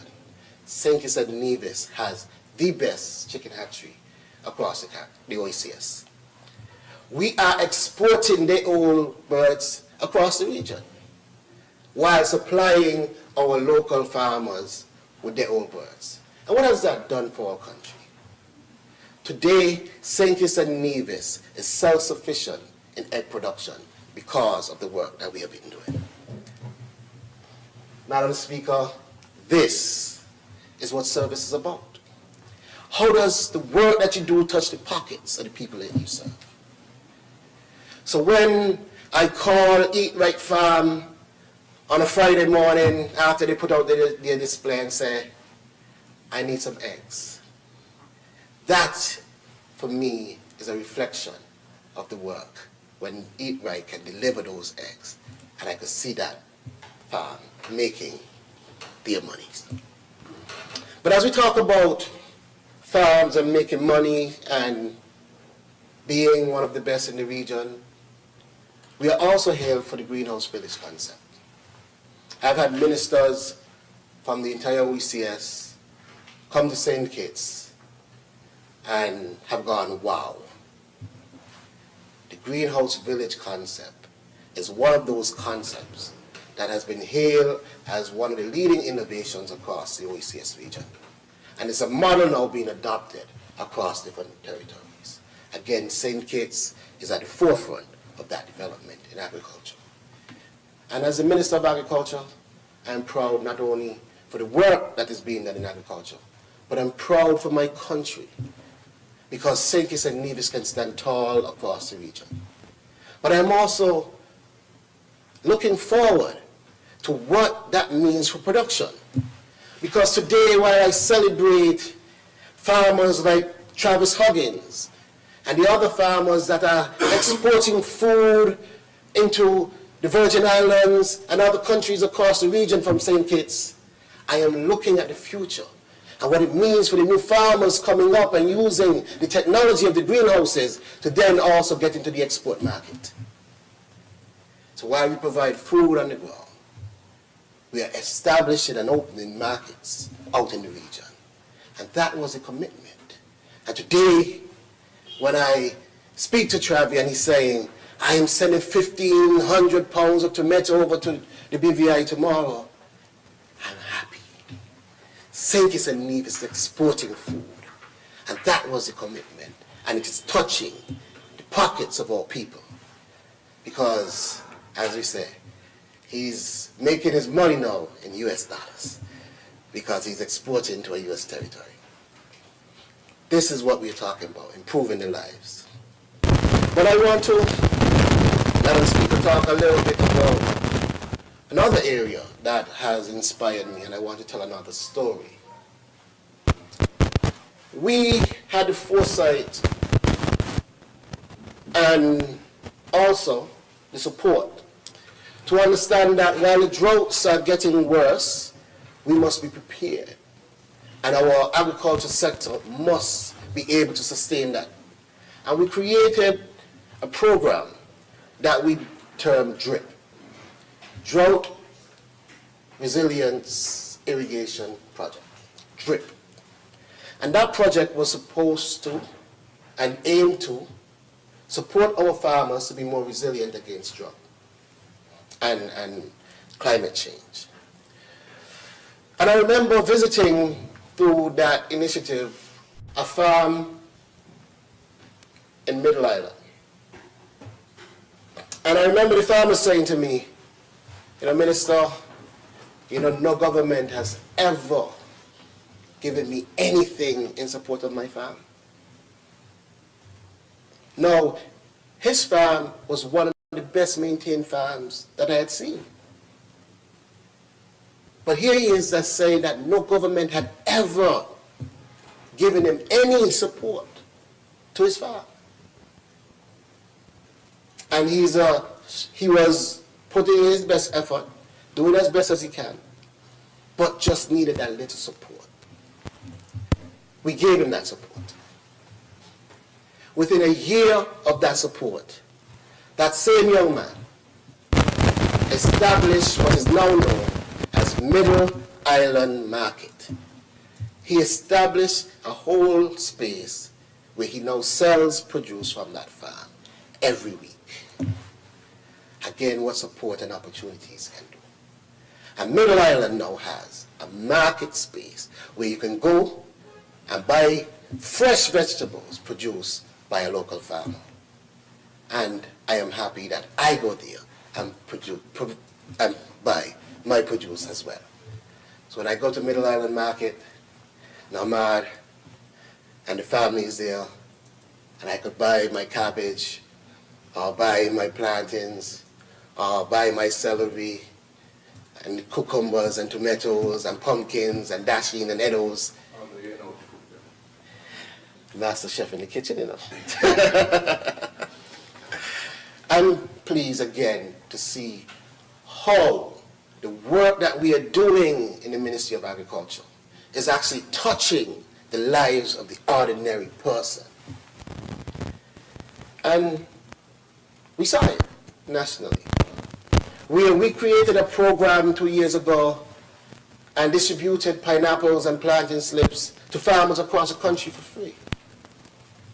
This summer, I bet everyone in here who eats pineapples could attest that we had the sweetest, the prettiest, and the best pineapples that we've ever had, in abundance. Again, that comes from vision and foresight and planning ahead and implementing that plan and then seeing the results. So when we had our farmers on every street corner selling pineapples, when we had our supermarkets still today selling pineapples, when we have our hotels saying we no longer need to import the pineapples because we have so much on the island. Again, I am proud of the impact that the work is making on the farming sector. How is that impacting the pockets of our farmers? A little insight to our conversation. One of the farmers, I asked him, when you were planting and you had designed your farm, what poundage per pineapple had you factored into your projection? He said, 3 pounds. Because generally, pineapples before were coming out around that average. I said, how much are you getting per pineapple from these? He said, 8 to 9 pounds. I said, so it means now that you are making 3 times more than you anticipated to make because of this initiative. He smiled.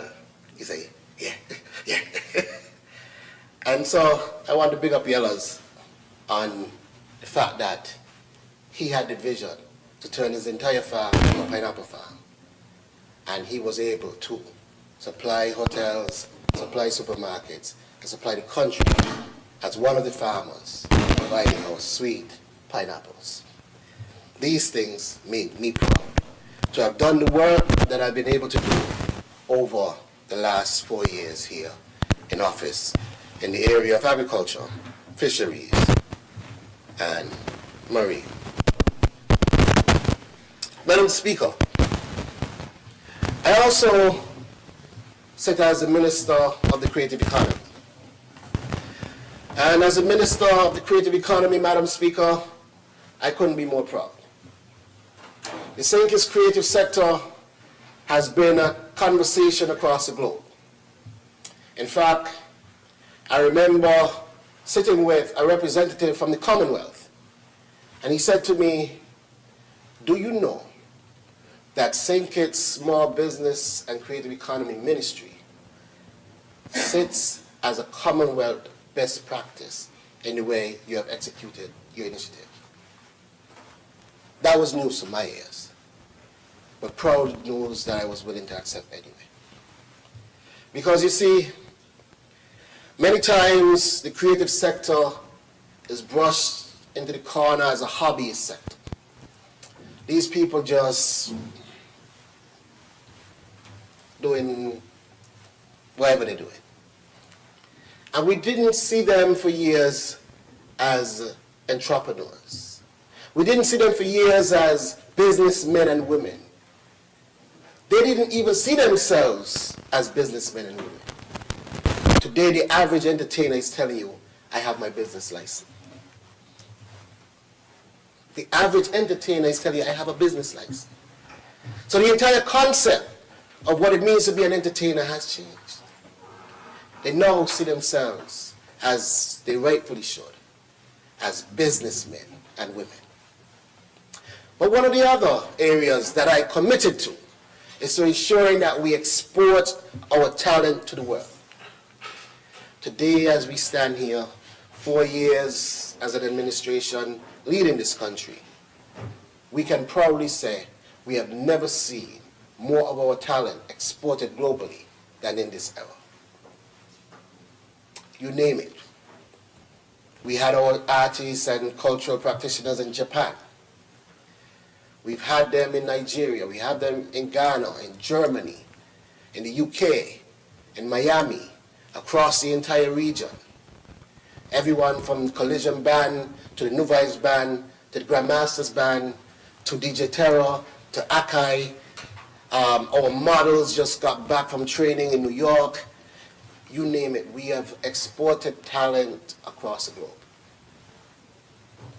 And as we talk about exporting talent, a story that comes to mind that for me has been a touching one was Roy Phipps. I remember reaching out to Roy Phipps and saying to him I wanted him to go and do a presentation in Nigeria. And Roy cried.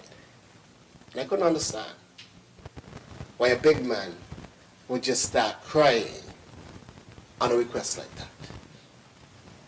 And Roy, who I know has been drumming since I've known myself, from Akola to all the other areas, Heartbeat and everything Roy has done in drumming, said to me, do you know, all my life as a drummer, all I ever wanted to do was go to Africa. And I understood then what it meant to him, that request, and why a big man was crying. Roy went to Nigeria in March of this year and performed in Nigeria at the Aquarian Consult Africa-Caribbean Summit. And he had a chance to train with drummers on the African continent, where he shared what we have locally on St. Kitts and Nevis with them, and they shared what they had in Nigeria with him. But when Roy touched down in Africa, he cried again. And moments like these touch me, because as a foremost African drummer in St. Kitts and Nevis, I never thought that Roy's ambition for African drumming was so disconnected from Africa itself. In the fact that he had never been there. Because he has been doing it for so long, I thought somehow he would have, it was just a natural thought that he had been there. And to see how emotional Roy got when that dream came true, I was happy to be a part of that. But I was also happy to be a part of the 100+ other persons from St. Kitts and Nevis that has been able to go to the African continent, particularly those who've been to Nigeria within the last year. Those that went in November, those that went before, and those that went in March of this year. And it's not just about saying that I've been to Africa.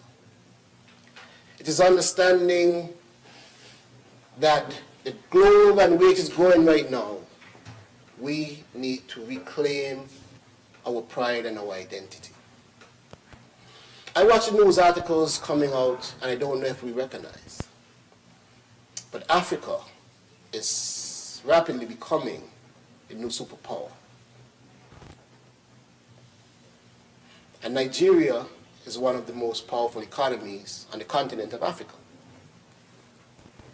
And if we can establish that connection with one of the most powerful nations in what is fast becoming a global superpower, then we are in the right place for the future. And this is what vision and proper foresight is about. And this administration has demonstrated, whether through water, whether through sustainable development, and every other area, tourism, education, that the vision and foresight, we've been keen on pushing and driving St. Kitts and Nevis in the right direction. You see, Madam Speaker, I enjoy the work that I do. Because when you get to live your passion, most days you never feel like you're actually at work. Because you're just going through the motions of doing what you love doing, and 12, 16-hour day feels like a normal day. Most times when I get home 10, 11 o'clock at night, it feels like, I guess, how most people feel coming home 4 o'clock in the afternoon. It's a normal day. And to know that that normal day brings record-breaking success to your country is even more fulfilling. And as we talk about record-breaking success and the creative economy, I want to talk about our national carnival. You know, I was talking to one of the parade troops, and I was asking them, how do you feel about carnival and where it's going? They said, when we started back in 2015, 2016, we started with 175 persons. To date, last carnival, they had 1,200 persons in that.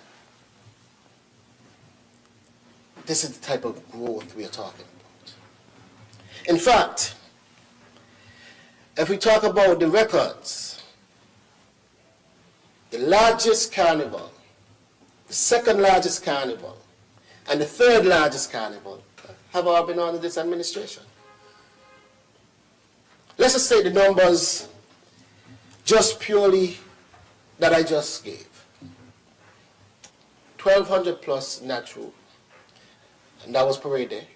And then you had the Juve troop that we all saw with over 2,000, the largest ever. But let's go deeper into the numbers. In 2024, during the carnival period, the country recorded the highest visitorship ever in its history. 22,267 persons for that period. The highest in any single period of that size in its history. In 2025, again, the country during that period recorded the largest visitorship ever in its history. Now at 22,824 persons. So in 2024, set a record, which it broke in 2025.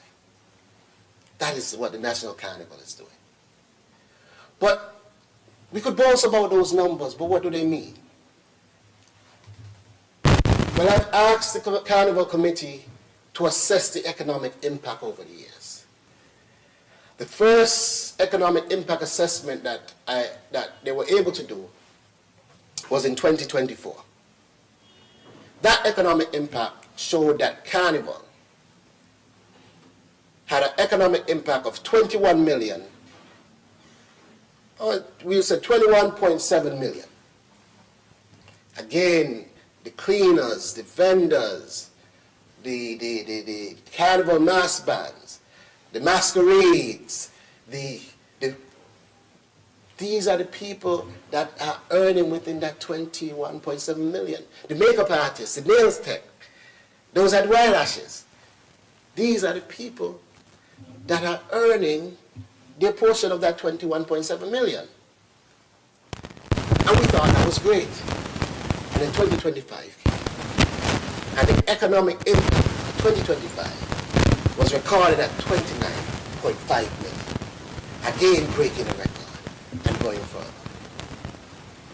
And that is the impact our carnival product is having on this country in a 2 to 3 week period. Again, I am proud of how that is touching the average man and woman and child in this country. It's not just about jumping up and celebrating and laughing and having a good time, but there are people that are able to pay their bills because our national carnival product exists. And as a minister, I am proud of that. And I'm proud of all the small business development areas that we have been able to do. From the grants that we've been able to issue to support small businesses, to the training sessions that allow our small businesses to grow and thrive and develop into phases beyond their previous imagination. I'm also proud, more particularly, I'll mention Mother Becky. Because I sat in a meeting with the owners, or I should say the owner because there was only one of them in the meeting, and I remember sitting with them and members of an organization which wished to import their product into a different country. And they asked if they could do 10,000 bottles. And the owner scratched his head, said, boy, that might be a bit tight. What about 5,000 bottles? Eventually, they settled at 3,000 bottles. And he was able to produce 3,000 bottles and export them into Nigeria. Today, the largest single production he has been able to do in the Lifeline business. And we have had products exported from St. Kitts to Nigeria. Yep.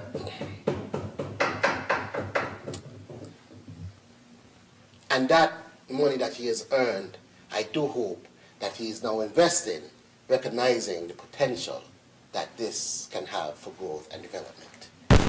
So I encourage all small business owners to look beyond the 16 square miles and recognize the world is now open for business. And let us all work to get your products as far as we could get them in places that they could be consumed in greater numbers than we are able to here in St. Kitts and Nevis. And we could go on and talk about all the great work in small business, but I want to turn my attention over to sports, Madam Speaker. You see, in the area of sports, when we took office, we recognized the problem that we were left with. We are somehow after having surplus after surplus, and having a nation that has excelled so much in different sporting disciplines. We know athletics, we know basketball, we know football, netball. We've excelled in so many sporting disciplines. It was sad that for a country that had a world champion, but our national athletic stadium was in horrible condition. That is named after that world champion. Today, we can celebrate King Collins Stadium again, after the work of this administration in restoring it. And I had to think about it. Imagine that stadium was built by a previous Labour administration and had to be renovated again when the Labour administration was back in office.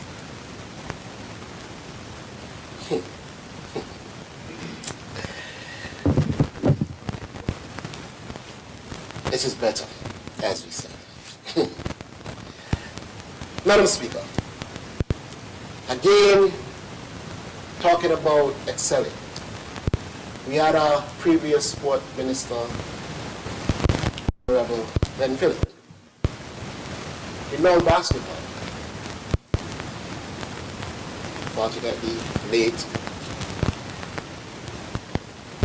And when we talk about basketball, we've had a number of basketball players that have gone on for regional and international success. In fact, our basketball team just won the 3-versus-3 championship a few weeks ago. But when we look at the condition of our national basketball facility when we got into office, again in horrible condition. Madam Speaker, today that has been revitalized because of the work of this administration. Likewise, when the Netball Association needed to host the American Women Netball Championship, Netball City, no condition. We had to get to work and brought it into the capacity, and we hosted a successful tournament. We could talk about Connery, where they were promised a stadium and were given a white container, a white shipping container, to be clear. Today, Connery celebrates a brand new football stadium, designed and built with love by Conway. And in true Conway fashion, they painted it in their iconic colors, celebrating the community spirit and pride. And I am happy for them because they deserve it. Again, the work of this administration and how this is impacting the lives of regular people. Same with Newtown, same with Half Way Tree. We have had to renovate these facilities after being in horrible condition. But the job is not done. Because as we look around the country, we see facility after facility after facility in the same horrible condition. And we have to continue step by step, step by step. Building where there are none. Repairing where they are dilapidated. But the work continues. And the commitment of the Ministry of Sport is to not stop until we get them all back in proper condition.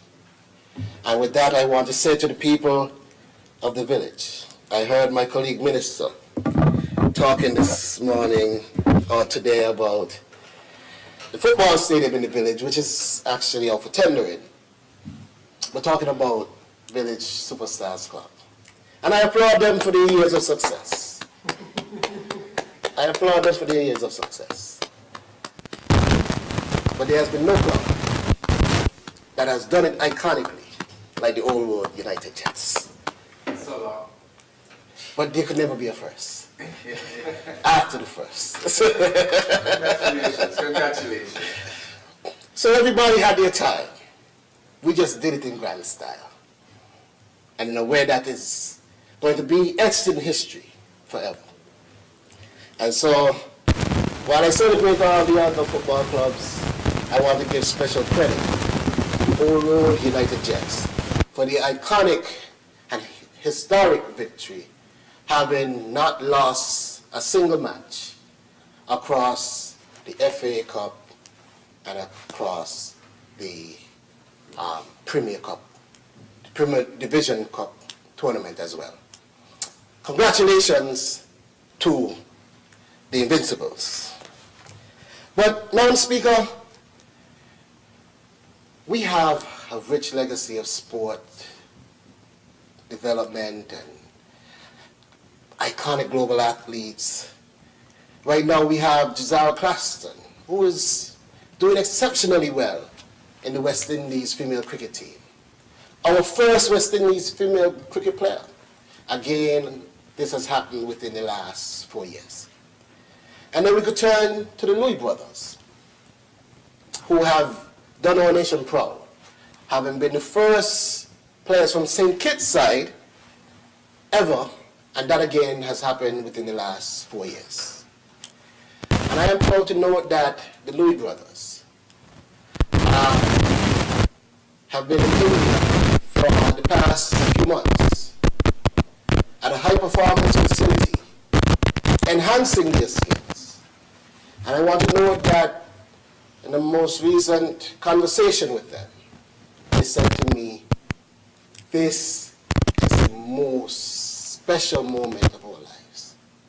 We have always dreamed of something like this.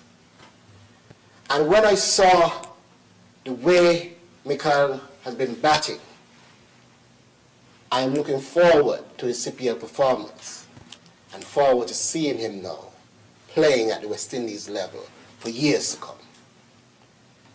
When I see the way Jeremiah is bowling, I could tell you, I wouldn't be surprised if I see him in the IPL. But this is the kind of investment that we are making in the development of our athletes. And I understand that Jazara will be going there for her own training as well. This is what we talk about development. This is what we have been invested in and how it touches the people. So there is success that you could speak of, but the true success for me is how this has been touching the lives of our regular men and women and advancing them in their own spaces. And we could talk about swimming with Skylar, Jonathan. We could talk about sailing with Grayson. And we could talk about a number of our athletes but we could all say that St. Kitts is doing well in the world of sports. Now, Madam Speaker, it'd be remiss of me not to speak a bit about my time as the representative of St. Christopher IV. You see, Madam Speaker,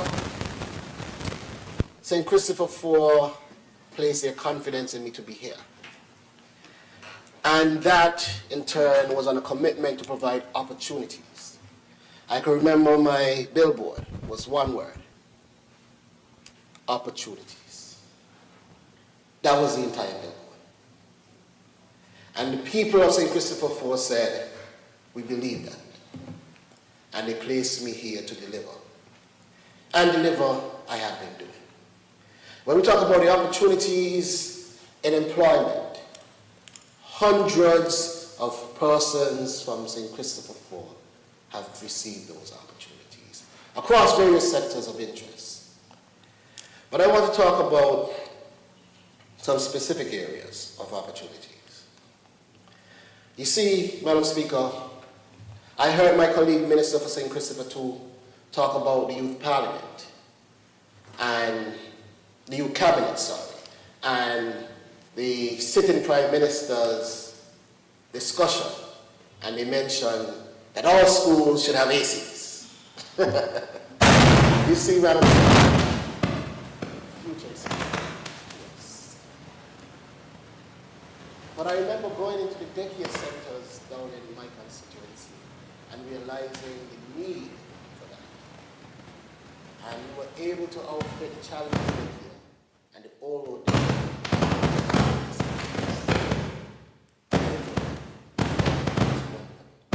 because our babies can't necessarily always tell you the way they're feeling and describe it. And so you have to make sure that they, and that challenges that we are completely off. Well, and I'm happy to minister living.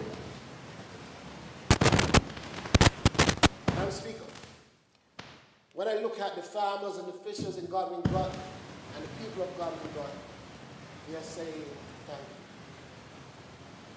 Because for a long time, they have been overlooked. You ask most people about Godwin Gut, most people don't even know where it is. But the people of Godwin Gut today are saying thank you. Whether it is infrastructure, whether it is support to small businesses and people, they have said thank you for the work that you continue to do for our community. When we look at Half a Tree, where we're building out homes for the people, where we have renovated sporting stadiums, where we provide jobs for so many young persons. Again, they're saying thank you. When we look at areas like Middle Island, we spoke about the Middle Island market. But what I want to also highlight, so a month ago, I was able to cut the ribbon, commission Middle Island Supermarket, an initiative where a new supermarket has been established in Middle Island. And I want to say to Troy, congratulations yet again for the work that you have done in providing a service to people, cardiologists, and they no longer have to venture outside the communities to get essential goods because there's now a supermarket. These are type of initiatives. Now you support the development of small businesses and they provide these services in support of communities. And communities get stronger because of these type of initiatives. And I want to talk about challenges. Because you see, we started an enhancement project in challenges, recognizing the rich history of challenges, recognizing what the pride of the people. And I remember when we started doing a mural along the wall of the Welsh property, I wondered where it was going. Because it started at the top and the artist was going through the different stages of artistic development. And when I saw the framework of the mural, I was quite proud. But where that pride got to a peak was a chance that I had to meet the cacique, which is the Amerindian chief in Dominica, who was here for a conference at the Central Bank, and having conversations with her, and she asked if she could venture to see the Bloody Point River, having such connection to her people and her. And I took her there, along with a number of persons in a delegation. And when they saw the mural, and we started at the top, and they walked all the way down, when we got to the end of the mural, and I looked back, they were all in tears. Then I understood the power of that artistic expression. They were all crying, because for them it was a real representation of the horrors inflicted upon their people.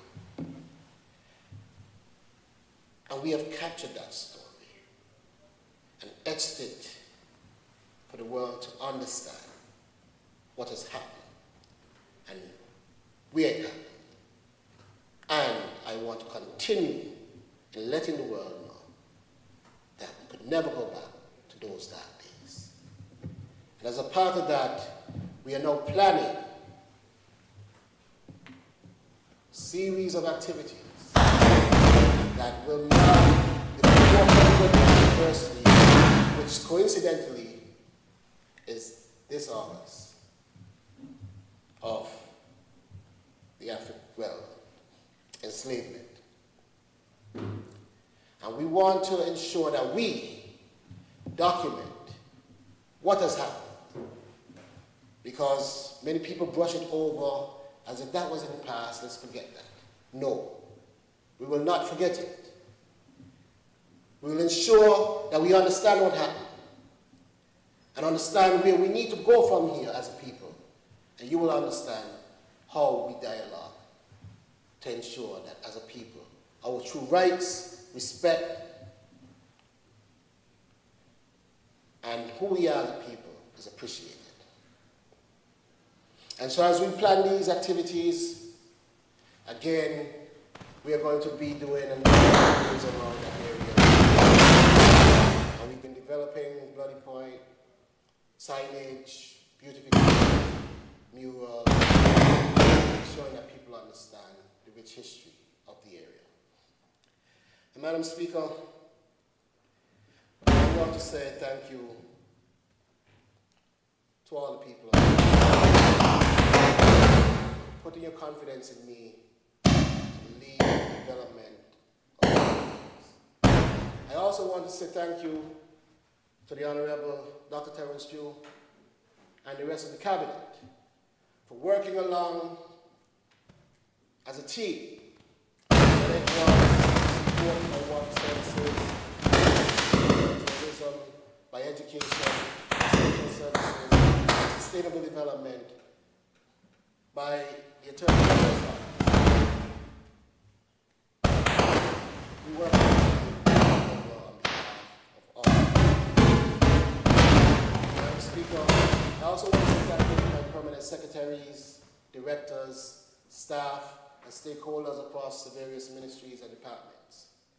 Because it is really the efforts, the collective efforts of all of us that we are able to deliver on so much that we do. Thank you for your hard work and your commitment to national service. I also want to say thank you to the stakeholders regionally and internationally who support the initiatives that we are able to execute. And thank you to the people of St. Kitts and Nevis for believing in the 80, positioning us to lead the country's development and ensuring that you give us the support to do just that. Because, Madam Speaker, as we look throughout history, it is shown that the strongest nations are not really only built by wealth alone. They are built by having people who believe that their future can somehow be better than their present. It is built by our people having hope that somehow by our true efforts, our country will be better. And so then our responsibility as leaders has been to create the right conditions with these people to see that hope becoming tangible. So the creative that said to me before I was elected, we want a creative arts center. We want a home for creativity. Can now see that the creative arts center is being built and you now have a home for your creativity. That sportsman and woman that says, I want to be a national athlete and I want to travel the world, is now traveling the world. That farmer who said, I want to start to grow and export food like Travis Huggins, is exporting.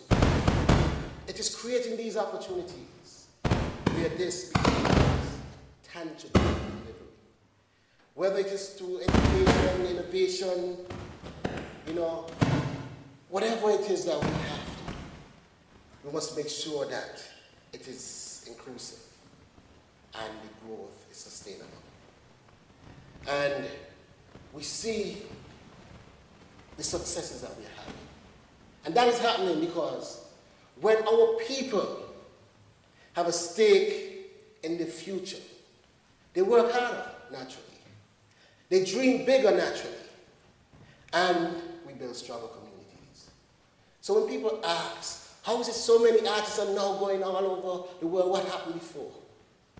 It is the impact of hope. The economic impact. When people ask, how are our farmers now exporting? Are we exporting food? And what had happened before? It is the economic impact of hope.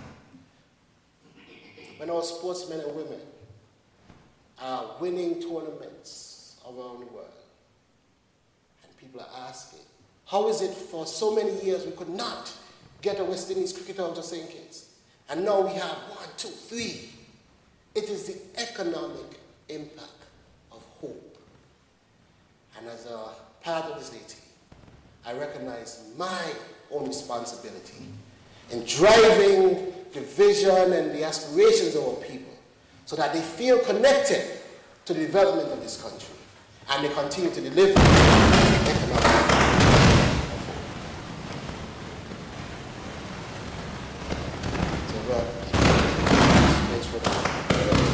Prime Minister,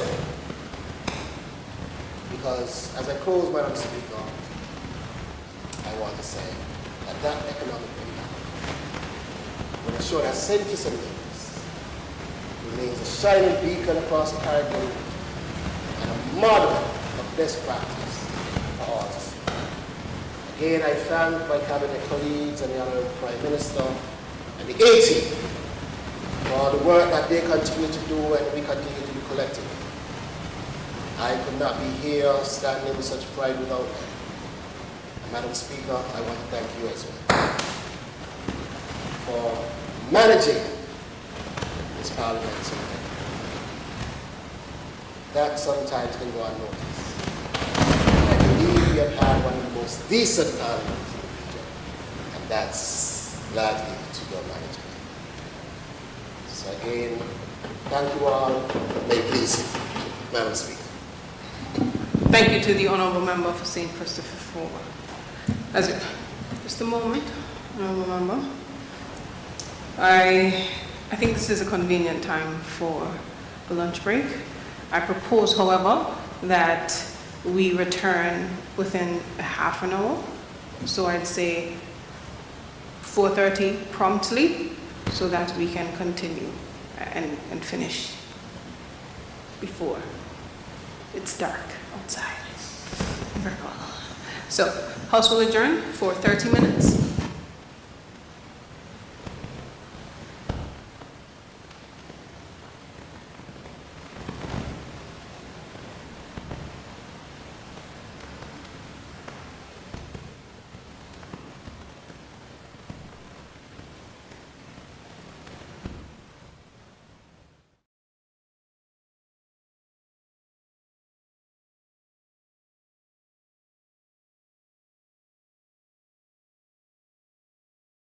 So we'll check out the judge.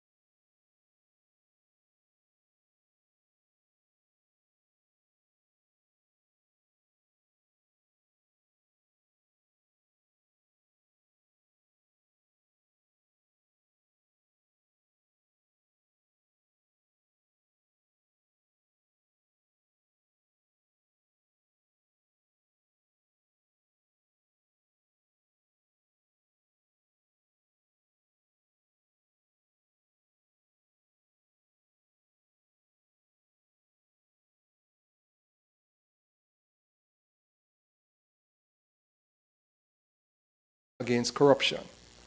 The Anti-Corruption Act, which created corrupt conduct offenses and the Special Prosecutor's Office.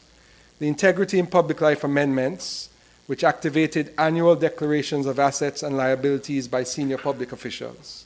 The Freedom of Information Act, which opened non-confidential government information to the press and public. The Whistleblower Protection Act, which shields those brave enough to report wrongdoing, and the Unauthorized Disclosure of Official Information Act, which guards against the leaking of sensitive state information. We added the Ombudsman amendments to strengthen our watchdog institutions. And here is the evidence that this transformation is no longer an aspiration, but the functioning law of the land. Over 150 public officials filed integrity declarations each year over the past 3 years. The Integrity Commission is fully staffed, fully funded, and fully active. These are permanent institutions built to outlast any administration and to hold every person in public life to the same standard. Transparency and accountability have now, firmly and finally, become part of our national DNA. Nowhere is the impact of the work of the Ministry of Justice, in particular, felt more deeply than in the safety of our communities. For 15 years, the Federation averaged 22 homicides per year in a population of just over 50,000. As a country, we refused to accept that as normal. We treated crime and violence as a public health issue, established the Justice Committee to bring every justice institution around one table, and passed 14 criminal justice reform laws in under 2 years. The Firearms and Offences Against the Persons Amendments, with their toughest in history penalties, the Justice Interference Prevention Act to protect witnesses, jurors, and judges, the Anti-Smuggling of Migrants Act, the Judge-Alone Trials Act, the Voluntary Bill of Indictment Act, the Plea Negotiations and Agreements Act, the Gang Prohibition and Prevention Amendments, the Larceny and Prison Amendments, a Modern Extradition Act, and strengthened proceeds of crime and mutual assistance regimes.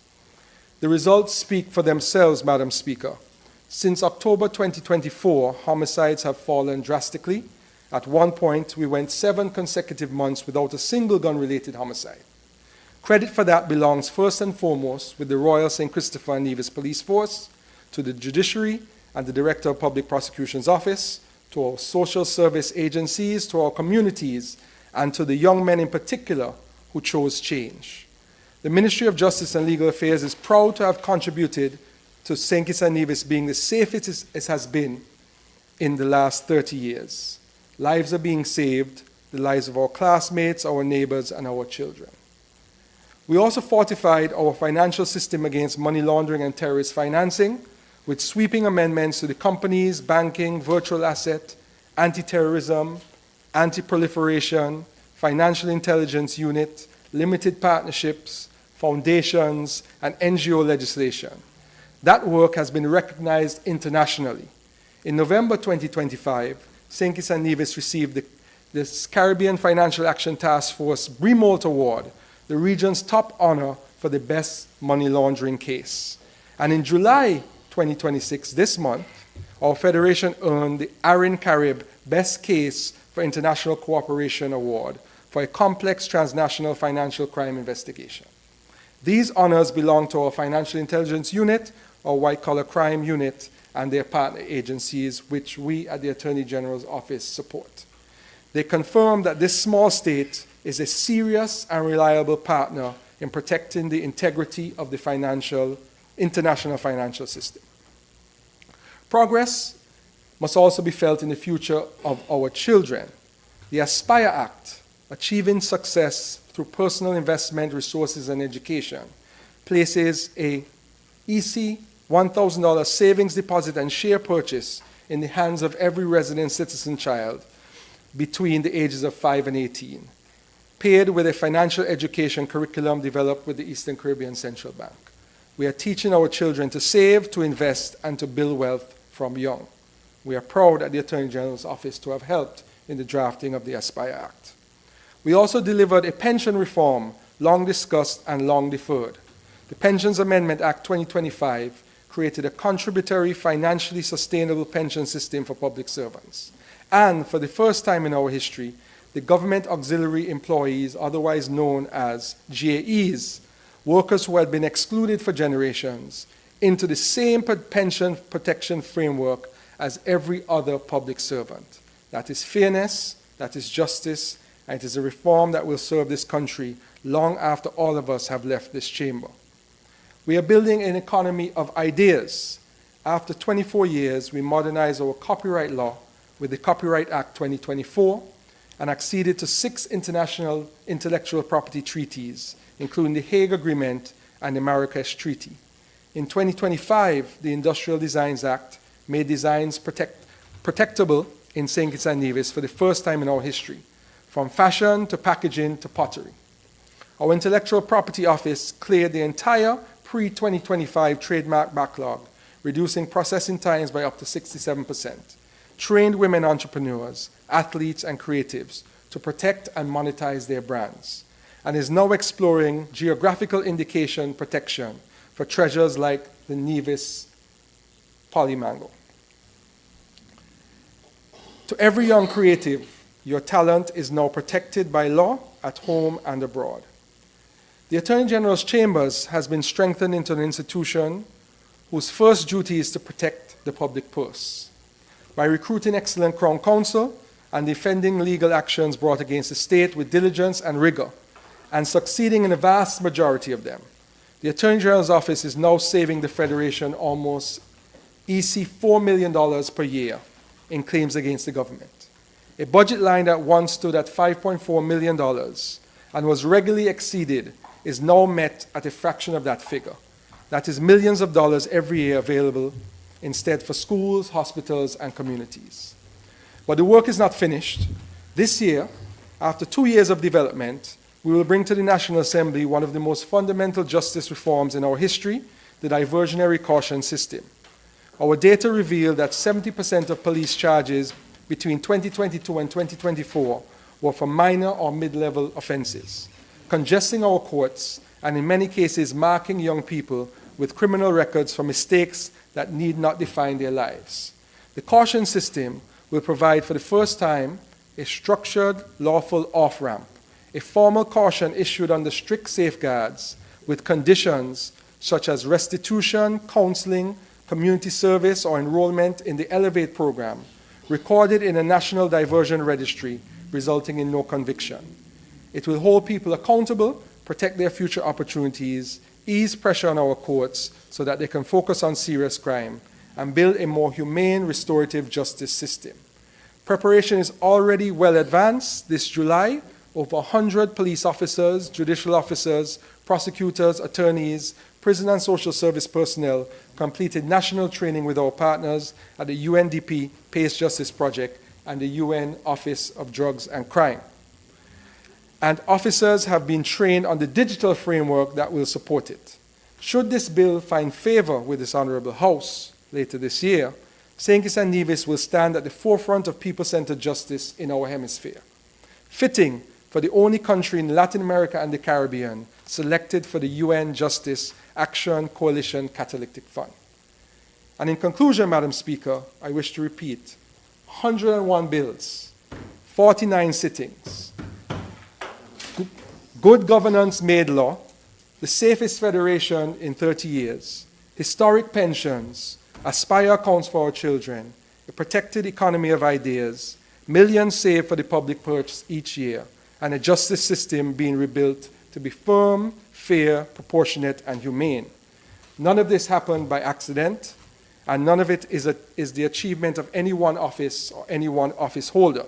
It happened because of the hard-working teams at the Attorney General's Office, Ministry of Justice and Legal Affairs, the Judiciary, the Police Force, our 2 Parliamentary Council, our regional and international partners, and members of this Honourable House who gave these bills careful consideration.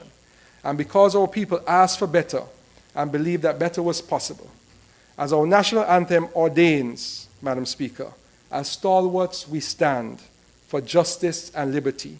With wisdom and truth, we will serve and honour thee, St. Kitts and Nevis. The work continues and it will continue to require all of us, placing country above self. May it please you, Madam Speaker. Thank you to the Honorable Attorney General. Is there another statement? Everyone here has presented already. Next item. Personnel explanations.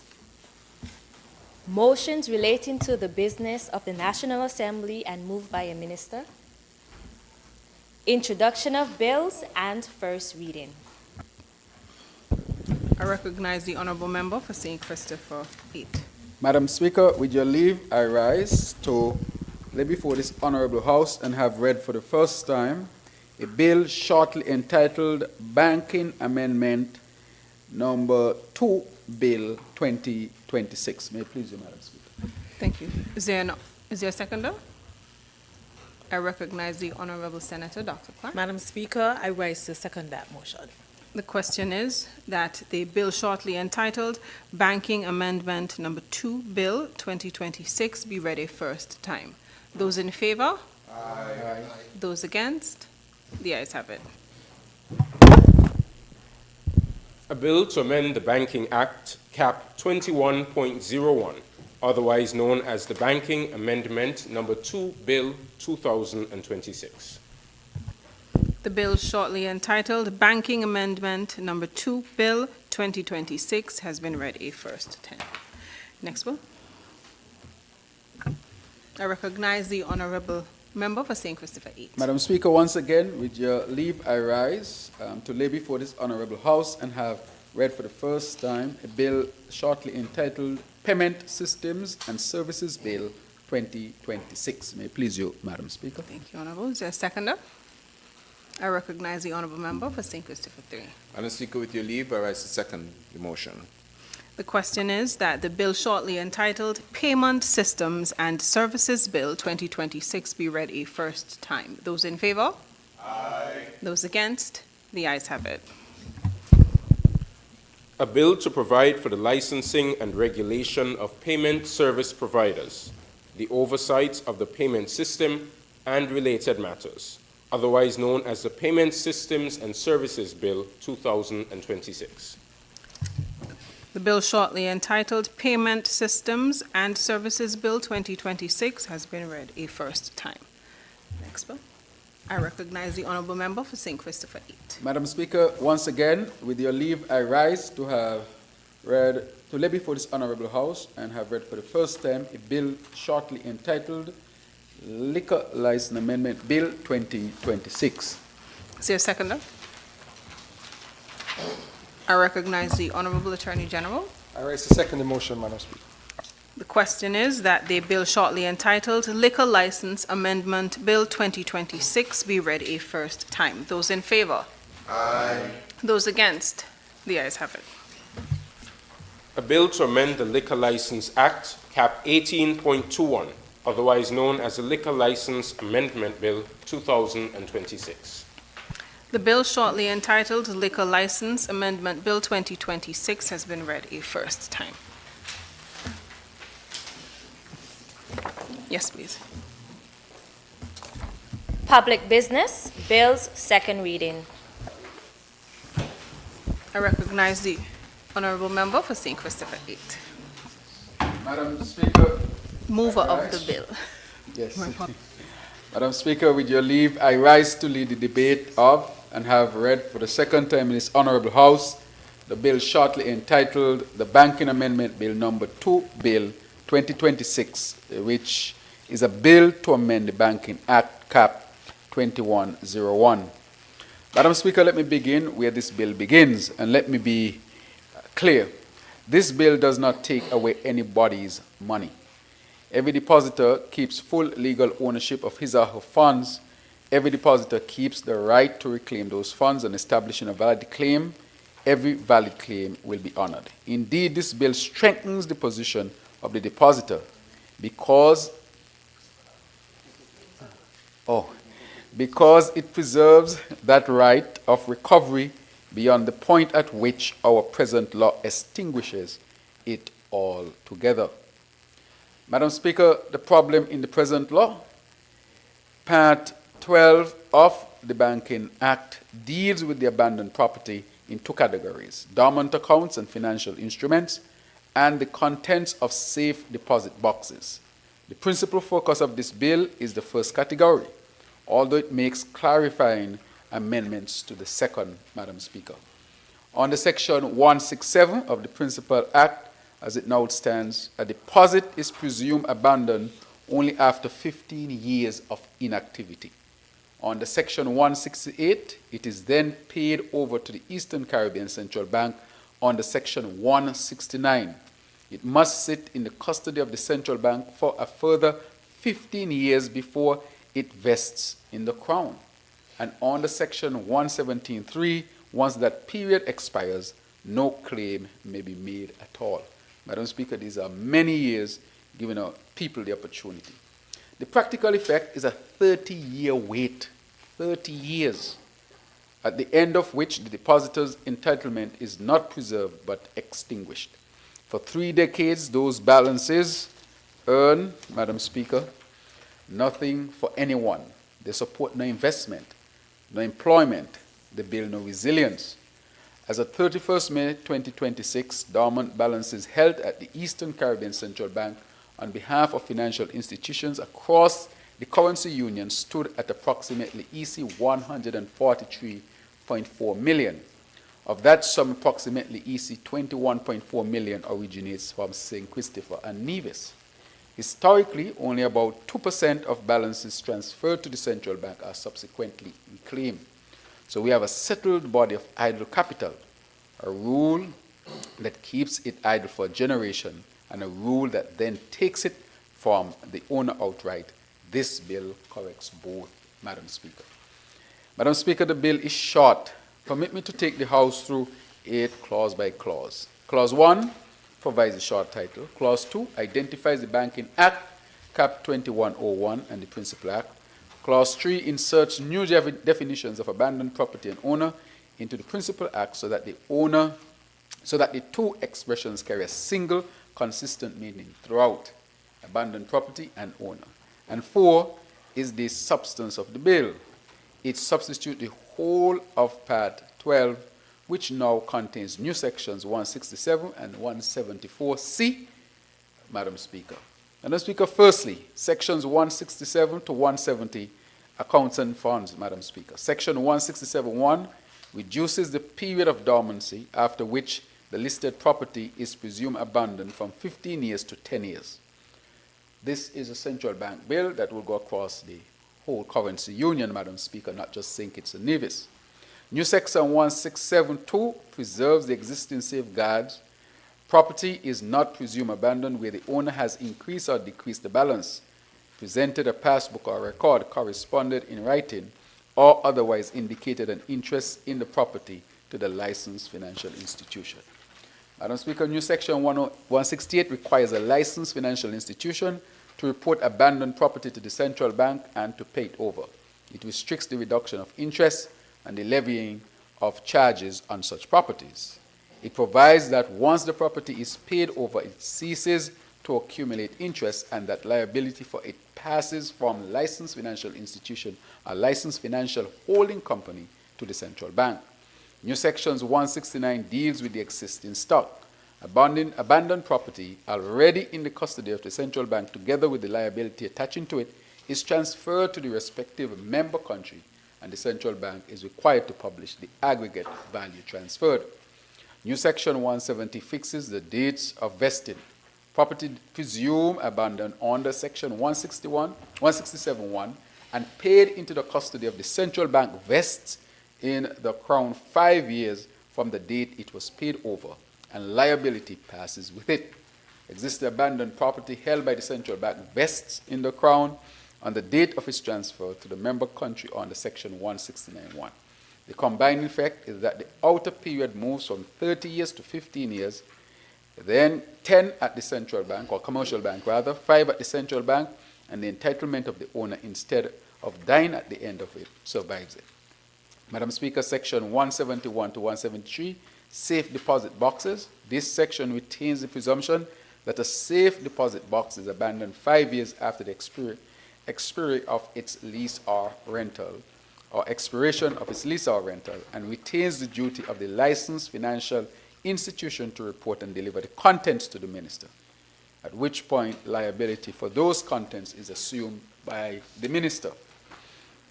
New section 172 permits the minister to sell those contents at public auction after the required publication and notice to the owner, with title passing to the purchaser. That reflects the law as it stands. New section 173 renames the fund into which the proceeds of sale are paid. What was the abandoned property fund becomes the abandoned safe deposit box liquidation fund, so that the fund is plainly identified with a single category of property it actually holds. Yes. The minister pays the proceeds of sale less the administrative costs of the sale into the fund. An owner may claim against the fund for 10 years, and after that period, the proceeds vest in the Crown. The minister may also, on the recommendation of Central Bank, dispose of property left unsold after auction. Third section 174 to 174C, provisions of general application. New section 174 governs publication and notification of owners of abandoned property and the restoration of that property to owners in the stated circumstances. New sections 174A sets out the framework by which an owner makes a claim for the recovery of abandoned property. New section 174B requires that abandoned property vested in the Crown under section 170 be held in a special reserve fund and applied only to strategic economic development initiatives approved by the Monetary Council. New section 174C provides penalties for failure to file a report or to pay over abandoned property.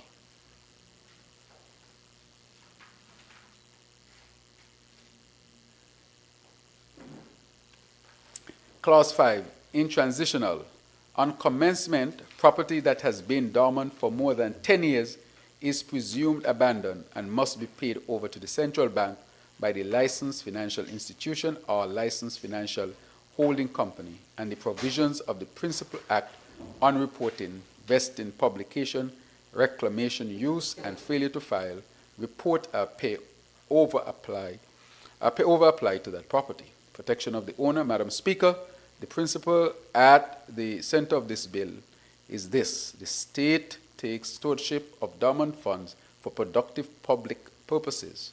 It does not take the depositors' underlying entitlement.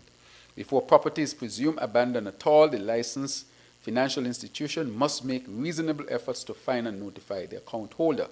Direct notice where possible, publication in the Gazette, publication in the newspaper of general circulation, and publication by approved electronic means only after 10 years of inactivity and only after those requirements are met in the property paid over. Madam Speaker, the claims process from the depositor side does not change. A person who identifies a dormant account claims through the commercial bank as he does today and is paid. The central bank will hold an appropriate reserve against cause and fund and remit promptly. And where claims exceed that reserve, the claimant is paid at once and the central bank is reimbursed thereafter. This legislation respects the constitutional protection afforded to private property. Whether the funds sit with the commercial bank, with the central bank, or have vested in the Crown, a valid claim remains enforceable and will be paid. Madam Speaker. Madam Speaker, these are not ordinary revenues, and the bill does not treat them as such. Funds vested under Section 170 go into a special reserve fund. They must be applied only to strategic economic development initiatives approved by the Monetary Council of the Eastern Caribbean Central Bank. This is not discretionary spending. It is not a general revenue measure. It is a rules-based mechanism, regionally supervised and subject to reporting, record-keeping, audit, and oversight. At its 112th meeting, the Monetary Council agreed to use bank and abandoned property to support financing of the Big Bush and identify the priority areas: food and nutrition security, energy resilience, and trade connectivity and logistics. Allocation among member countries is to be based on the proportion of dormant balances originating from each jurisdiction. So what our people's endowment balances contribute is, speed? All right. Balances contribute is measured against what our federation receives. Conclusion.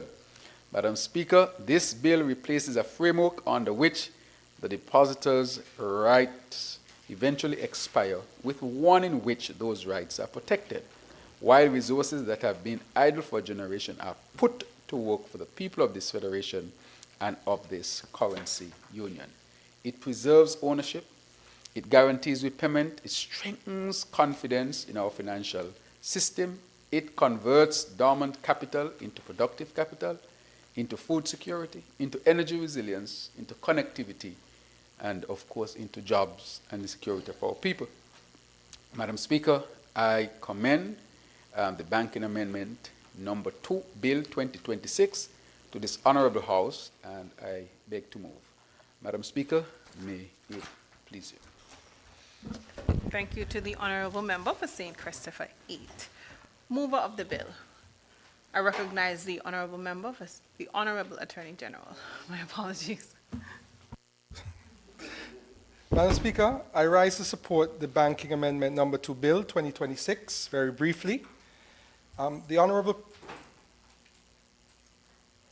I rise to second and support the Banking Amendment number 2 Bill 2026. The Honorable Member for St. Christopher 8 has taken this House through the bill clause by clause. It is not very long. I do not propose to repeat the exercise. What I do wish to do is to speak to what the bill means for the everyday citizen of the Federation. In our banking system, Madam Speaker, there is money that has not moved for a very long time. Accounts opened by people who migrated, accounts left by people who have passed on, whose children never knew the account existed, small balances forgotten. Across this currency union, that money now amounts to EC $143.4 million. Some EC $21.4 million of it belongs to accounts opened right here in St. Kitts and Nevis. And Madam Speaker, under the law as it stands today, that money does nothing. It sits for 15 years at the bank, it sits for another 15 years at the central bank, 30 years total. And then, at the end of those 30 years, the owner loses his or her claim to it entirely. That is the law we have. That is the law this bill improves. I know the question that might be asked is the government taking away my grandmother's money? The answer, Madam Speaker, is no. The money remains the depositor's money. If the account holder comes forward, he or she is paid. If his or her son comes forward, he or she is paid. If the executor of an estate comes forward 20 years from now, the claim is paid. And he or she makes that claim exactly where he or she would make it today, at the bank, over the counter, in the same way, with the same documents. Nothing about that changes. What changes, Madam Speaker, is that the money which was doing nothing for anybody begins to do something for everybody. It goes into a fund that can only be spent on the things this region has agreed matter most: food security, energy, connectivity. It cannot be spent at anybody's discretion. It cannot be treated as ordinary revenue. It is audited, it is reported on, and it is supervised regionally. It is not an idea invented in Bastille last month. Every government of the Eastern Caribbean Currency Union has agreed to this reform through the Monetary Council, and each is bringing the same amendment before its own legislature. Our Banking Act is harmonized, we move together, or we don't move at all. So the choice before this House is a simple one, Madam Speaker. We can either leave $21.4 million of our people's money asleep for another decade or more, and then watch the law take it away from them outright, or we can protect their claim to it, and in the meantime, let it build something. Madam Speaker, I know which of those serves the people more. I therefore support the bill. May it please you. Thank you to the Honorable Attorney General, seconder of the bill. Is there another presenter?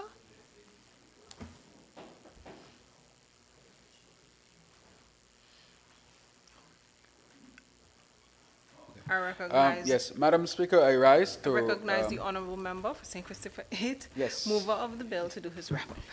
Madam Speaker, with your leave, I rise to wrap up the debate on this bill, shortly entitled Banking Amendment Bill Number 2, Banking Amendment Bill Number 2, 2026. Madam Speaker, I think it is clear, and I think that the Attorney General actually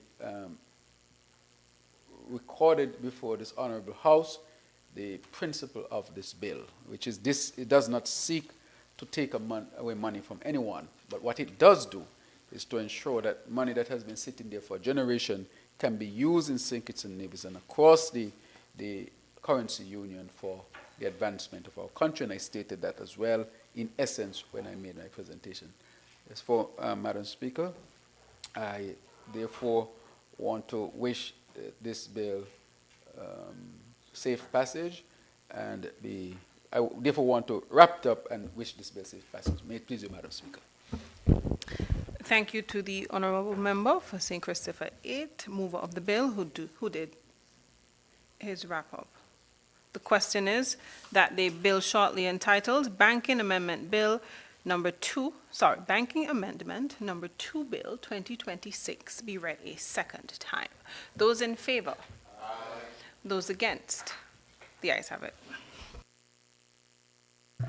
A bill to amend the Banking Act, Cap 21.01, otherwise known as the Banking Amendment Number 2 Bill 2026. The bill shortly entitled Banking Amendment Number 2 Bill 2026 has been read a second time. House moves to committee stage.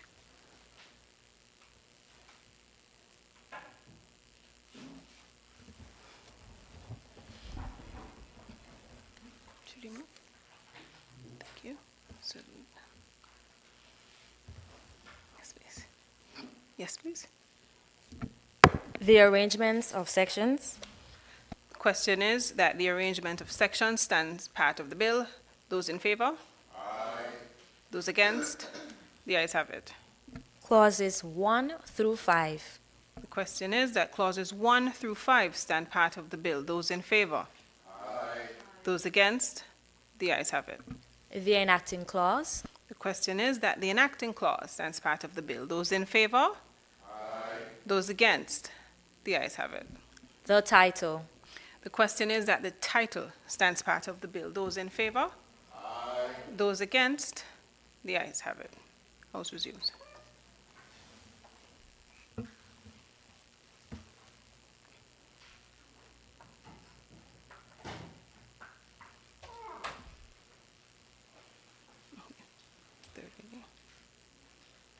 Third reading. I recognize the honourable member for St. Christopher 8. Madam Speaker, with your leave, I rise to report that the bill has passed through the committee stage without amendments. And therefore, I further move, Madam Speaker, a motion to suspend Section 57 of the standing orders and to have this bill be read a third time and passed into law. May it please you, Madam Speaker. Is there a seconder? I recognize the honourable member for St. Christopher 3. I second the motions, Madam Speaker. The question is that the bill shortly entitled Banking Amendment Number 2 Bill be read a third time, and that Section 57 be suspended so that it may be read and passed into law. Those in favor? Aye. Those against? The ayes have it. A bill to amend the Banking Act, Cap 21.01, otherwise known as the Banking Amendment Number 2 Bill 2026. The bill shortly entitled Banking Amendment Number 2 Bill 2026 has been read a third time and passed into law.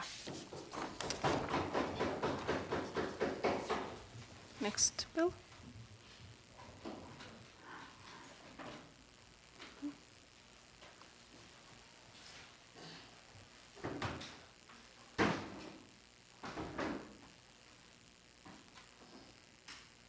I recognize the Honorable Attorney General. May it please you, Madam Speaker, I rise to lead the debate of and have read for a second time in this Honorable House the bill shortly titled Extradition Amendment Bill 2026. This bill has a single central purpose, Madam Speaker. It equips our courts and our executive to receive and to act upon a certified record of case, the form in which requesting states present their evidence in modern extradition practice.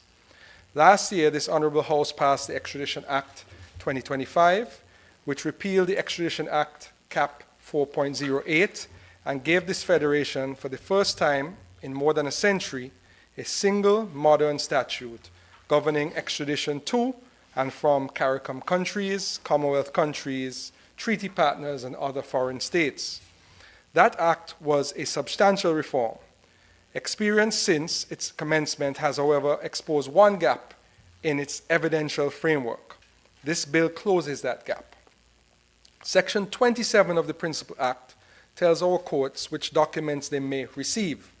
It admits three things: a duly authenticated document purporting to set out evidence given on oath in a requesting country, a duly authenticated document received in evidence in proceedings in that country, and a duly authenticated certificate of conviction. It then prescribes how those documents are to be authenticated. What Section 27 does not provide for is that the document that the requesting states in fact transmit. In modern extradition practice, a requesting state does not ship every original exhibit, every investigator, every expert, and every witness across an ocean to a committal hearing.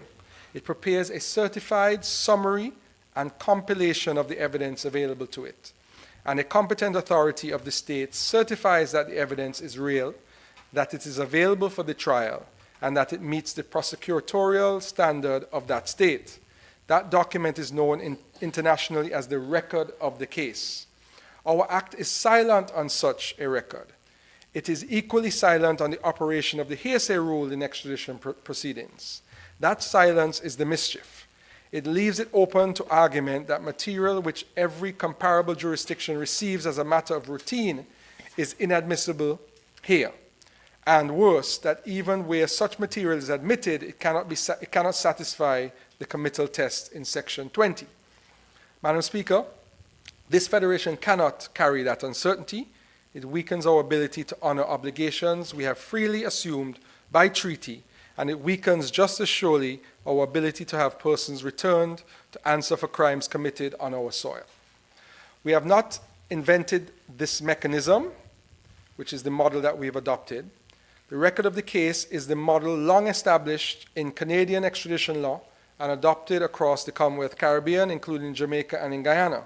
This bill follows that tested model and fits it to the architecture of our own Act. I record my appreciation to the Director of Public Prosecution's Office, which was consulted, and the other elements of the justice system whose advice shaped the structure of the bill. Now, Clause 3 amends Section 2 to define three expressions: record of the case, supplemental record of the case, and certifying authority. The definitions are deliberately framed around the expression requesting country, which is already the language of the Principal Act, so that no new and untested vocabulary is introduced into the statute. Clause 4 inserts a new Section 10A, which has been circulated to members. It places beyond doubt that the procedural machinery in parts 6 and 8 applies to the countries listed in the second schedule: the USA under the treaty done at Bastia in 1996, the Republic of China and Taiwan under the treaty done at Bastia in 2013, subject always to the terms of those treaties which have been made part of our local law. Clause 5 replaces Section 14. Part 6 will apply to every extradition request made to this federation unless the treaty expressly provides otherwise, and where a treaty is silent on the procedure, proof, authentication, admissibility, committal, appeal, custody, or return, the provisions of our Act fill the space. No request should ever fall between a treaty and a statute. Clause 6 amends Section 16, which governs the authority to proceed, the minister may rely upon the record of the case and its supporting material in deciding whether to issue that authority, including where the material contains hearsay, and the minister may require further information, clarification, or certification before deciding. That reflects the true nature of the decision. It is an administrative gateway and not necessarily an adjudication of guilt.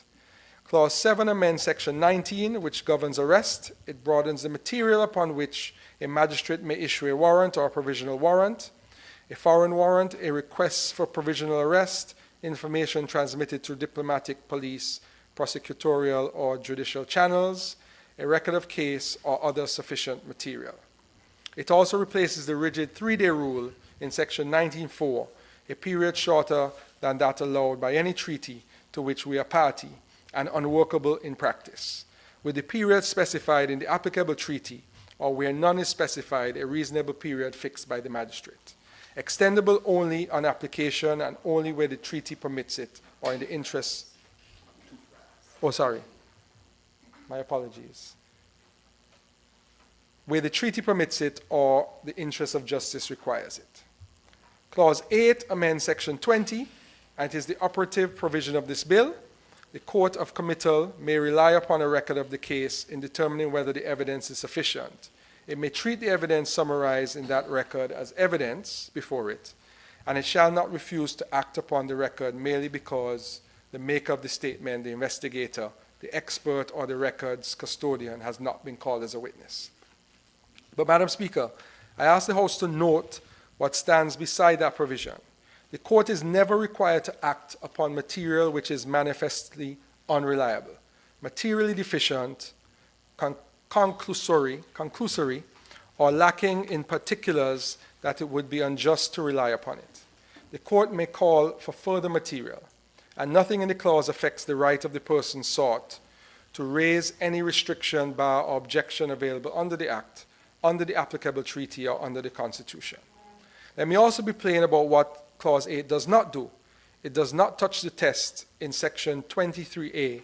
The court must still be satisfied that the evidence would be sufficient to warrant that person's trial had the offense been committed within St. Kitts and Nevis. That threshold is untouched by this bill. What changes is the form in which the evidence may be placed before the court. What does not change is the standard that evidence must meet. Clauses 9, 10, and 11 deal with appeals. Sections 23 and 24 are amended so that the record transmitted to the High Court is complete. The authority to proceed, the warrant, the record of the case, and any supplemental record, the certificates and authentications relied upon, the rulings below, and the record of the proceedings.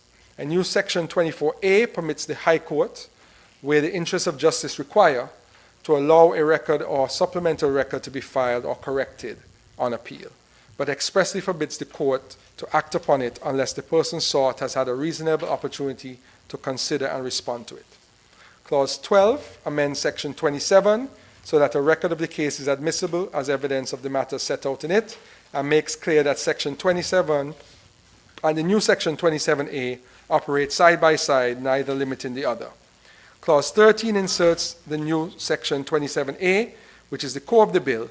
It applies at every stage: the authority to proceed, arrests, etc.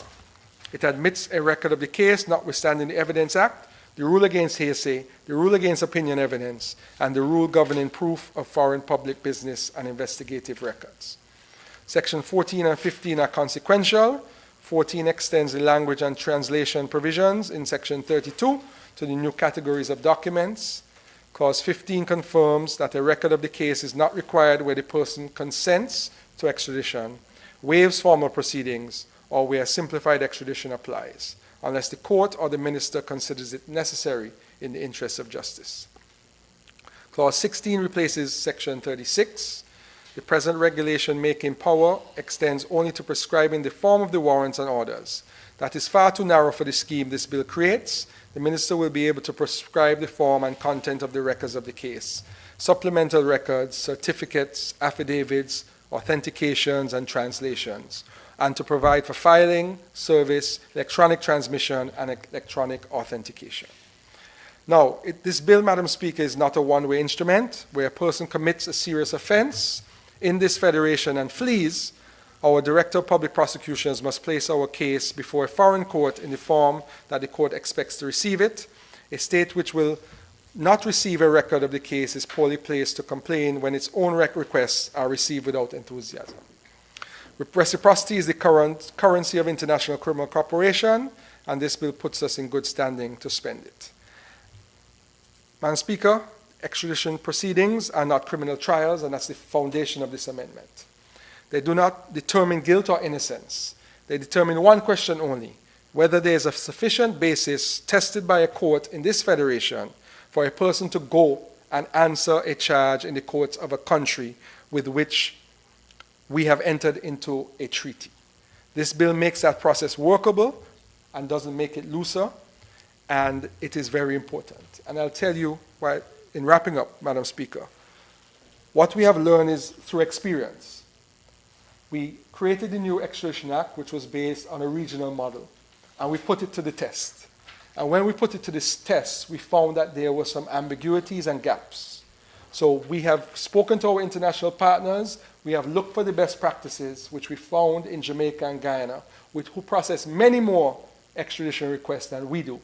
And this amendment seeks to close those gaps and to strengthen our legislation so that the next time we have an extradition request, we will have all of our ducks aligned, and there will be no more ambiguity and any long litigation potential when there is an application for extradition. And that is the essence of why we have brought this amendment bill, Madam Speaker.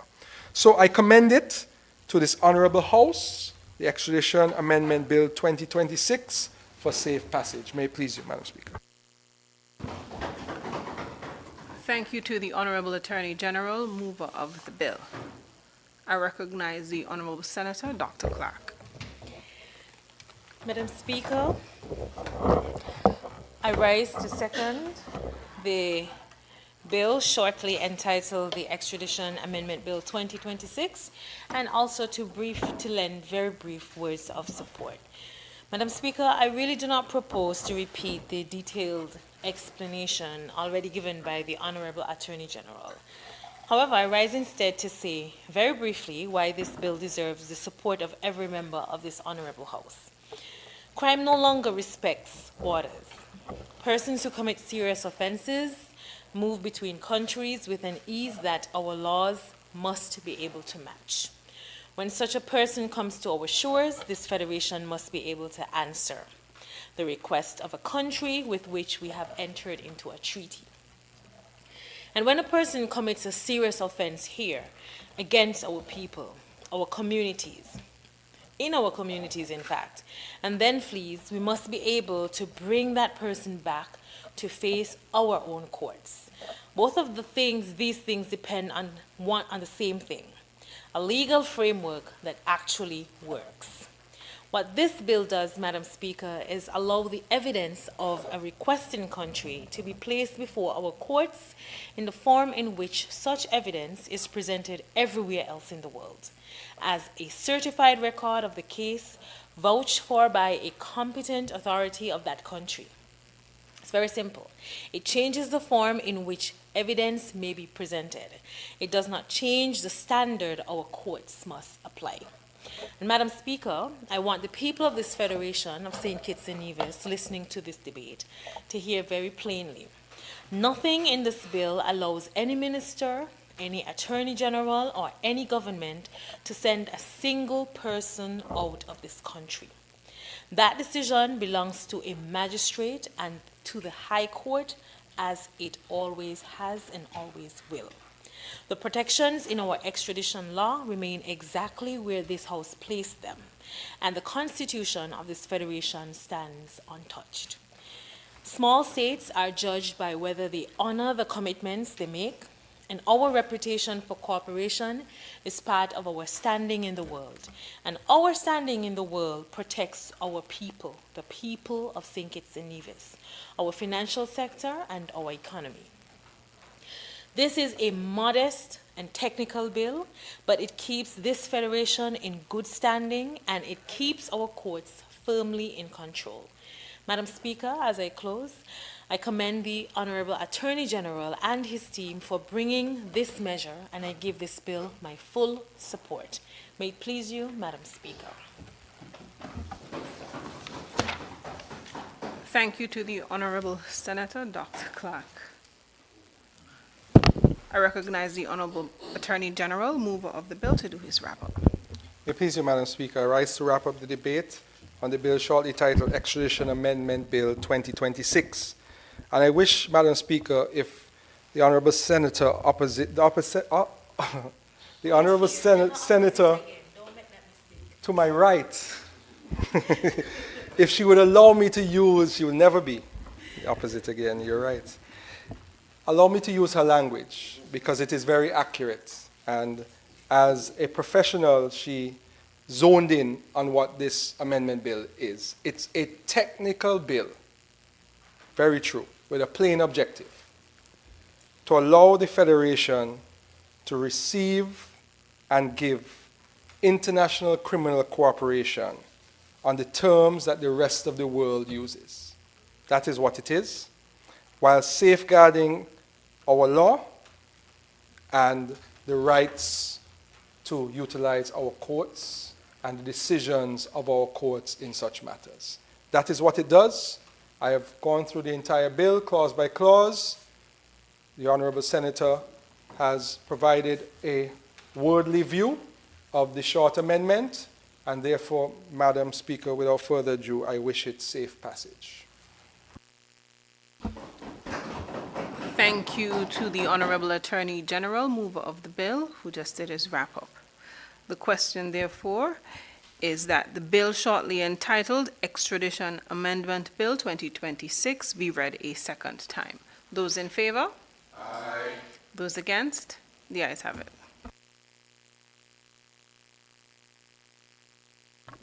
A bill to amend the Extradition Act, number 10 of 2025, otherwise known as the Extradition Amendment Bill 2026. The bill shortly entitled Extradition Amendment Bill 2026 has been read a second time. House moves to committee stage.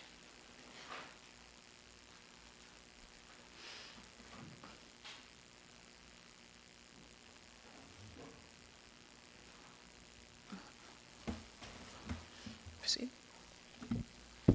Clauses 1, 2, and 3.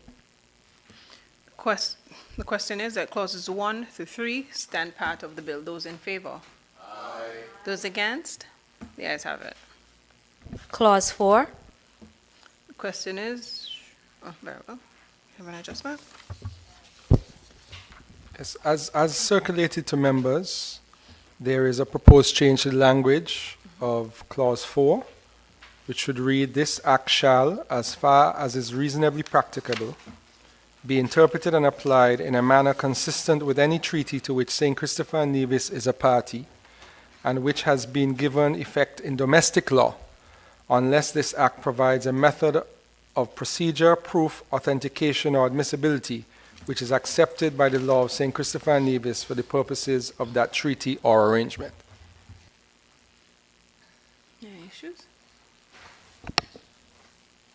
Well, the question is that clause 4, as circulated, stand part of the bill. Those in favor? Aye. Those against? The ayes have it. Clauses 5 through 16. The question is that clauses 5 through 16 stand part of the bill. Those in favor? Aye. Those against? The ayes have it. The enacting clause. The question is that the enacting clause stands part of the bill. Those in favor? Aye. Those against? The ayes have it. The title. The question is that the title stands part of the bill. Those in favor? Aye. Those against? The ayes have it. House resumes.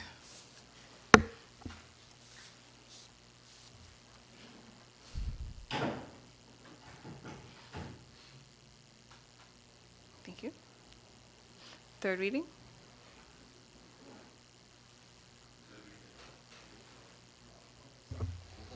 I recognize the Honorable Attorney General. We're Yes. almost done. Yes, Madam Speaker. It's been a long day, Madam Yes. Speaker, and a long week for me. I rise to report that the bill has successfully past committee stage with one amendment, and we pray that it be read a third time and passed into law. Thank you. Is there a seconder? I recognize the honourable member for St. Christopher 3. Madam Speaker, with your indulgence, I support the motion. The question is, similar. The question is that the bill shortly entitled Extradition Amendment Bill 2026 be read a third time and passed into law. Those in favor? Aye. Those against? The ayes have it. A bill to amend the Extradition Act number 10 of 2025, otherwise known as the Extradition Amendment Bill 2026. The bill shortly entitled Extradition Amendment Bill 2026 has been read a third time and passed into law. This is where you hit it? Very well. We're almost done. Next item on the agenda. Motions, resolutions, adjournment. I recognize the honourable member for St. Christopher 8. Madam Speaker, with your leave, I rise on the adjournment. Just to take this opportunity to really say that this Dr. Terence Drew Football League is well on its way in St. Peter's, and I want to invite the community and the surrounding environs, anybody in St. Kitts and Nevis, to the games, which are fundamentally played on the weekends, Madam Speaker. And so I want to thank the organizers, Mr. Shanoid Bass and Mr. Kimber Maclean and others who have really put this together for the young people in St. Peter's and extended around the country as well. And I'm asking our young men to stay on positive paths and to avoid crime and violence, which has no good future for them, Madam Speaker, except, as I said before, death, hospital, or prison, Madam Speaker. And we want our young people to choose positive activities which would enhance their lives, Madam Speaker. Madam Speaker, I also take this opportunity to really wish the St. Kitts Nevis Labour Party, as it leads the administration into 4 years, culminating 4 years, to have another successful year, Madam Speaker, and beyond that, of course, Madam Speaker. And I want to really thank all of the members and comrades of the St. Kitts Nevis Labour Party and everybody in St. Kitts Nevis who participates in our democratic process. But I want to thank specifically the people of constituency number 8, who has placed their confidence in me for me to be here in this honorable house, Madam Speaker. Madam Speaker, this weekend, of course, is what we call August weekend, and there are celebrations that are taking place in Nevis Culturama. I want to invite the whole country to support the Culturama celebrations. It's part of our federation's, I would say, life as we recognize the culmination of the scourge of slavery, the wicked institution of slavery, Madam Speaker. And during this time, we also remember persons who would have lost their lives due to the Christina disaster, Madam Speaker. And let us never, ever forget that incident that would have taken so many lives and would have affected us even to this day, Madam Speaker. Presently, as you know, we have a monument in recognition of those who would have lost their lives next to our National Museum, which we are wrapping up the refurbishment on. And so we're hoping to be able to present all of it in, I would say, to our people, the National Museum and all that they would have in there that would also represent what took place during the Christina disaster, and also the monument dedicated to those who would have lost their lives. Madam Speaker, lastly, allow me to express my deepest condolences to a number of persons. Of course, the Collins family of Monkey Hill, who recently lost their matriarch, Denise Collins. And of course, it is a very sad moment of course, and to let the family know that they have our support. Well, Madam Speaker, I also learned that Ms. Sylvain Henry would have passed, as you know, on the radio. She would call in a lot, and so I got to know her through that. And irrespective of politics, she is a citizen of St. Kitts and Nevis, and of course, a fellow human being. And I want to extend my own condolences to her family and her immediate circle of friends and so forth on her passing, Madam Speaker.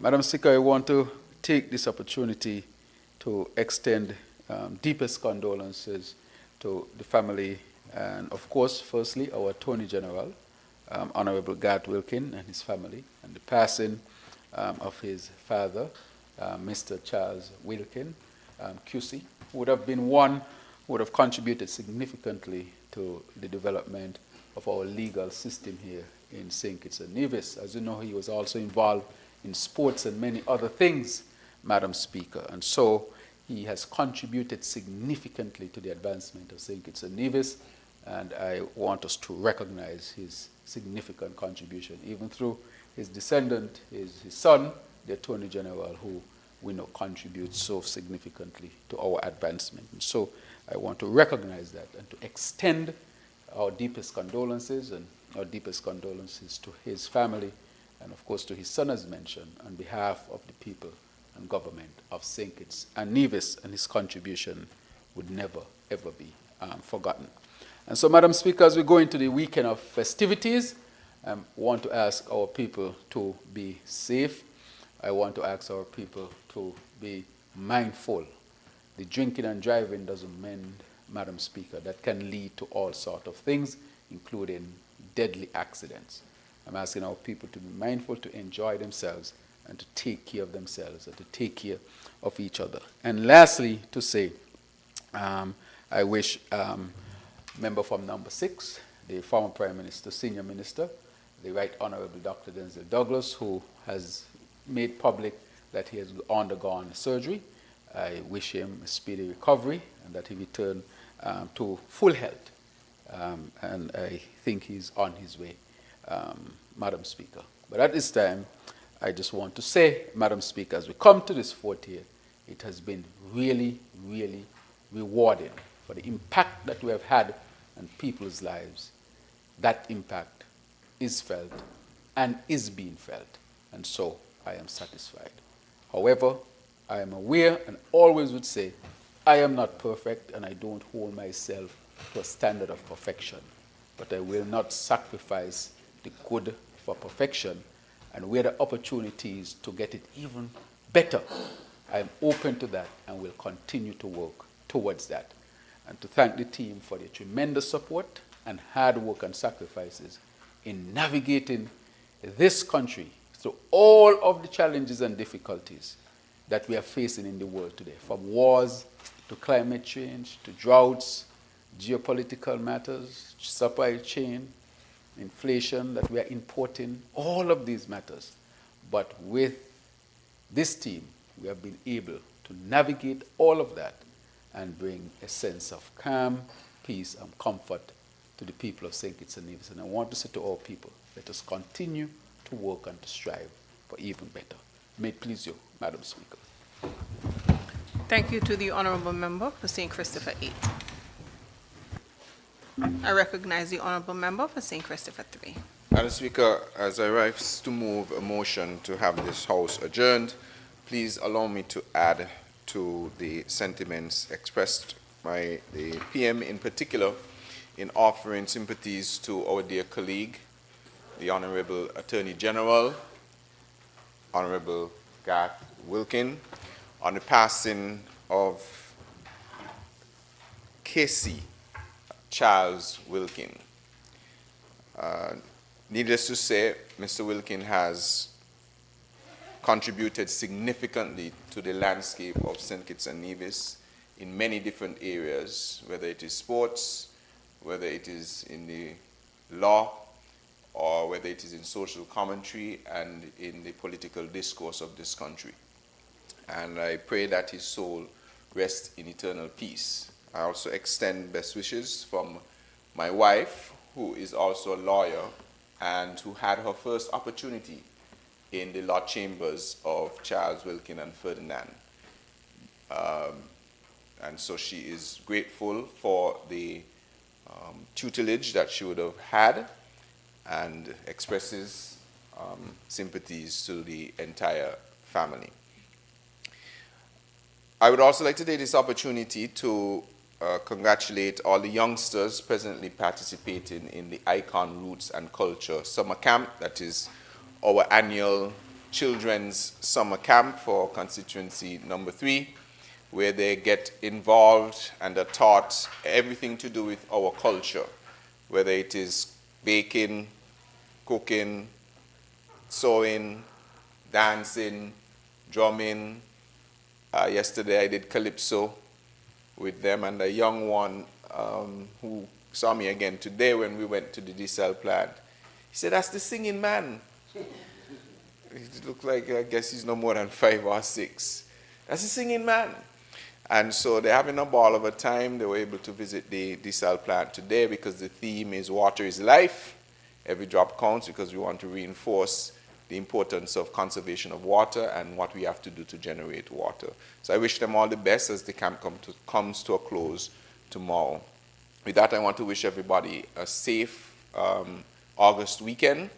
Remember, your safety is paramount. Your family wants to see you back home. We want to see you back home. Enjoy yourself, yes, but please, please be careful. And with that, I would like to now move a motion to have this house adjourned, signed, dying. Thank you, Honorable Member. Is there a seconder? I recognize the Honorable Member for St. Christopher 4. Madam Speaker, I rise to second that motion. The question is that the House stands adjourned, sign and die. Those in favor? Aye. Those against? The ayes have it. House stands adjourned, sign and die.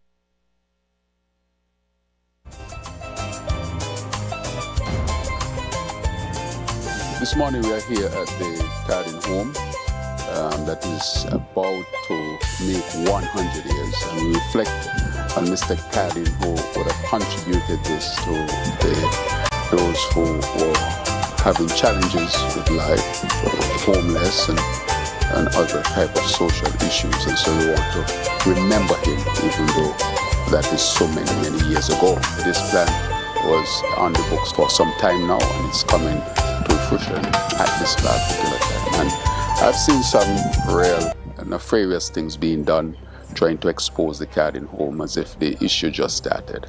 I say this is really bringing solutions, and we ask the community and all those who work at this institution to be a part of the solution and not the problem. The decision was made to upgrade the 4 buildings which specifically house patients at the Cardin home, the 2 buildings for the females as well as the 2 buildings for the males, and we have actively commenced the first part of this project, which is the roof rehabilitation on the lowest female wing.